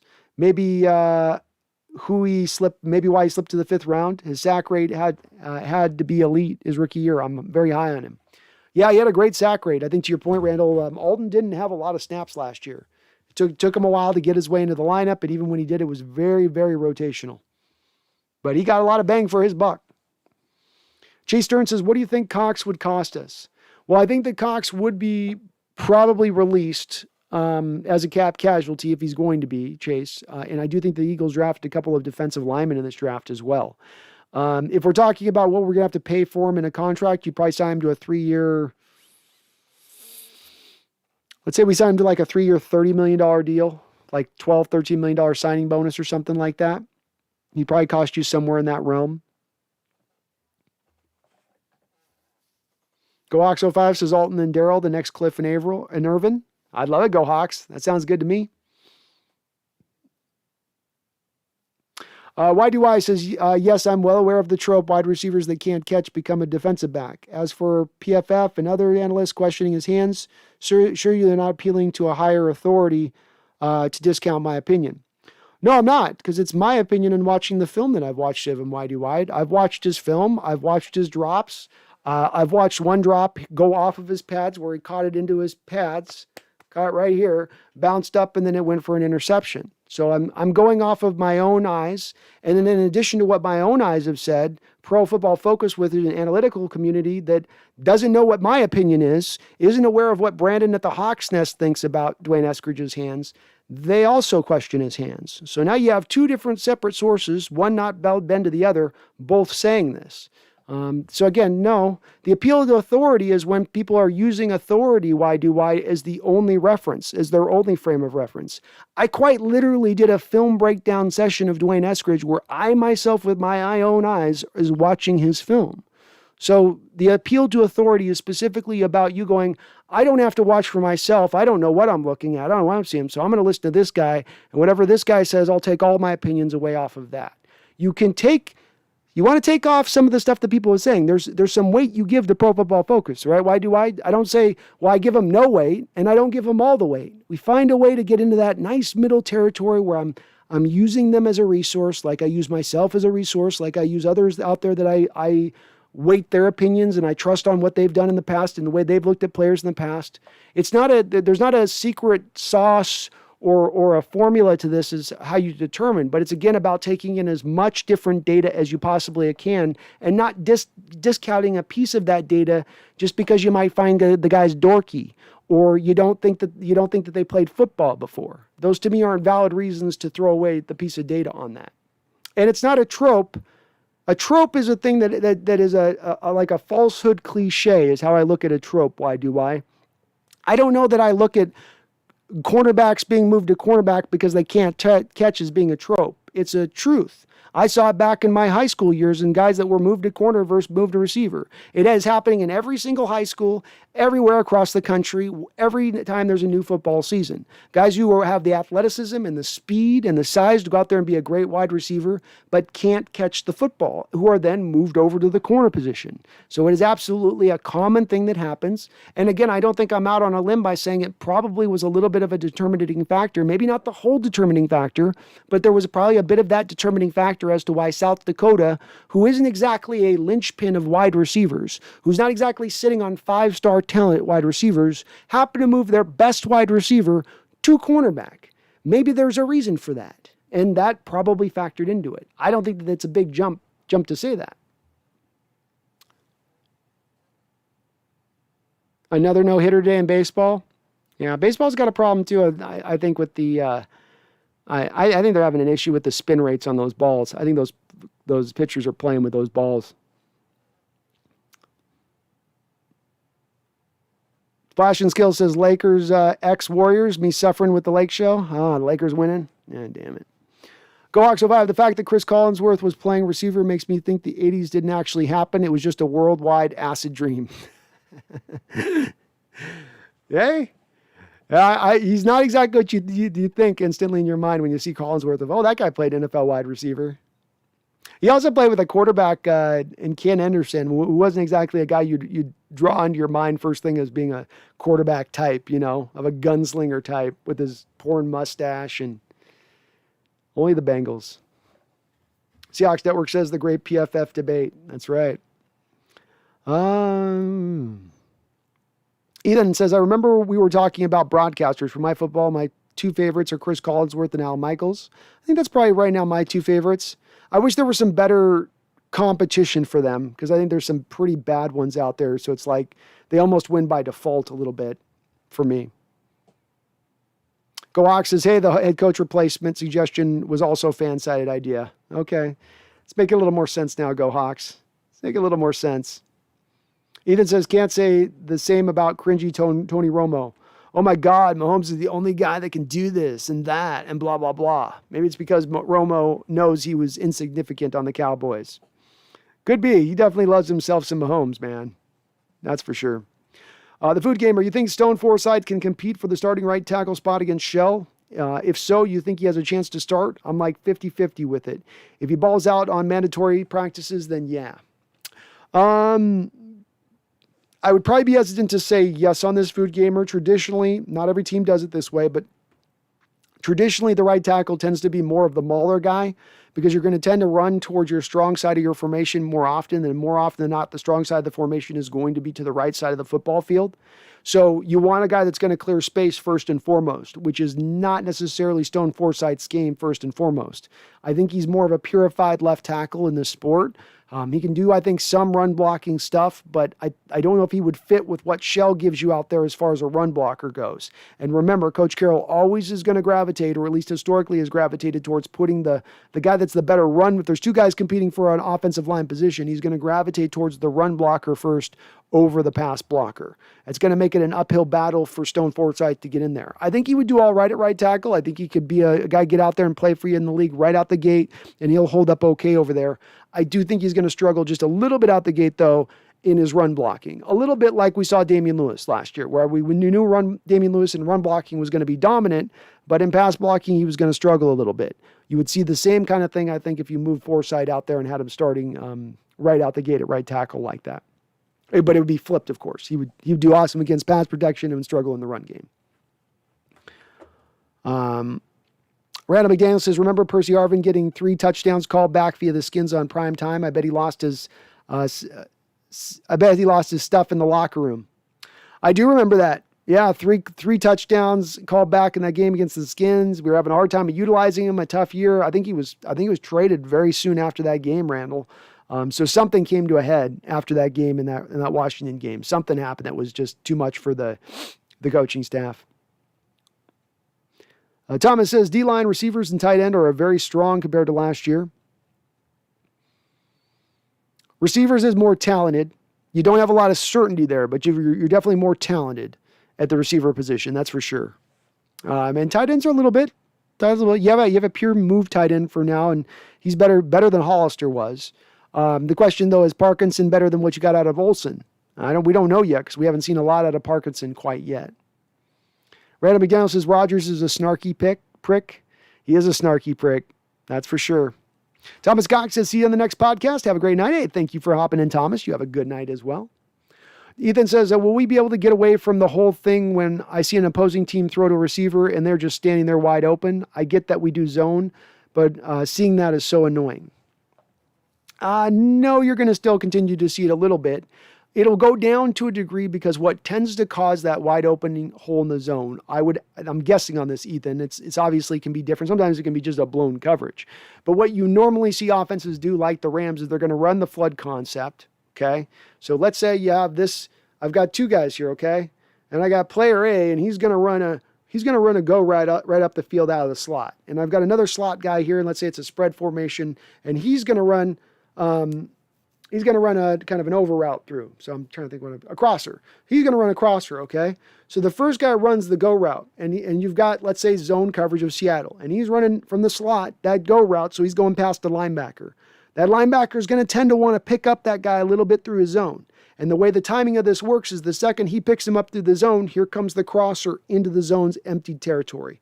A little bit of that is going to be the price of doing business when you play zone. You're going to have that happen from time to time. The better zone teams don't bite as much on the flood stuff, but some of this is the advanced concepts that have developed over the course of the last 10 years as Seattle's defensive scheme has become more prominent in the NFL. It's just a little bit of what you're seeing where teams get so much tape on our defense. They've got their Seattle beater plays. You've heard Chris Sims talk about this, where there's these just set plays that just beat the Seahawks defense when they're playing to their traditional ways. So you're just going to see a little bit of that. Where I think some of that gets lessened, though, Ethan, is that to run those flood concepts, what do you need? If I've got to run this guy and I have it go, and then this guy's got to go, what does that take? That takes some time, doesn't it? That's going to take 3, 4, 5 seconds. Well, if you have a lot of guys on the defensive line that are able to win with their pass rush win rate in under 2.5 seconds, and you're able to drop that many more guys into zones and close down those lanes, and you're not blitzing as much, creating those openings of grass all over the football field, well, now you'll see fewer and fewer of those plays. So will it be taken out all the way? No. But will you see it reduced down a little bit more? It won't be as prominent? Yeah, you should. Specifically on the back of that good pass rush. Randall says, had we beat Atlanta in 2012, I think we beat San Francisco and go to the Super Bowl. I agree, Randall. I think we do as well. Being that we had started, it felt like, especially by that second San Francisco game, we were starting to get into San Francisco's head. We were starting to get into the bully's mind a little bit, and you saw that carry over into the next year, into 2013 on the back of that. So I agree with you. I think that with the momentum we had rolling against San Francisco at that time, it's downhill if we can get past that game with Atlanta. That was just a really, really tough team for us. That was not a great matchup for us in Atlanta. I think it was a 10 a.m. game too. Randall says, so Taylor at Sam helps to get talent on the field, similar to Bruce Irvin. It's the exact same thing that you did with Bruce Irvin, right? You had the time Chris Clemens, Cliff Averill, Michael Bennett. I mean, it was very much a similar situation. You just didn't have a pathway to get him rushes. This way you get him more snaps on the football field. You get his talent out there, and it worked with Irvin. I can see it working in this similar state. Easy for this to work. The Sam doesn't have to do as much coverage stuff. So having a defensive end guy out there is not as bad because he's really just got to cover up the flat routes. He's just buzzing the flat routes is basically what you're asking the Sam to do when he's on the field like that. So it's a good. I like it, Randall. It's smart by them to find a way to utilize him and get him on the field. Why do I? If you want the reason Eskridge's coach moved him to cornerback, it was asked in an interview. I will post the answer. Okay. I mean, here's the thing. Why do I? If the coaches right now have Eskridge and they moved him for the fact that he had questionable hands and you're in the post process and you go, Coach, why did you move him? Are you going to point to his hands? Are you going to talk down the player at that point? If you're going to be Eskridge and ask, why were you moved? Are you going to say, well, I wasn't catching the ball really good, so the coaches moved me over because of that? You think Eskridge is going to be honest like that? I don't think so. So maybe Eskridge is saying that. Maybe the coach is saying that. Maybe it wasn't the reason that he was moved over there. What I can go off of is on 123 targets for his career that I've got there at South Dakota, I've got 16 drops. It's a high drop rate. Off the film that I watched, Why Do Why? And again, there's points. It's okay if we disagree, dude. You know, it's okay if you think he's going to have hands that are going to get better and he's going to be able to be a solid hands catcher out away from his body at the next level. If that is your assessment, I respect it. And we disagree on it. I think his hands are going to be a problem throughout. I don't think they're going to be a death knell. It's my personal assessment in watching his tape that he has questionable hands. It's my additional assessment taking on the additional data being the drop data versus what you see from other receivers in college football. And then via also the data of what you hear from other analytics community and telling us that he's got some questionable hands. They're not the greatest hands. So it's, again, probably a place that we just disagree on, but it's also, again, not a trope that receivers get moved to cornerback because they can't catch. That's a commonality. That's a thing that happens, as I said, in every high school across the nation when football commences in the start of August every single year. And it's something is the main reason that, frankly, receivers do get moved to cornerback. Go Hawks. Wilson to pass, and it's complete. Touchdown, Ricardo Lockett. Seattle goes back to this back-to-back Super Bowl. Oh, my God, Warren, oh, my God, we won Super Bowl back-to-back. The dynasty is alive, folks. The dynasty is alive. We would have gotten a good Warren Moon. Woo! Simple 1970. My problem with the Super Bowl interception is that they had Lynch swing out wide and that it told the D it was pass all the way. Leave him in the backfield and Butler doesn't creep up for the INT. Don't love the play either. Simple 1970. I would have done more of a rollout with Russell at that point, where you maybe get Russell out in space. If you absolutely got a pass, roll him out off of play action, give him a simple read to go to with maybe a secondary read on the backside. If it ain't there, have him throw it away and then try with a Lynch run on the next down. I would have been more in favor of a play call like that versus some timing-based route that relies you to have to pick, especially pick Brandon Browner. I'm not trying to run a pick play with Brandon Browner. He's going to beat the hell out of my guy and fight right through it, Seahawks Network says PFF is the most reliable source. I like PFF, but they are questionable in some aspects. I do like their player grades. Let's concentrate, because there's a wide range you can get into the analytical community. Let's concentrate for the sake of this argument on player grades and assessing players' performance on individual game-by-game basis. Let's just take, what is our stance on that? And is it 100% factually perfect? No. Is it in development? Is it getting better year by year? Is PFF better today than it was in 2014? Yeah. Is their processes getting better? Yeah. Did we see the same kind of processes get better and start out in a rough state in, let's say, baseball and basketball and improve over time and get better utilized and more utilized and better utilized? Yeah, we did. We have a baseline to go off of when it comes to the analytical community. And if you throw it all away into the trash can whole hog and say it is worthless, you're doing so at your own peril in the respect of it's going to continue to become more and more of a mainstay. The old school approach of I'm going to trust my gut instinct. I just have a feeling about this guy. This guy dates hot girls. That stuff's going bye-bye. Now it's going to be based on pure, raw information and data on the player. And that just makes it more easy to assess these players and their potential. Michael Parker says, if Washington football team grabs Minshew, then those Dallas-Washington games will be Minshew Magic TV. Uncle Rico rules. I think Washington's riding with, I think they're riding with Fitzmagic. I think it's Fitzmagic all day long. It's Fitzmagic all day. Oh, that's right. I get them mixed. So Eastern Michigan was Eskridge, and that's right. South Dakota State was Cade Johnson. My old brain mixes them up. Go Hawks. You know how it goes, man. You know how it is. Everett had a 11% drop rate in 2020. How concerned are you with that? I'm concerned with drop rate anytime that it's high. Why do I? So whether it's high with Eskridge or whether it's high with Everett, I always am going to have an issue with it. So with Everett, I didn't select him in the second round. And remember, don't get lost off the track of what is my issue with Eskridge? Is it with him as a player, or is it with the value of the draft and the overarching The overarching plot that has continued forth for 5 to 6 years, where the Seattle Seahawks have screwed their drafts over at times, and they've done that because they've misvalued the draft. They've gotten guys and picked guys where they should not have taken them, missing out on better players, and it's where I think they've gone wrong in the draft. So what I'm looking to see the Seahawks do, why do White, is to correct the issues and problems that they've created within the draft. So that goes beyond Eskridge as a player at that point. It goes to philosophy. It goes to, oh, here's a process that's broken. Maybe you guys can, I don't know, if you get around to it, try to fix that, see where you're going wrong with that. So when you look at LJ Collier or Jordan Brooks and you look at these picks and you're going, or even a Marquise Blair, where you go for a headhunting safety early in the second round, as the game is legislating hard hits out of the game. It's about value. It's about appropriately slotting that player in the value spot. So yeah, I have a problem with 11% drop rate on Everett. I'm not spending a second round pick on Everett. I'm giving him a 1-year, $6 million deal. And if he has drops this year, he's gone for nothing. I spent a second round pick on Eskridge in a year when I had three draft picks in totality on a guy that's really small in size and who's got a high drop rate. That's an issue for me as far as value goes.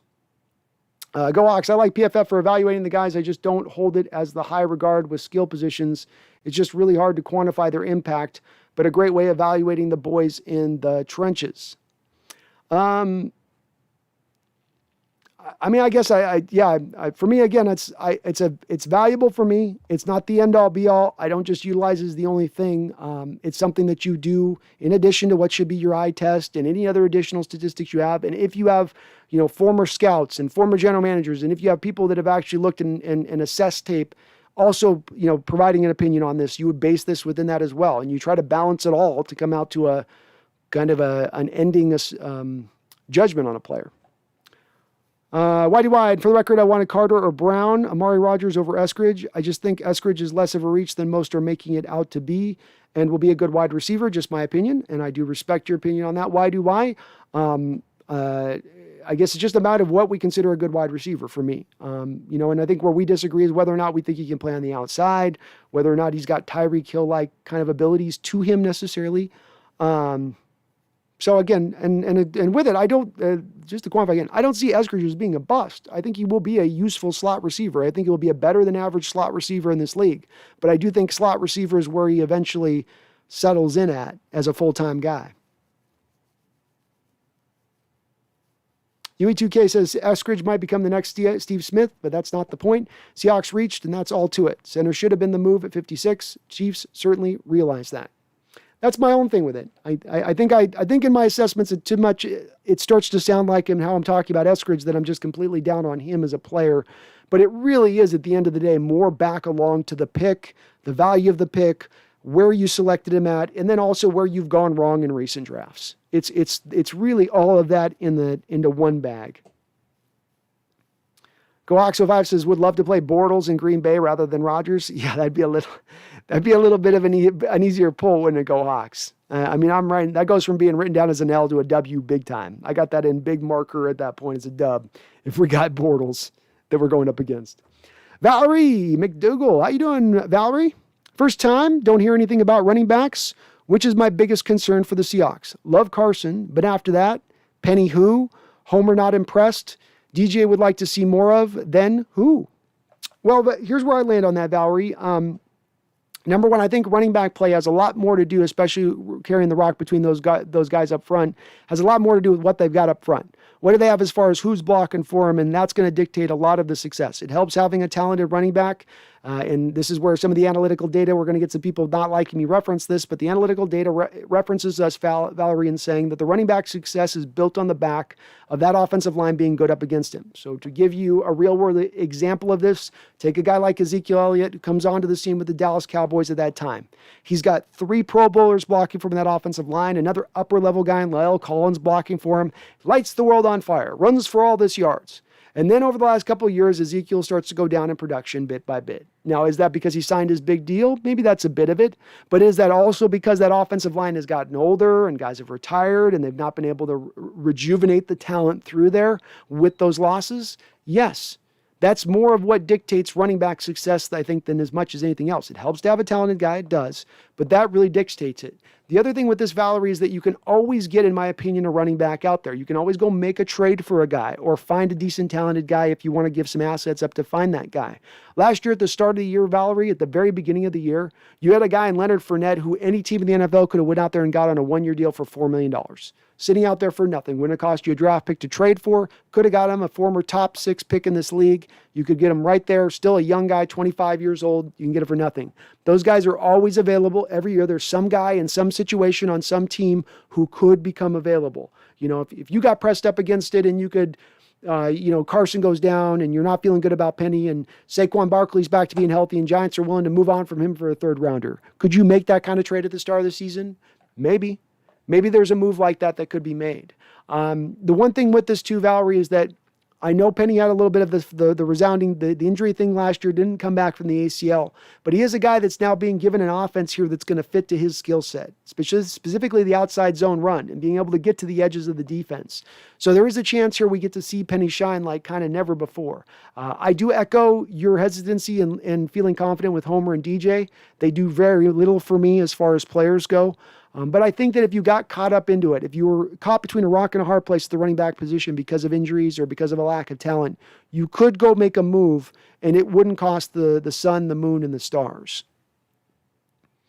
YDY says, my goal is to get Brandon feeling better about Eskridge by the time the season starts. Only 3 more months of harassment, man. Good luck, YDY. I dig in, man. I dig in. I get my heels dug in when I get a feeling a certain way about it. So, good luck to you, my guy.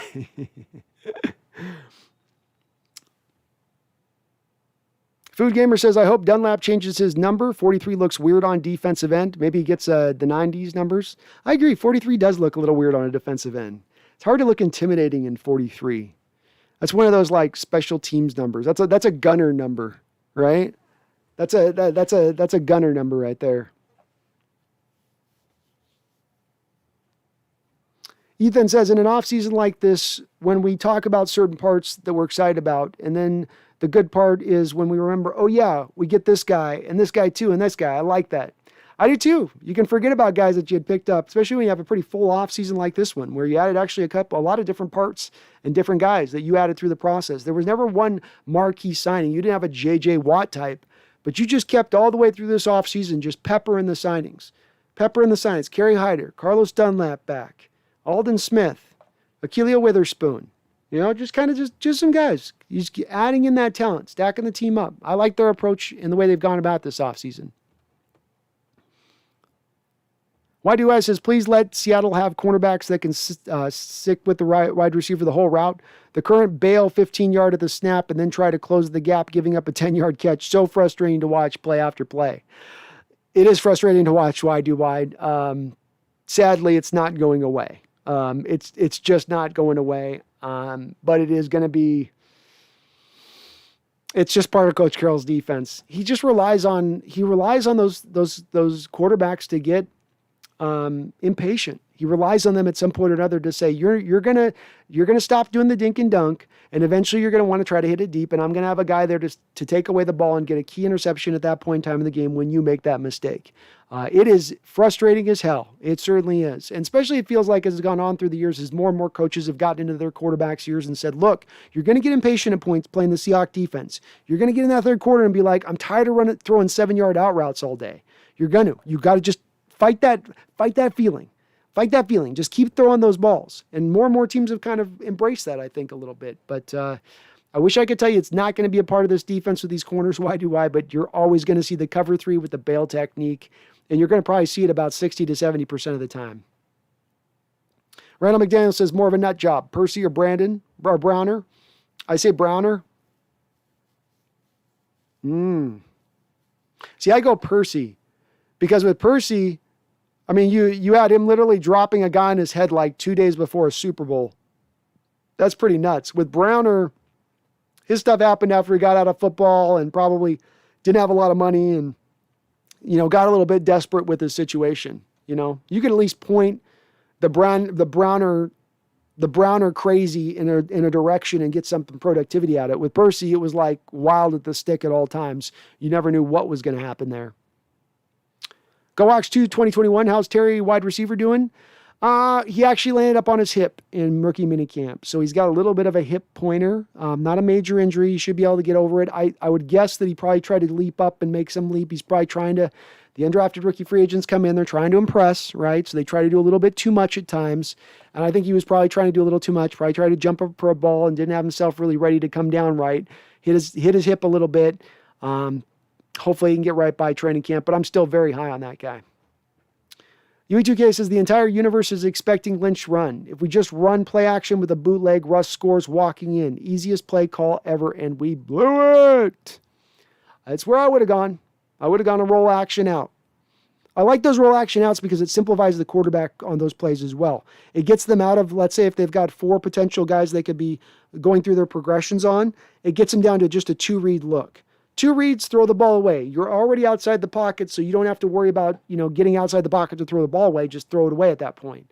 I like that in that situation, especially a high leverage situation or a real high tense situation like that, where you're already got the quarterback, his throat's in his heart and his heart's up in his throat. Nathaniel says, what's going on with the Russ contract restructure stuff? Would we restructure so we converted all of his salary to bonus or just some of it? Who would we grab, though, if we did that? More offensive line? I think that this is beyond just the bonus restructuring, Nathaniel. I don't think that there would have been a Schefter report or the Seahawks would have gone to Russell Wilson and asked him for permission to restructure if he wanted to restructure, as was the report by Schefter as to what did happen here.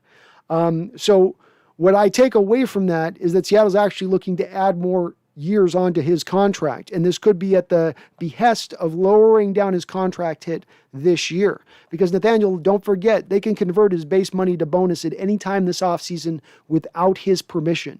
They don't need his go-ahead to do that. They can just do it. So they wouldn't need, this report from Schefter would make no sense in that lens of things. So I think that they're probably trying to add more years onto it, but lower down this year's cap hit down so it doesn't cost as much. More offensive line, maybe you can make a trade for a center. Can you trade for a Kelsey type, maybe potentially? That would be a guy that maybe makes some sense if you're doing it. You do need to create a little bit of cap space as we stand right now just to get the Jamal Adams deal done. Because it's right now you're about $7 million of cap space as we sit currently, $6 million or so. So you probably need to move a little bit of money around just to make that happen. But I would think it would be to load some more bullets into the gun, not just to get the Adams deal done, but to also add more in. Because if not, why not just sit on the contract as is at that point, Nathaniel? Why not just leave it as it is? Randall says, don't take much stock in rookie camp. Frankly, anything in shorts, unless it's great like Russell did. They should look good in the environment. If they look bad, we have an issue. Yeah, it is set up for them to have success. It is set up for them to make them look good. And you can't take too much away from when guys are in shorts and they're not wearing pads and you're not having hitting going on, Kyle says, looked up PFF. It's not them that said they did nothing. It was Emmanuel Acho and some guy named Keyshawn said he's looked up PFF. It's not them that said that they did nothing. It was Emmanuel Acho and some guy on Keyshawn's show. He's not the regular host, ESPN. Well, that makes more sense than Kyle, right? Because now we're getting into the talking heads that don't do any research and are very lazy in their approaches. And Emmanuel Acho is a guy that is quickly, when he's become one of these talking heads guys, gets stuck in my craw because he was right there with both him and Marcellus Wiley made that show, which was actually a show you could watch a couple of years ago. Wasn't bad. It's become an unwatchable show with their takes. Their takes are paper thin. They don't go past surface deep. And so I'm not surprised that that's where you're hearing those takes from about Seattle's offseason, because they don't care about Seattle. They don't do any research into Seattle. And it's kind of sad. That was an up-and-coming show for a while there. They had some guys on there that had some interesting discussion, but it's gone absolutely in the toilet as far as I'm concerned. YDY says, I did not mean that Everett as a question dealing with Eskridge. I mean, how do you think Russ will view a tight end with an 11% drop rate?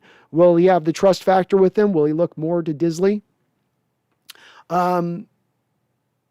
Yeah, I think he would look more to Disley. If you're going to drop the ball out with Russ, which is not something that he's dealt with a receiver having a lot with him during his time here, I would say that that's not by accident as well. Why do why? Because then we start to get into some geekier things as well as far as throwing catchable balls. And I don't know that Goff throws the most catchable ball in the way it comes out of his hand, whereas Russell throws a really catchable ball. But that's beyond that. If he's got an 11% drop rate, if he's dropping extra passes, then yeah, Russell's going to look away from him. You're not going to have Russell's trust. And he's going to go to somebody that he's going to have more trust with who's got better, more certain hands. 100%. Randall McDaniel said, I hated the Christian Michael pick. Me too. But that was partly Randall just because I hated drafting running backs that high, especially when you had a Marshawn Lynch on your roster. Other places you could have been. That was like a luxury pick. It was like us picking like the Buccaneers were this year in this recent draft. UE2K says, the painful part of this draft was after passing on a center at 56, the Bucs take the same player with our 129th pick. So we could have had both a center and a super fast wide receiver. Shaking my head. Yeah, you're talking about Durden. And he would have been a good player, very similar with Eskridge. Eskridge is probably a little bit better of a player. He is a better player, but similar in what both of those two guys do. YDY says, if you want me to drop the Eskridge thing, no problem. I'm not out to frustrate you, man, but you did ask me questions and then you asked for responses in chat that just takes multiple posts over several minutes to do. Why do I don't mind disagreement at all. You know what I mean? I only mind when I'm getting misrepresented in my argument. That's when I mind. So the only thing I was taking offense to was the appeal to authority thing, and that glomming to the appeal to authority means a very specific set thing. And you're widening out a little bit of the definition as I understood it to a degree. But I don't mind you having this take, man. Like I said, I don't say it as lip service, buddy. I don't mind disagreement here in the chat. I don't mind you guys having a different take or a different standpoint. I mentioned there's a lot of positivity behind having that in the chat, and people that have their own sort of viewpoint and perspective helps educate us all just a little bit better. Miranda McDaniel says, with the new rule, will 6 tackles have to report as eligible if they line up off the other tackle? I don't know. Which new rule on that, Randall? I hadn't heard on that one. Nathaniel Park says, watched more tape on Trey Brown, and after comparing our undrafted free agents, he looks better than them, but compared to DJ Reed, there's a significant talent difference. DJ Reed has an edge to him. Brown doesn't. Yeah, I think short area burst wise, DJ Reed's faster than Brown. So he's got a little bit more athleticism probably than Brown does. Again, too, with Brown, you're taking him in the 4th round, and you're taking him late in the 4th round. When you start drafting late into the 4th round, you're getting guys that you're hopeful on, but there's less certainty on. It's part of why you've got to hit better and stronger on the 1, 2, 3 picks, because you should have a little more certainty in those picks and when you're making them. I think he'll be a useful player in this scheme. I think he looks like a Seahawks corner. I don't know if I see superstardom or stardom for a guy like Trey Brown, but I see a guy who should be a useful corner in this scheme and who should fit really well with our zone-based scheme and what we ask guys to do. Why? The quarterback scheme used much more press bail with the Legion of Boom, not just bail. From stats I saw, Seattle is doing much less press post LOB. Maybe we have some cornerbacks on the roster that allow more press. There, you hit the nail on the head with why it is, because when Brandon Browner and Richard Sherman, you had 2 guys that were really good with press. Even Byron Maxwell was very good in press. I don't think Shaquille Griffin was good in press at all. I don't think he could do 2 different things at once. I think he could only do one thing at a time. So you couldn't ask him to press and get to bail. He'd be like, I can only get to the bail part. Same likewise with a guy like DJ Reed, who's a little smaller guy. You're not going to usually ask the smaller cornerbacks at 5'9" to get up there and press very often. They asked Trey Flowers to do it. When he's in there, he does a little bit more. But a guy like Dunbar was more comfortable playing off last year. So, yeah, it's been more with the guys, and the talent that you've had recently has been that you just don't have the guys that they can get up there in those guys' faces. You need a certain Mauler type guy that would have worked. Kyle Moki, if you had to bet the house right now, what happens with Rodgers and what happens to Watson? If both are traded, where do you think they go? Great question. God, the Rodgers one's tough because it does feel 50-50 right now a little bit. I think Rodgers eventually ends up coming back and playing with the Packers this year. I think that eventually, because that seems to be where the momentum's heading to, Kyle. So I don't feel strong about it, but I think that that's what ends up happening here one way or another. A year from now, is Rodgers there? That's a question. I'm not so certain on that one. Watson is going to be traded. They drafted a quarterback, David Mills, in this last draft. The Texans did, with the thought process that I think that guy's going to be playing for them this year and maybe even starting for them this year, depending on how he looks in camp. So I think I do see Watson being traded. The two teams I would think Watson would be traded to would be either Oakland or Miami. And I'm going to go ahead and say Miami just because they're going to have more draft capital to give up than Oakland will. So they'll have more it'll be a bidding war, but then Miami will win the bidding war. Rick Sabeda, I stopped listening to 710 with Bumpus when he said Collier was having a great season. It's a little bit of like, Rick, I had a talk with Paul Gallant. I got into a little bit of a tiff with Paul Gallant a couple weeks ago on one of his channels here on YouTube, on his channel on YouTube, and a similar thing. He was telling me that LJ Collier was a key rotational piece of this defensive line rotation. And he said Cody Barton is part of our future. And he was pointing to Jordan Brooks as being great in coverage last year. 710's just like, are y'all on Molly or something? You know? But I come back to it again and again, Rick, where it's just, I feel like what it is it's access, and your local sports radio station, and you're worried about access to players, and you're worried about being able to get those interviews and being able to get your sound bites. And so you're going to do a little bit of just being positive all the time and looking at everything with a glass half full approach to it. It's the only thing I can think of, because why would it be so unanimous? Why would it be so all the way true down the line with all of these hosts at every different time slot? All of them, dick riding the organization a little bit. I think that's what's drawing them to do it, at this point. And they didn't used to be this way. That's why I mentioned with Salk. That's why I don't get with Salk as the program director. He walked in from day one and was willing to be it the Mariners or be it the Seahawks. He was absolutely critical of them. Tom Eden, I think we were fairly good on offense. Maybe one more at center. Agreed. Offensive line wasn't terrible last year. I think we could use more competition on defense. Pass rush needs to dominate for that D to work. I agree.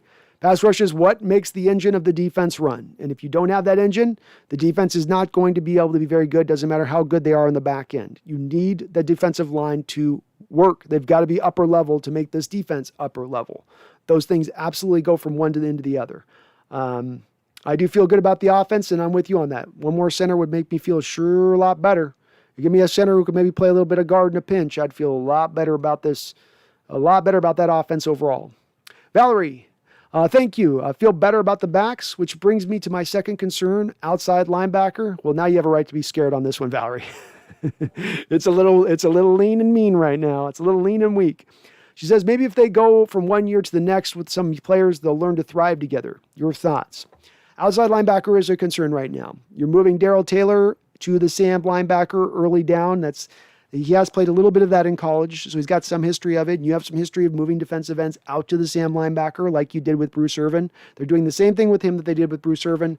Maybe it could work. But you had some great play from KJ out of that Sam linebacker last year, and currently that's lost off the roster. When you look at the will linebacker role, Jordan Brooks is going to be good as a run-stuffing will linebacker early down. He's downhill. He's a thumper. He's a solid tackler.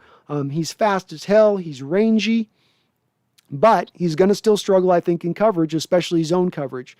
That's where, again, you feel the loss of KJ Wright. And we don't really have a guy at the will linebacker role who's good in coverage to fill in for Brooks on those passing downs in nickel and dime situations.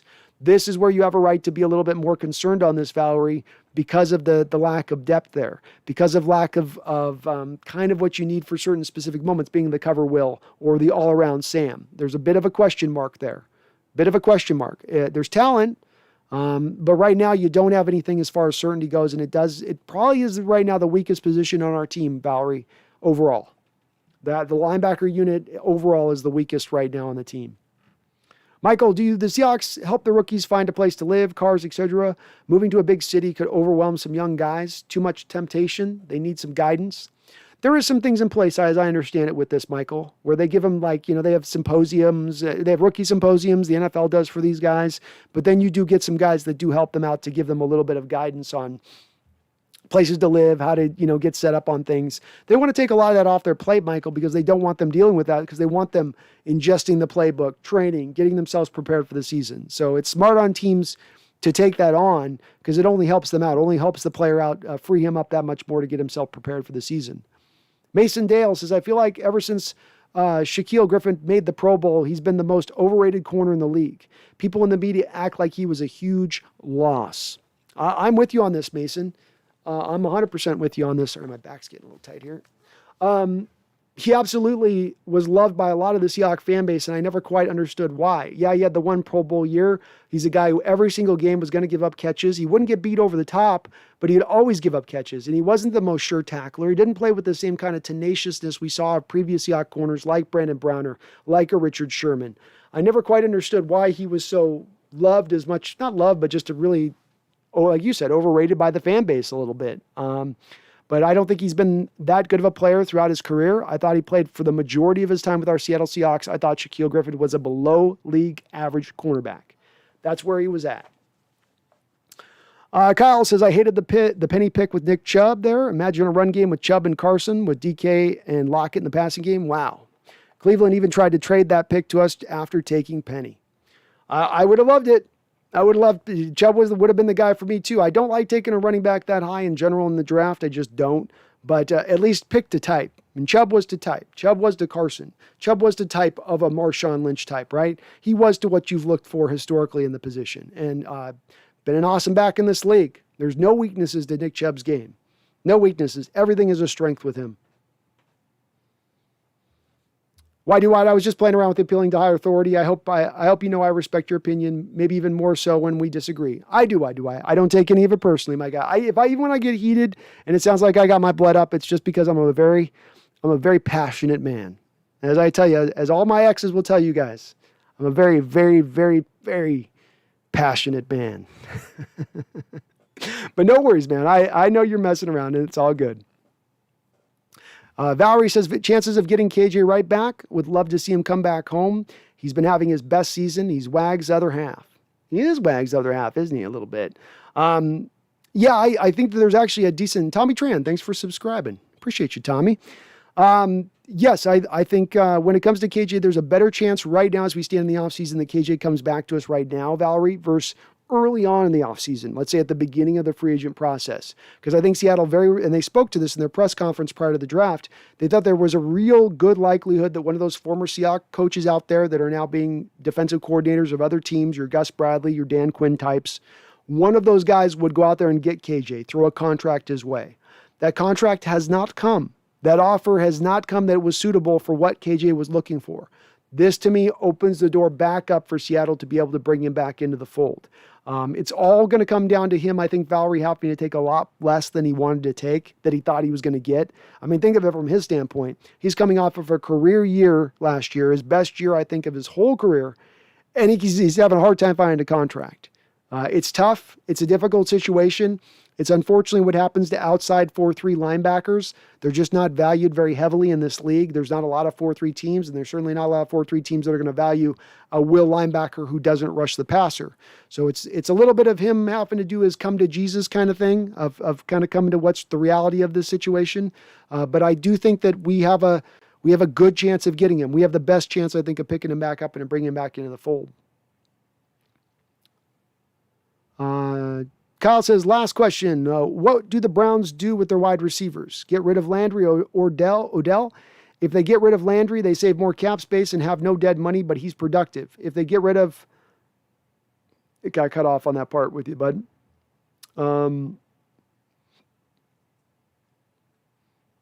I think what you were saying was... I don't think they would get rid of Landry, Kyle. They had some cap space coming into this offseason. They've got right now Baker still on his rookie deal, so they actually don't have to get rid of anybody.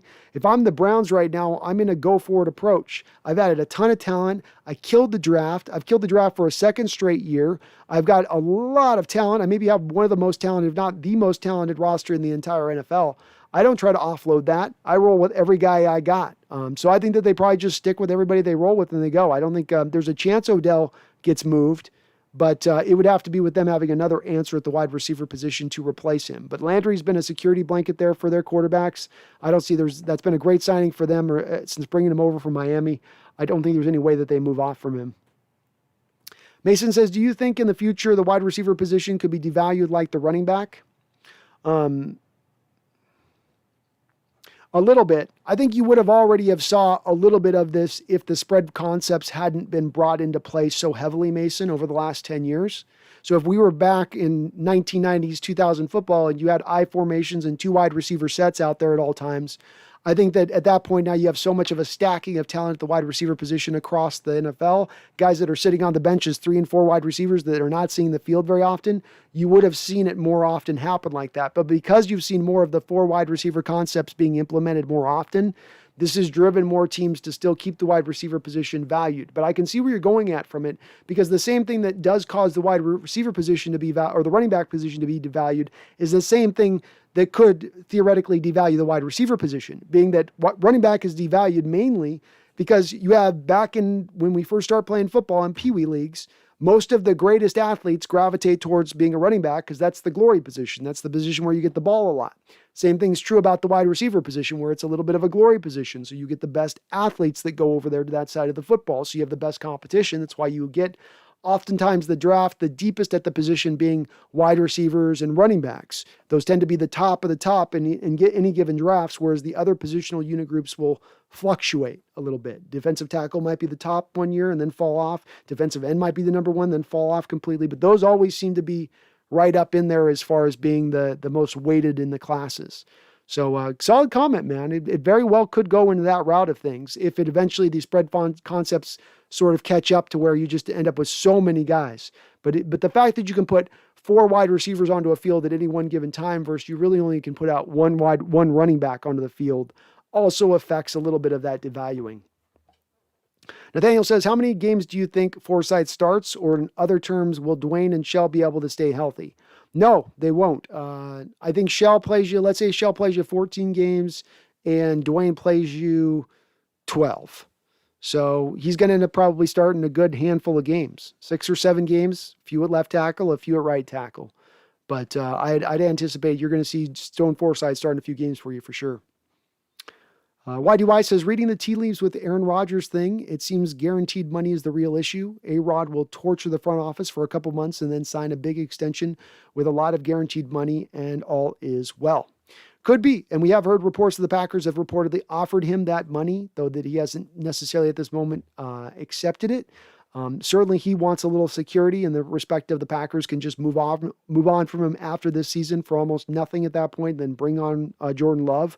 So Rodgers has a little bit of a reason to feel maybe uneasy with that approach by the Packers. But I agree. I think that that's probably where this all basically shakes out at the end, is that he gets his money and comes back to the team, and that's just that. GoHawks05 says, didn't the 49ers take DJ in the 5th? We should have known. We should have known, man. You're right. You're right. Yeah, I believe that is where they took him. Kyle says, Odell, then they have dead money cap. Then they have a dead cap money to pay him, but he's hurt more often, but they play better without him. Kyle, am I off on this? I was under the understanding that Odell signed his previous contract extension with the New York Giants, and so that any of the bonus money that was on the hook was accelerated through with the Giants at the time of that trade. And so that right now the Cleveland Browns are only on the hook for his base money right now as it stands, meaning that they can release him at any point in time or trade him at any point in time with no dead money hit. I could be wrong on that, but that's, as I understand it, that's the way that was rolling. Charles King says center or defensive tackle if you had a choice. I would go with center, Charles, because you're sitting 3 deep at defensive tackle right now. Say nothing of the fact that you might have a guy in LJ Collier who can be reasonably effective for you in the NASCAR package out of the 3 tech. So you still may be even deeper than that at that position. Whereas with center, you've got one guy really, and you don't feel super confident about that one guy you got. So I'd go center. Gohawk says DJ can press, Akilio can, and Trey Brown could be more aggressive corner playing, coming to a TV near you. That's true. The one part of the process I've wondered with that Gohawks, especially you got Akilio and you've got a guy in Trey Brown that are more press maybe heavy in what they can do in their approach. If you were to stay in that blitz heavy approach that they did last year and want to still maintain a little bit of that, being you have Jamal Adams, the best blitzing defensive back in NFL history.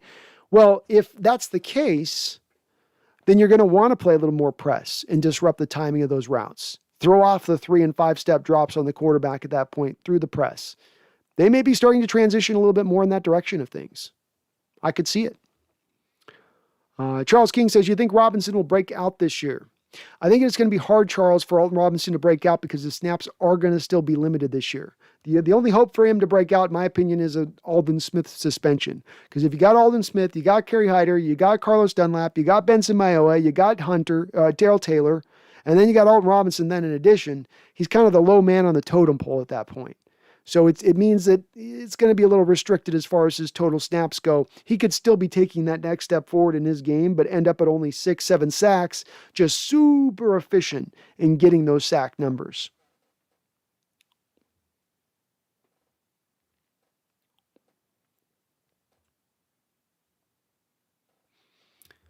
Nathaniel Park says, I'm still concerned those defensive tackles. We get Puna, Al Woods, and Robert Nkemdiche. None of those really scream greatness. No, it's a little bit of a question there. The Seahawks Network, I'm with you on the analytics thing. I was just saying that some of the analytics they offer don't apply to NFL situations. Agreed. I don't like any of and on that, all the haters of the analytics of the win probability rates, and no, the coach shouldn't go for a field goal here. He should go for the touchdown for this, or you should go for the field goal rather than the touchdown because analytics say that your defense will probably get a stop. I'm willing to throw all that stuff out the window. I have no place for all that stuff because, to my opinion, a lot of those analytics are a little more arbitrary or have a lot more room for potential error, and they're sort of playing with funny money mathematics to make them happen. When you tell me in the third quarter my team's got a 72% win probability rate, I go, nah. Gohawk says, did you take creative writing classes in college? Some of those big words you dropped on Gallant had him looking stupid. Well, I keep looking for him to respond to my last comments, but he didn't have a lot back in there. Yeah, I do have a writing background. I actually was back in my first part of my life here as an adult, I tried to be a screenwriter. So that's where I started off on, and I wrote about 10 screenplays. And then, ended up writing a book. I'm finishing up right now my second book. So it's taken me about 10 years to finish up. It's going to be I call it my equivalent of Stephen King's got a book called The Stand. It's sort of my equivalent of Stephen King's The Stand. So I write my share of words. I get a little bit wide on the vocabulary because of it. Thanks for noticing. I sure hope Paul eventually does respond. I'd be interested to see what he has to say. Puna Ford's amazing, says Charles. He is amazing. And he might slide in well, Charles. He might have somebody mentioned above there, Nathaniel, about worries about the defensive tackle. We really haven't gotten a chance to see Puna slide into that 3-tech role as a pass rusher. He's been a run stuffing 1-tech for really all we've asked him to do here in Seattle the majority of his time. Maybe he really flourishes in that role. I had wondered when he initially came out if he had some maybe shades of Grady Jarrett to him. Another undersized 3-tech there with Atlanta who really had his career take off, who wasn't a highly selected guy either. Maybe he's got that in his game. Mason says, bad scheme aside, Russell Wilson was not good the last few games. Are you concerned at all he might still be in a slump? It is a concern because 8 games is enough for you to go, okay, this is a pattern here we're seeing. It's not just 1 game or 2 games, but we're seeing a full 8-game slate. I tend to think and believe, Mason, that was built on the back of a tough mid-year stretch where he finally got to cook through the first 8 games of the year, and then Carroll dialed him back. And I think that it hit him psychologically in a place that didn't allow him to just rebound instantaneously off that point and go, I'm good. I'll just get right up, dust myself off, and we'll go back into this run-centric offense. I think it got up in his head a little bit. Does it still reside there? I tend to think no, because I'm going to go off of my history and that Russell doesn't tend to go in the tank for 8 games. He does tend to start off fast and finish off a little weaker, but that doesn't mean that he just falls off a cliff like he did last year. That to me is an outlier. That's not something that we have as far as his full 10-year career here with Seattle. That's a 1/2 season we've seen in 10 years. So I don't take it as a general rule of thumb. As well, Mason, I think going to a new offense, an offense that's going to make the game easier on him, is going to help him get out of those slumps. Giving him easier throws, giving him more certain completions. I think that all is just more beneficial from that standpoint of things. Randall says, by the new rule, I mean the numbers. Oh, numbers rule. If a tackle comes in, he could conceivably line up anywhere.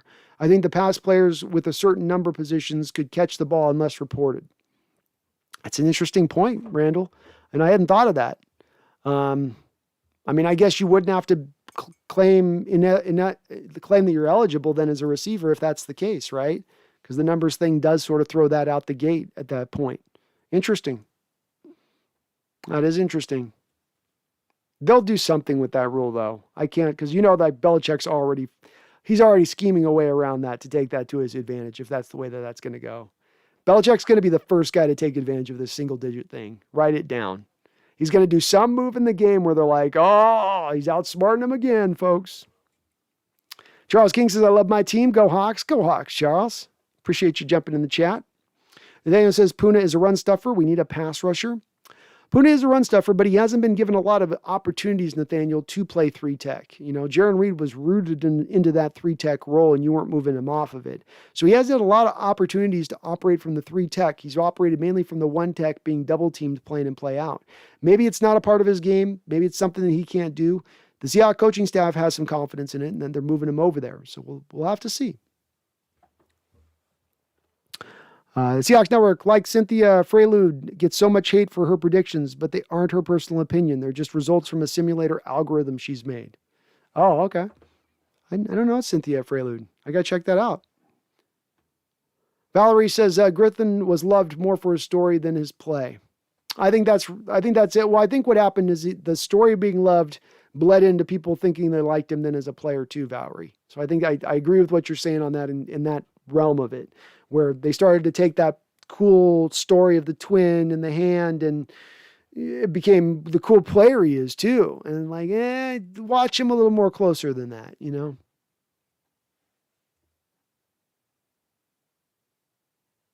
YDY says, remember Chris Carter's advice for rookies? He told them to always have guys in your entourage to take the fall if you do something bad. You can't make that S up. You can't make it up, and you can also say it may not have been bad advice. I mean, it may have been Carter going, I know bad stuff's going to go down.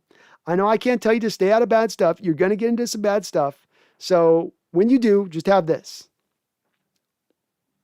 Seahawks Network, though, she's probably one of the smartest people on the NFL Network, in the NFL Network's building, being Cynthia Freyloon. Yeah, I think that there's a hesitancy. And part of it, too, I think, is that football's such a caveman sport, historically speaking, and that it's so mano-y-mano, and it's a man sport, and we're just going to battle this out, that when you start entering in analytics and numbers and getting as geeky and dorky on it, it's not as easy for folks who love that aspect of football to them embrace that side of things. But it's coming into the sport. It's coming more of a part of the process of the sport. Randall McDowell says, Melvin Gordon's a running back I think could become available, either cut or traded or a late pick. Veteran guy, past success, but hasn't done too much in the past few years. He runs hard. He's a talented guy. He could be. Yep. And the Broncos, of course, drafted Javonte Williams out of North Carolina in the second round. So he's got his heir apparent there selected to come in and take over for him. He could be a guy they look at in that realm of things. He could. I think if they go for Aaron Rodgers, though, Randall, I think they're looking at keeping both those two running backs at that point.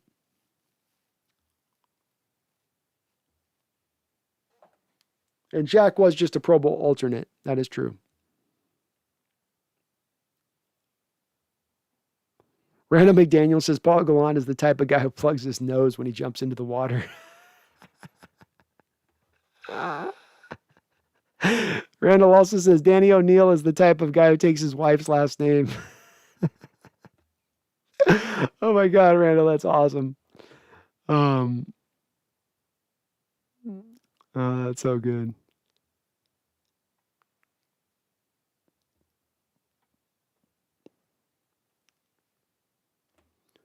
Go Hawks says, if we get Cox, sheesh, 60 sacks. Oh, I can just see it now, man. Let me dream, Go Hawks. Just let me dream, man. Fletcher Cox, 3-tech. Oof. Deadly. YDY, here's my opinion. Here is an opinion many in this chat will not like. Statistically, running backs don't matter. Modern passing rules and quarterbacks make running less efficient, thus lessening running back value. Don't like it either, but it's true. It's one thing that it took me a while to wrap my head around as well, YDY. I was not as early on this and thinking that this is a truth, but I think over time we've seen it play out as being the truth. It's gotten more so the truth with the evolution of the game and moving away from running backs and moving away from run-heavy approaches. And it's to your point on this, it's a It's sort of an expanded answer as to why it is this way. It isn't just simplistic. It's sort of there's a fully reasoned out process that's got some layers to it as to why the running back position has been devalued. Nathaniel Parks, have you not seen the Green Bay Packers cycle? Step 1, great regular season. Step 2, losing an NFC championship. Step 3, questionable offseason. Step 4, don't get A-Rod a receiver in the draft. Step 5, Rodgers gets mad, repeat. I should have been. I'm a cycle guy, Nathaniel, but this one's been one that I guess just keeps coming past me. I just keep expecting the Packers, after 30 years and 2 Hall of Fame quarterbacks, to eventually wrap their head around what they've been doing wrong to maybe get more out of these Hall of Fame quarterbacks. But they seem pretty stuck in their ways, and they're not owning it. Seahawks Network, I can't even listen to the morning show on 710. I keep trying to go back occasionally and hit play just because I'm so starved to just hear something in the background, as far as doesn't have to be compelling. Just give me something I can listen to from time to time that's not absolutely crap. It's awful. The takes, the discussions, everything is just awful on 710 right now. Nathaniel Parks, Alden Smith's legal status, still up in the air right now. We have not heard anything as far as any news or information. Everything is absolutely still up in the air. Mason Dale, how much longer do you see Pete Carroll as a head coach? He looks great for 69. I think if he wins the Super Bowl, he would retire pretty much instantaneously, Mason, but I think he could easily be here for another 3 or 4 years as he's trying to get to that goal. I think he's trying to cement a little bit of his legacy, but I also think he's one of those guys who's understands he's one of those guys who maybe feels like himself, if I retire, I'll be dead within 6 months of retiring type guy. I need something going on at any time to keep me going. I can see Pete being that kind of guy.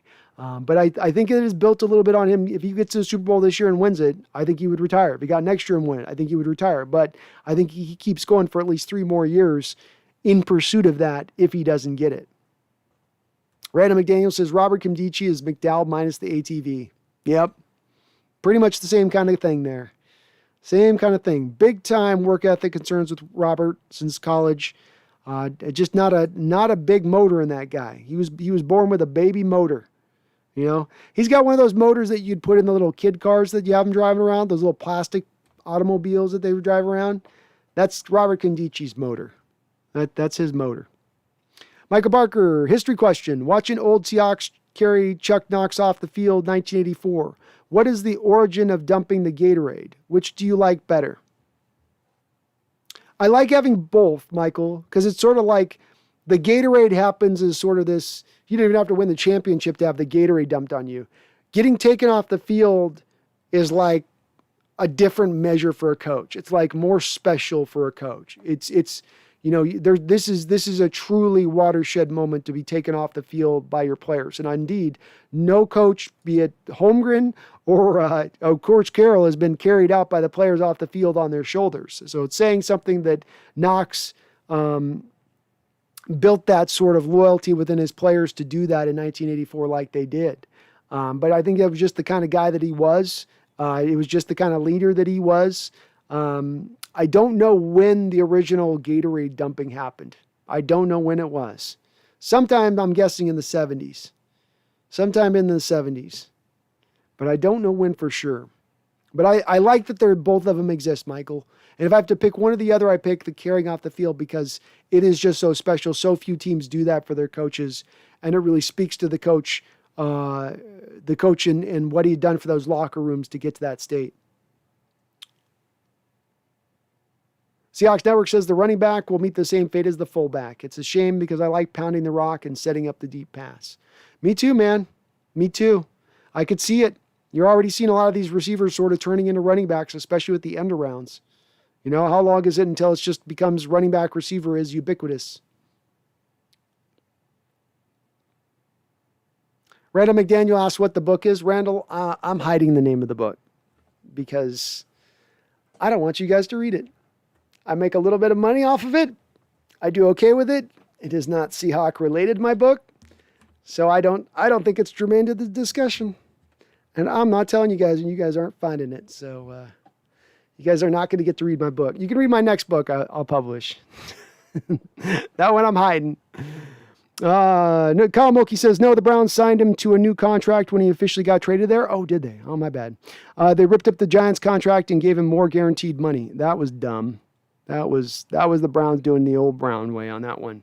I think you'll hold on to both of them at that point, Kyle. If they were up against the cap, if they were paying their quarterback on a second contract, I might say, okay, you might have to look to move him. But I think with the fact that they literally this offseason actually were able to even move some extra money from the cap of last year into this year, they were to roll it over a little bit. I think with that extra space, at that point, there's no reason to let him go. You don't have another answer at receiver behind him really that much. I know they got better as the year went on after Odell went out of the lineup, but I think that it had more to do with the new head coach coming into play with his new offensive scheme and the new 2 tight end heavy approach that he was implementing, and less to do with they were just trying to force feed Odell so much. And once you stop force feeding Odell, now the Browns offense just fully opens up. I think it was more of they needed some time to learn this new coach's offense and the way that he was going to run the game. Now, I appreciate you, Charles. Thank you so much. Go Hawks 05. What's the genre of books? The one I'm working on right now is a conspiracy book. So it's a conspiracy, thriller, sci-fi, horror. It's like got 6 different parts I'm mixing together. Randall McDaniel says, dude, I just listened to The Stand on Audible. It's a great book. This one's mine for that. I think I've got something like 250,000 words written. It's going to be like a 600-700 page novel right now. I'm just finishing it up too. So I'm super stoked. It's been my labor of love. It is my labor of love. Go Hawks 05 says Corbin did some studies on Puna's 3 tech reps, had like 18 pressures, 18 pressures, very promising. That is very promising because he did get such limited reps from that because they kept Jaron there so distinguished. But love to hear that. Great information, Go Hawks 05. I think he's got the body to do it. He's the body style, the sub 6 foot's maybe a little smaller, but 300 pounds, quick first step. That's usually what fits really well with a 3 tech. So I could see it working there. YDY says, I saw Seattle was the shortest, heaviest team in the NFL. When Seattle won the Super Bowl, they were the tallest and the lightest. I hope they are the fastest team in the NFL this year. Yeah, I could see you being the tallest and the lightest. You had Sherman, Browner, Chancellor. That was already skewing the numbers on that one alone, right? And then this year, I mean, shoot, you got Russell. He skews those numbers on the shortest and heavy. You got Poon at 6 foot 300. That's interesting though, man. Shortest and the fattest. Huh. Randall says, question, if a person listens to something on Audible, is it cheating? I don't think so, but you should have a disclaimer. I listened on Audible and not said I read the book. No, I don't think you need a disclaimer. I think it's worth just the same equivalent to listen to the book as it is to read it. You're creating the mental image in your mind, Kyle Mulkey says, just saw that Zach Ertz isn't likely to return to the Eagles. Do you think we take a crack at him and boost that tight end group? Kyle, we were interested in Ertz on the offseason. The Seahawks were supposedly reaching out to him about supposed interest at the start of the offseason. I've not heard anything since that point, though, so it's been pretty quiet in that realm of things. I would certainly think they would at least dip their toe and see about it. But I don't know. If it was going to happen, I would have thought it would have happened early on in the offseason with that one. Charles says, I have to go, but thank you for the knowledge. Appreciate you. Go Hawks. I appreciate you, Charles. Thank you. You have a great night. Thanks for jumping on in. Appreciate the kind sentiments. Nathaniel Park says the only problem with Melvin Gordon is his contract, $9 million on the hook for him. Probably not going to trade for a veteran running back who's going to need to be paid $4 to $5 million. I know, and I think the person that was mentioning that above too, Nathaniel, was mentioning it as a cap casualty, that Gordon would be cut. Randall was saying, I believe, because Nathaniel, they drafted Javonte Williams in the first round, making Gordon kind of redundant. And if you can clear his cap space out, let's say, especially if you have to clear his cap space out, let's say to fit like a Aaron Rodgers contract onto the books, then maybe he's a cap casualty and he's not going to be paid that same contract out on the open market, especially not this later on in the process of the free agency. Valerie asks, is Alden going to play for the Seahawks this year? Valerie, I would be making a huge guess to say this because Alden's got such a rich history with the league as far as disciplinary is concerned, and as we've seen with Josh Gordon, if you're a multiple-time offender, they come down really hard on those guys. There is some of, I'm trying to defend my sister situation going on here with Alden, supposedly in this situation. And so I think we have to see a little bit of how this plays out to make any kind of firm prediction. I'm going to say because maybe that element factors into this a little bit, making it a little bit of a special circumstance. It's not related to drugs. It's related to him to protecting his sister. That at the very least, you get half a season of Alden Smith playing for our Seattle Seahawks. So how does that sound, Valerie? I'm making a guess here, but I have no confidence in that guess.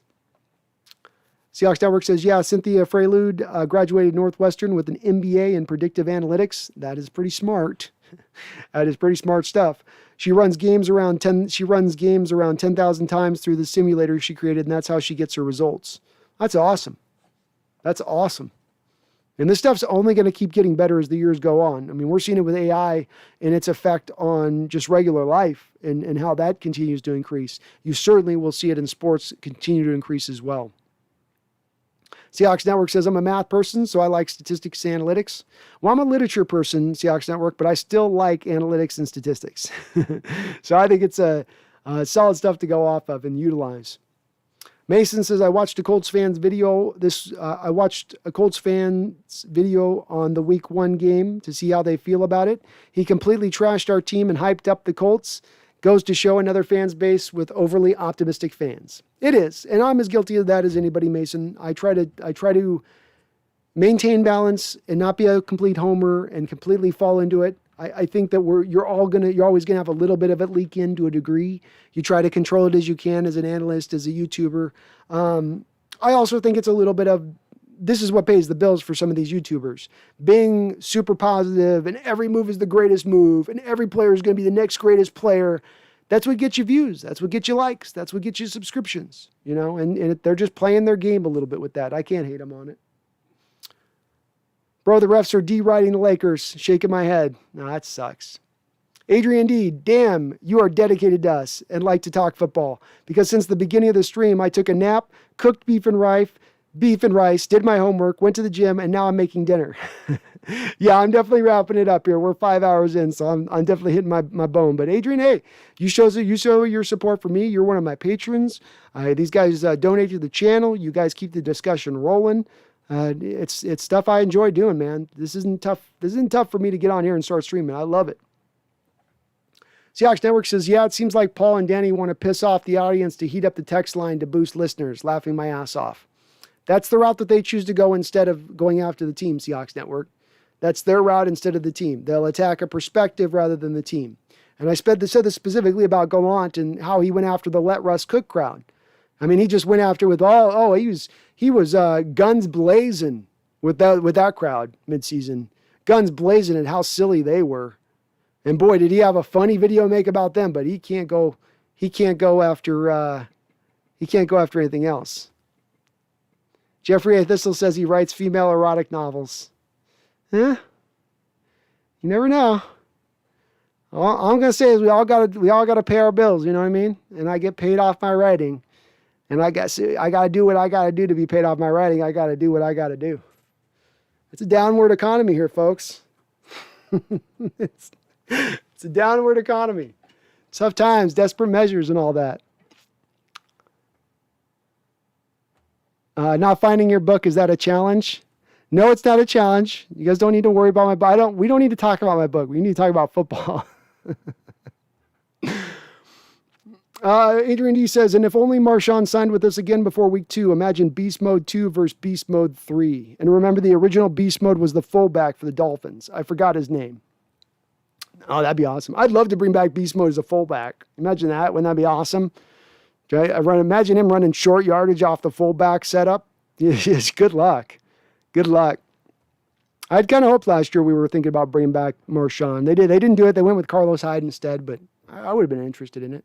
Random McGann says, Brock and Salky's weekly podcast is pretty good. It is. That is the one piece I can go back to week in and week out and listen to, and I enjoy a lot. So I do like listening to those guys on that. I loved their show back in the day, too. It's sad that they went away. Whitey Weiss's original Gatorade dump was the Giants, the 86 Super Bowl year. I remember that. Parcells hated it, but the team loved it. I could see Parcells hating that. I could totally see him being angry about it. Interesting. Seahawks Network, I've done a ton of research on Pete's Leo defense, and it's fascinating to see the least. Basically, a 4-3-3-4 hybrid. So here's my question. Would that Leo front work with press man coverage in the back? Yeah, absolutely it would. Because essentially what you're doing with the Leo is he's like a 3-4 outside linebacker in his alignment, but he's just putting his hand down in the dirt. So it's allowing him to attack with a little bit extra width, a little extra spacing to the outside. Challenges the tackle's feet to get to the edge that much more at that point. If you've got a guy with the quick first step with some speed, then he's that much more lethal with it. Part of the reason why Seahawks Network that the 49ers transitioned a year ago to the wide 9, which is essentially a front 4 of all Leos in their alignment, and giving them that width and that space to operate. But yeah, it could work with press man coverage, and it can work well with press man coverage. It really can kind of work both ways, to be honest with you. But it is sort of set up, if you look at it as well, as a 3-4 defense in general is set up, in my opinion. It's getting a little bit more now with the split safety looks in the NFL. That's sort of your du jour type new defensive scheme that's really taking over things. So you're getting a little bit more of off coverage with the corners in that scheme than you would traditionally with a 3-4. Traditionally, a 3-4 is going to have a little bit more of the press looks to it than a 4-3 defense would.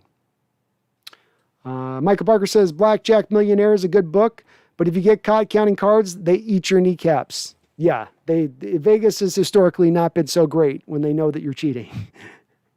That is very true. They tend to frown down on that one.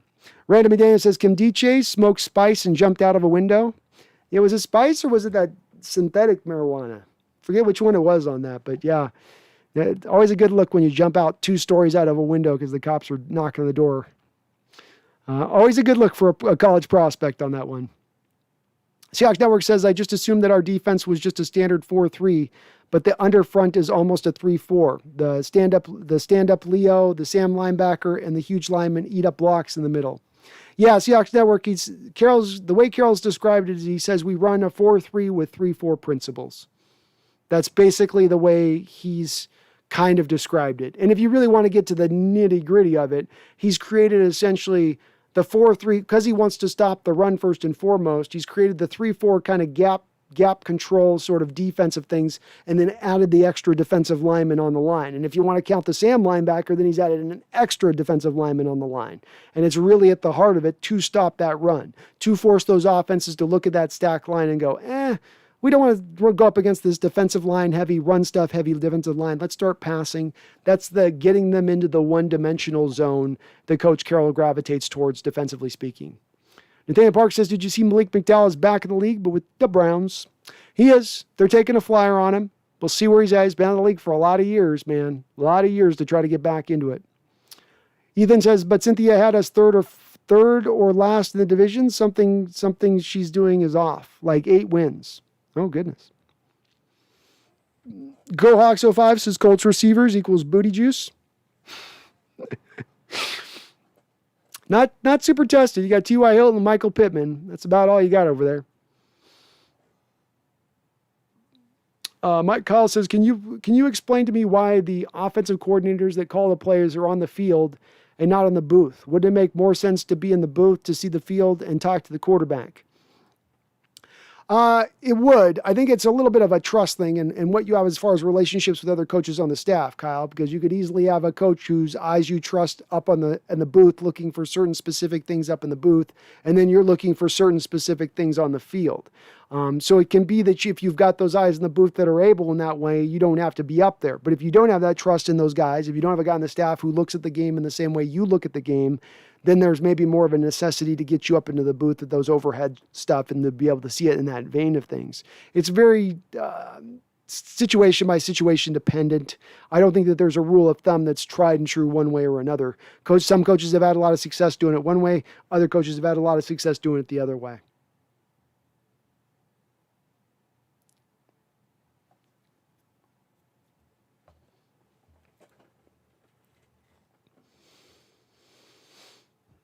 Why do I? And by the way, the PFF is S-ing all over the Seahawks offseason. We're not making it up. I saw some questioning this. While some are saying that means they are still a 12-win team, others say 9.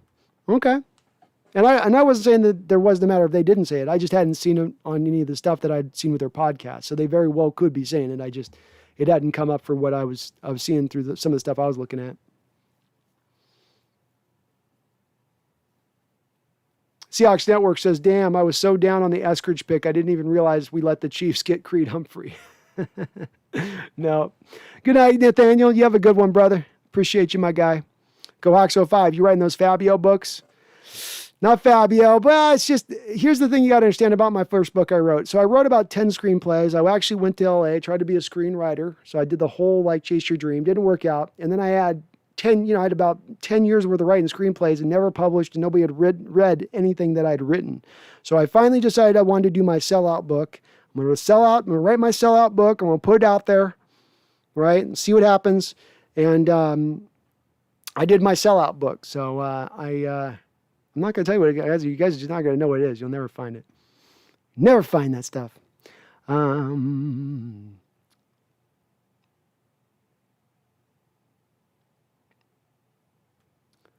Ethan's Tech World says, you were right about that show Acho and Marcellus do. It's pretty unwatchable. An argument Acho had last year was the Seahawks are not a good team because they only have 2 wins with over 14 points.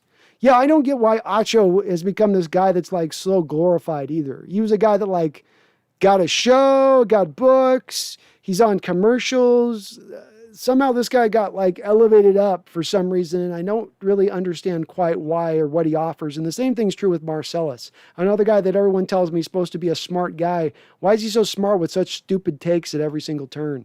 And that show was a good show for the first year or two. They had a good back and forth and things with people would fight. Even Marcellus I thought was a little better, but things just got more lazy and lazy and lazy. Seahawks Network says, I can't bring myself to take us over 11 wins. We're going to blow the number 1 seed to the Lions or Bears or some garbage team in the back half of the schedule. Laughing my ass off. I swear it happens every year. Yeah, fool me once, shame on me. Fool me twice, shame on you, right? One of those things, Seahawks Network. I know where you're coming from on it. I get it. They've had a good offseason, though. But it's hard to look at the moves and find moves. You go, I hate that move. I hate that move. I don't like that move. That move's okay. That move's good. That move sucks. A little bit like it was last year, where you're kind of well, I like that, but I don't like that. Well, I like this, but I don't like that. This is good. That's bad. It's not been this way. This offseason, to me, has been a lot of good.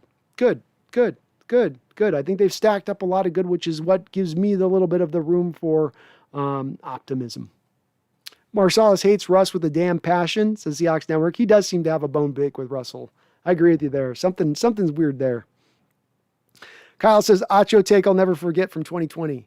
Seahawks line is awful. Russell Okung is getting older. They need to look to replace him. Laughing my ass off. Yeah, I think they had a Unger reference last year too, Kyle, when I was watching him. It's really? Come on, guys. I know. It's just, at that point, you just shut it off, though. You go, okay, there's literally anything you have to say is not anything.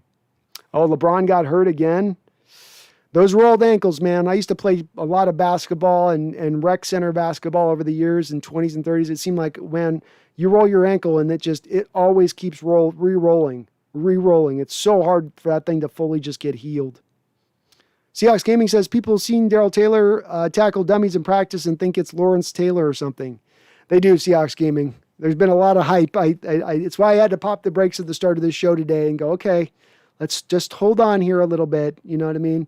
Let's just chill out on some of this hype.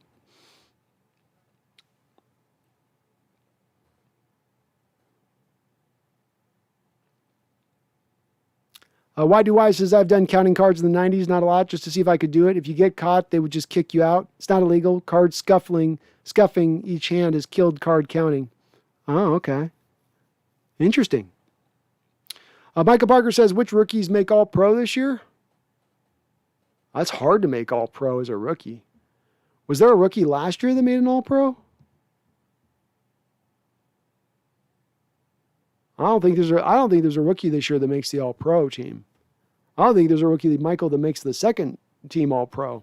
Because it tends to be a thing that you have to earn over a couple of years to get to that status. It's like a bit of a de facto Pro Bowl, and then it's really more built on multiple years put together, you know. For anyone who wants to see PFF crap on Seattle this season, here's a link to one of the podcasts. I will check that out. Why do I? I'll take a look at that. GoHawks05 says starting a manhunt for Brandon's book. Well, you guys could probably find it if you really look. Like I said, I've left enough hints out there. I'm going to say off as I make a little bit. I make a lot of money off it. No, I ain't making a living off of it. But I finally at least get to say I'm a paid offer. So Kyle says Marcellus and Acho are almost as bad as Booger in the Monday Night booth. Completely stupid every time they open their mouth. I don't have to explain Booker, just look up the memes. No, Booger is bad. Yeah, that was not a good. That one did not work out. Why Do I says Mima Kynes is one of the best NFL analysts on TV and my personal favorite. She is good. I like Mina. She's pretty too. But no, I like Mina does a good job. I like that she gets into the nitty gritty on stuff. She's not just fangirling out on Seahawks. She's definitely, gets into it on it. I like it. Ethan Tech World says Dan Orlovsky's got a lot of eye rolling claims too. Yeah, he gets pretty wild with some of his takes. It gets a little buck wild with the Orlovsky. Kyle says, and she's a Seahawks fan who backs the team up with facts when a story is made up about us. Only analyst that didn't buy into Russ getting traded hype. She made Dan Orlovsky look stupid on occasions. She does a good job. She's legitimately solid in her role at ESPN. Thank God we got somebody there at ESPN that's willing to talk Seahawks. We might never hear our name mentioned there otherwise. Seahawks Gaming says, even Benson Mayoa can tackle dummies. We all know we gave up 20 sacks. We all know he gave up 20 sacks off of missed tackles. Michael Parker, Kyle Pitts. It's going to be hard for Kyle Pitts to get there, Michael, because they've got other receiving help. And is he going to be featured enough to get to all-pro status, especially with some of the tight ends that are out there, like your Kittle types? I don't think he's going to be able to get there. And, yeah, Quinn Nelson got there, I guess, is one of the only recent ones to do it. So hard to get it done as a rookie, man. You got to have a lot of hype built up behind you to make it happen. And even a guy like Nelson, he gets it because the guard position is not a real sexy position in the NFL. GoOx05 says it's going to be the dirtiest book, isn't it? Why Do I says you guys have gotten onto this. You guys think you know it, huh? You guys think you got it, huh? I haven't told you guys nothing. We have all read some weird porn now, and then. Why get on Brandon for writing it? I got your back, man. Seahawks Network, a Popeye's biscuit away from being a tight end. It's hilarious because Kevin Benjamin, sorry, I can't pronounce anything here, actually switched to tight end. He did. That belly finally got big enough for him to finally just own it and say, look, I'm not going to be able to put down the double Big Mac. I need my extra fry and I need my shake. So I guess I'm a tight end. Michael Parker says Penny Sewell. Ooh, there's a good suggestion, Michael. Penny Sewell has probably the best. Okay, no, I got you, Michael. I got you. Michael, I got you. I got you. Jamar Chase is going to go to Cincinnati. They're going to throw the ball 60 times a game. He's going to play with his former college quarterback at LSU, who wanted him drafted, who asked him to draft, who begged the Cincinnati Bengals to draft Jamar Chase over Penny Sewell. And he is going to feature the hell out of him. Kyle Moki says, Pat McAfee said that Xavier Rhodes is going to shut down DK week 1. Not sure if he's joking or not, but he did admit last year he doesn't watch our games. That's why he went with every other team, not us. And he's also, Kyle, and I like Pat McAfee. He's funny. He's a good guy to listen to, watch in the background of things. But he is also a Colt. He does your show out of Indianapolis. He's pro Indianapolis. He's going to be pro Colts. So I'm not surprised to hear him say that he thinks the Colts are going to win week 1. That's who he kind of is, But no, Xavier Rhodes can't run with DK. Xavier Rhodes has like a 4.5 40. He's going to be like 4 steps behind DK at all times. He's going to need safety help over the top on every single play. Seahawks Network says Xavier Rhodes couldn't shut down David Moore. Facts.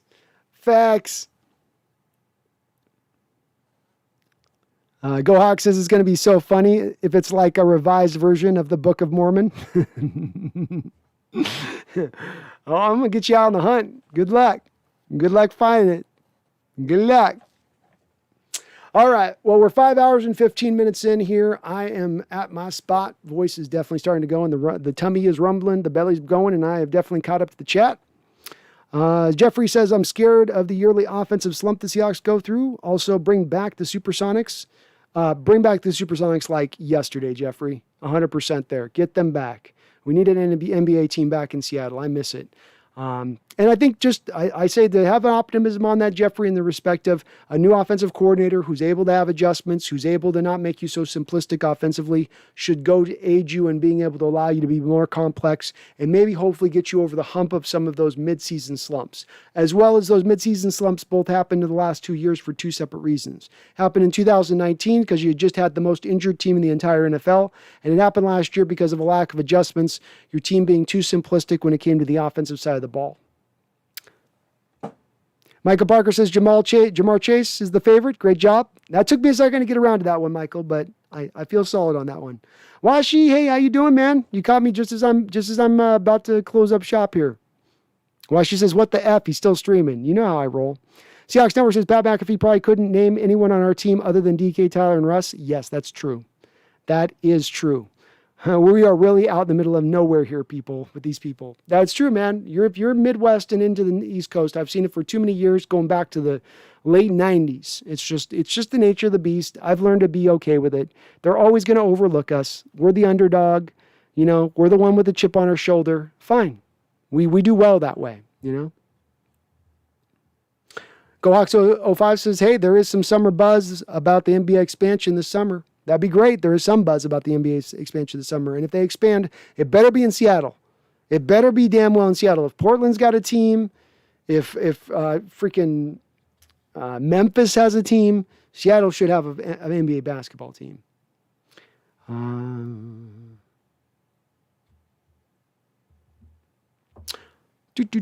right. Well, we got up. Terry Stevens says, sorry, haven't caught any of the off-season streams yet. What are your thoughts on the Niners drafting Trey Lance at number 3? Well, no worries, Terry. I'm glad you caught this one, and appreciate you hopping in the chat. It was a weird thing with the Niners taking Trey Lance, Terry, because I went from two different places. I went from being ready to celebrate and crack a bottle of champagne at the fact that the Niners were going to take Mac Jones and how lovely that would be, to them getting my second favorite quarterback in the entire draft. So you can understand that I went to a different place as far as where I stood on things, and I was like, oh, God.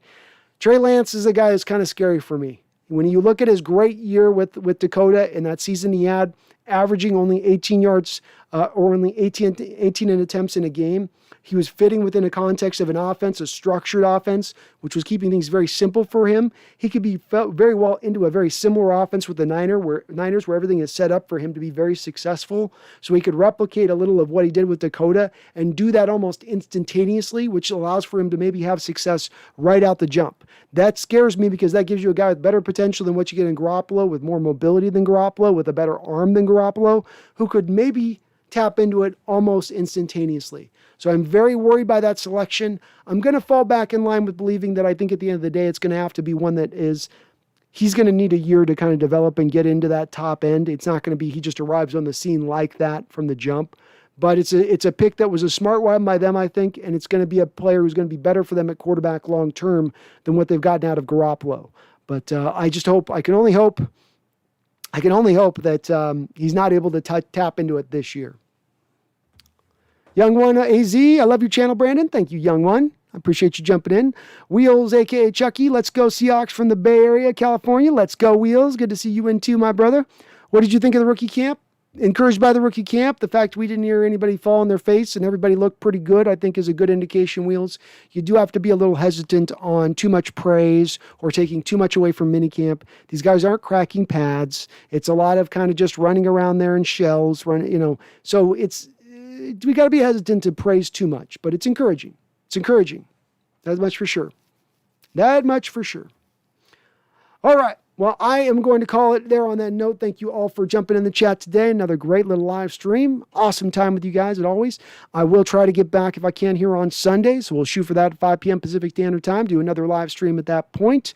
Other than that, hey, feel good about this offseason. Feel good about this training camp. It's been a lot of positive news throughout this offseason. I think it's been easy to not get swayed up into it and get overwhelmed and feel good. I know there's some of you out there that are like, 11 wins, 10 wins, 12 wins. But there's a reason to believe this team can be dominant and that it's won basically every move it's made this offseason. It's not been a mixed bag. It's been overwhelmingly, to me, positive in totality. And it's not been we're going to win this with one or two big swings. We're just going to keep hacking. It's like chopping down a tree, and you just keep taking a little bit of a whack out at every swing. And that's what this offense is, this offseason has felt like, where our Seahawks is just a bit by bit, a little bit more by more, and eventually that tree falls down. And I think that they've done that to set the stage for that. Will it happen for sure? Who knows? But I am very encouraged by this offseason, and I hope you guys all are too. I appreciate you guys for jumping in here. I appreciate you guys for watching. And you guys, as always, you make this chat amazing. Thank you for your support. Thank you for subscribing. And please don't you guys forget,